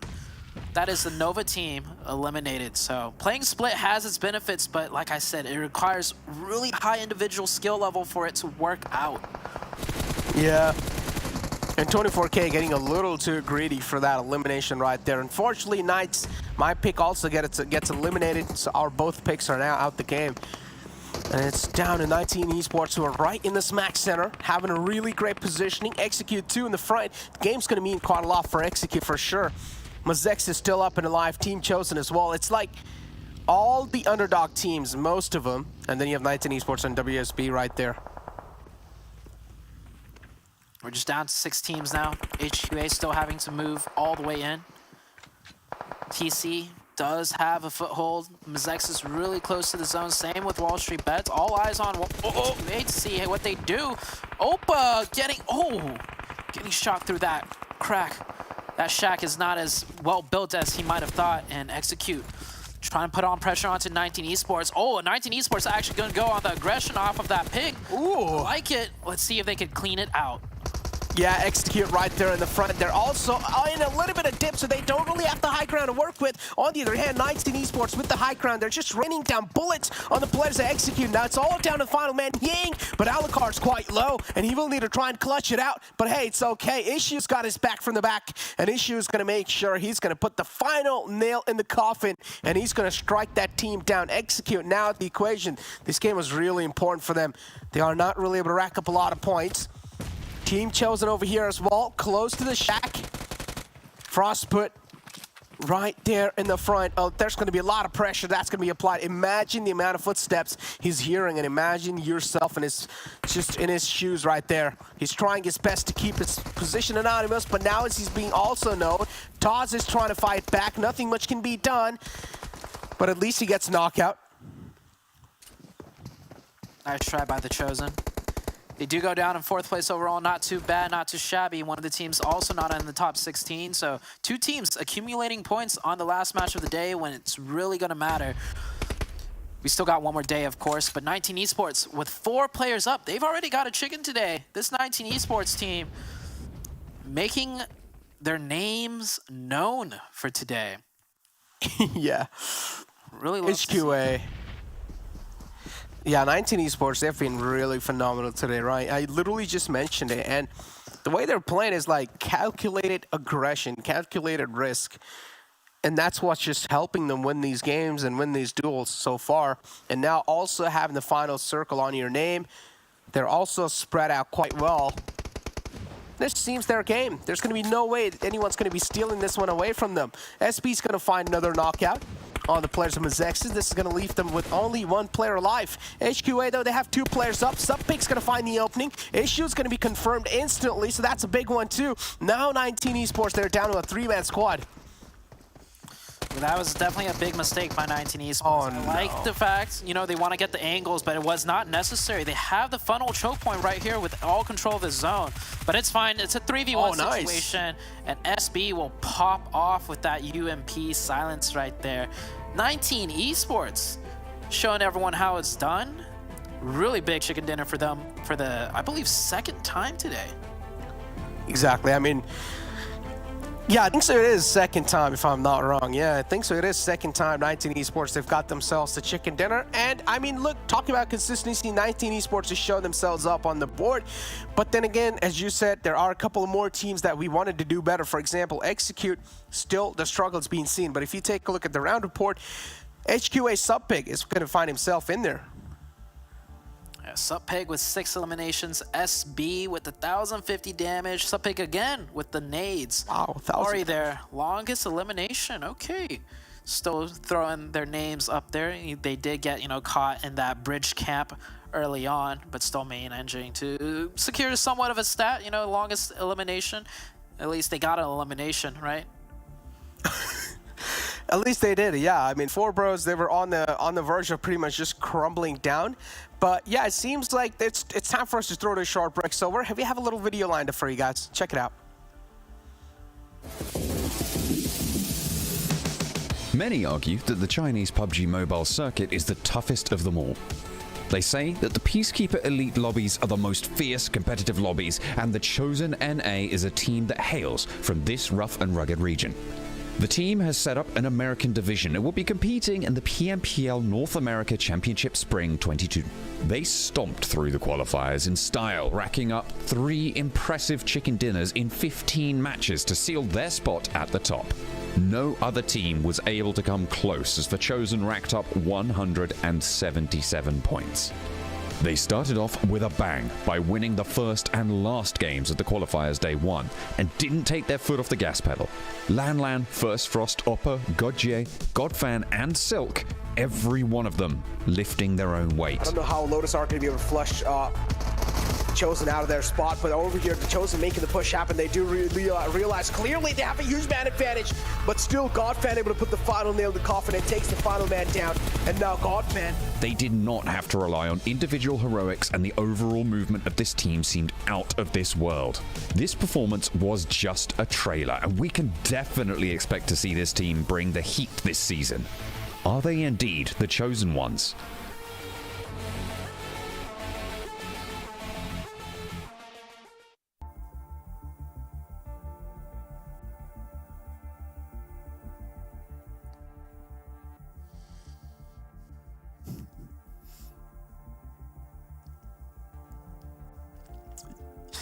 Yeah, I mean, Glitter, 19 Esports, you mentioned it, being able to get that bookend. First win, Right. last win too. This is what we wanted to see. Remember, this is a team that barely qualified into the first Super Weekend Glitter, and right here, they finished it off amazingly. And another team that did amazingly, I mean, helping Quit Addiction. We're talking about how quietly they've been, if they're going to be able to kind of react the same way they've been able to in the previous weeks. They showed up. 13 elims, 12 placement points, 25 total, and then Mezexis too, 17 points. You love to see a Glitter. Mezexis had a phenomenal second half of the day when we were all starting to kind of question that slowdown. But I feel like this entire first page is teams that we've been waiting to hear something from, right? I mean, you've got the Chosen here with 8 placement points and 2 elims. We've got Execute up here. We haven't been able to talk about Execute all with 9 points for themselves. I mean, love to see the 8 elims out of Nova. But if you take Nova away out of this first page 7, it is everyone else that wasn't really a top team on the day starting to pick it up in the final match of the day, getting some points on the board. And then on the second page, we're seeing a more quiet Knights. You know, we're seeing HTV did get a couple elims, but all the points were really absorbed by the teams on the first page. It really was. And I mean, even if we go a little bit more towards the bottom right, we see Vamp here, K19 Esports. I'm glad, all jokes aside, I'm glad this team is starting to get at least a little bit of points. I feel like right now they're really, really far down in the leaderboard, and hopefully we see a lot more tomorrow. And then the Panthers, we're talking about them being able to like take a break. This is too much of a break. All right, Panthers, I don't know if it's because Glitter's not able to do the finger hearts right now or what's going on, but come on now. I want to see the Panthers again. Oh, man, I'm back. Looks like that cat got a hold of my mic after all. Let's take a look at the daily winners graphic here towards the end here. Look at that damage there. Erangel there, 7. Yep. I mean, 19 Wow. Esports.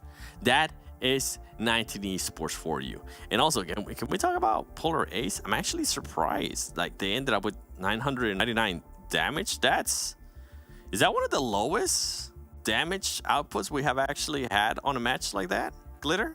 It's gotta be. Right? I mean, I'm also very impressed by the fact that out of all of the names that we see up here for our daily winners, it's Mezexis that have the highest amount of elims. And 19E was right behind both times they got their chicken dinners. But Mezexis, after we called them out, maybe we're their good luck charm here, guys, because this was the turnaround of the day. They were almost in the danger zone, and now when we get a chance to finally look at that overall, they'll probably be in a fantastic spot, Jukes. That was a clutch one right there from Mezexis. They were in big danger. So let's just pull it up right now. Let's pull up that overall. Let's take a look to see where all these teams are standing here at the end of this league stage day. Nova Esports going to end up getting the first place spot here, Glitter. I'm not mad about that. First team to break the triple points digits for the week, but I'm most impressed with their elims. They picked up their placement points, which you called them out for, 7. They were very, very low. They definitely picked those up, but they are slaying out still with those elims. I mean, highest on this entire page for elim points, and I think in the past, that wouldn't have been something that we said about Nova, that they were very elim heavy. So this is huge for them moving forward into future super weekends and then into finals. Love to see that coming out of them. You can see how many other small movements were made here. 19 Esports now in second place after that 3 total chicken dinners for these past 2 days, 2 of them being today. Massive performance for them. XSET jumping up. WallStreetBets still holding firm though in 4th place with no chicken dinners. So that consistency alone, 7, is impressive. It is. And when we talk about consistency, a team that I was just mentioning, the Panthers, with 26 elims, they were only able to get 8 elims today. I know we're talking about chilling, but I mean that's a bit too much for my liking. Okay, and then we do have some jumps ups here. We have the Chosen getting at least within the top 16, and this is a team that we're definitely going to be keeping a close eye tomorrow. HTV Esports currently in 14th place, and W2D2 Esports, they started really good, but ever since that, Glitter, I feel like that team has just absolutely died down, and we haven't really heard much from them. Yeah, hopefully we can see a little bit more out of them tomorrow, as it'll be their last opportunity to make it into their first super weekend, as they didn't make it the first time around. But I'm still looking at Mezexis, man. They are my highlight of today. They started off the day in 15th. There was a point where they dropped below the safety of that 16 bubble, and now they're in 9th after the second half of the day. I mean, that was the comeback I was talking about. They're giving themselves a lot of cushion because, as you see, they're at 70 points. 16th place with the Chosen is at 36 points. And you can see now who is in the bottom 4 with the points being in the 30s. Disgusting. Right now, that's going to be a rough comeback for these teams tomorrow, especially if we end up checking in on what their averages were, Jukes. Yeah, that's gross. You know, I look at K19, I see 13 points, and I'm just shaking my head right now. It's really just embarrassing. I can't believe it. You know, at the same time, you know, in my heart, I know what these players can do, and 13 points, seeing where, you know, the next stage up with 39 being the difference, I mean, they could easily make it in tomorrow. They really can't, you know, but it just, when I look at them, I just see a team that just seems to have just given up here. You know, I don't see the same drive from them. You know, like we see drive from the MVP today, right? Let's pull up. Well, who do you guys think the MVP is going to be? It's SB. Okay. Oh, I don't think I would have guessed that. I would have guessed QZ, to be honest. But I mean, SB, 19E, I mean, 2 chicken dinners. It makes sense. Wow. Wow. I'm genuinely impressed by that, because this was a player that even, I mean, we saw what he was able to do earlier in Erangel, right? As we're seeing some of the Erangel highlights here. But wow, 19 Esports, like I was expecting maybe performances out of Valokar, maybe some of the other players, but this is good for them. This is what we want to see, especially in league play. As I mentioned earlier, this was a team that barely qualified into the Super Weekend, and right now here on week 2, with the experience that now these players are able to gather here on this kind of level, you're starting to see some of the other people starting to step it up, and that's what we want to see. We don't want to see just them relying on the veterans. There's a lot of talent here in NA. This stuff, Glitter, makes me really happy. I love it. I love it. I know you're probably a fan too, Jukes. I love to see new names, you know, just really starting to make a name for themselves. SB had 6 kills in just 1 match, had a great performance. It was his time to shine today, guys. Again, make sure you follow all the socials, you know, ours included. You know, Hot Juke, 7 Worlds Gaming, Glitter Explosion, Necro, Span Cargo, and Zute. We will catch you guys tomorrow. You'll have a wonderful night. Meow. Wow.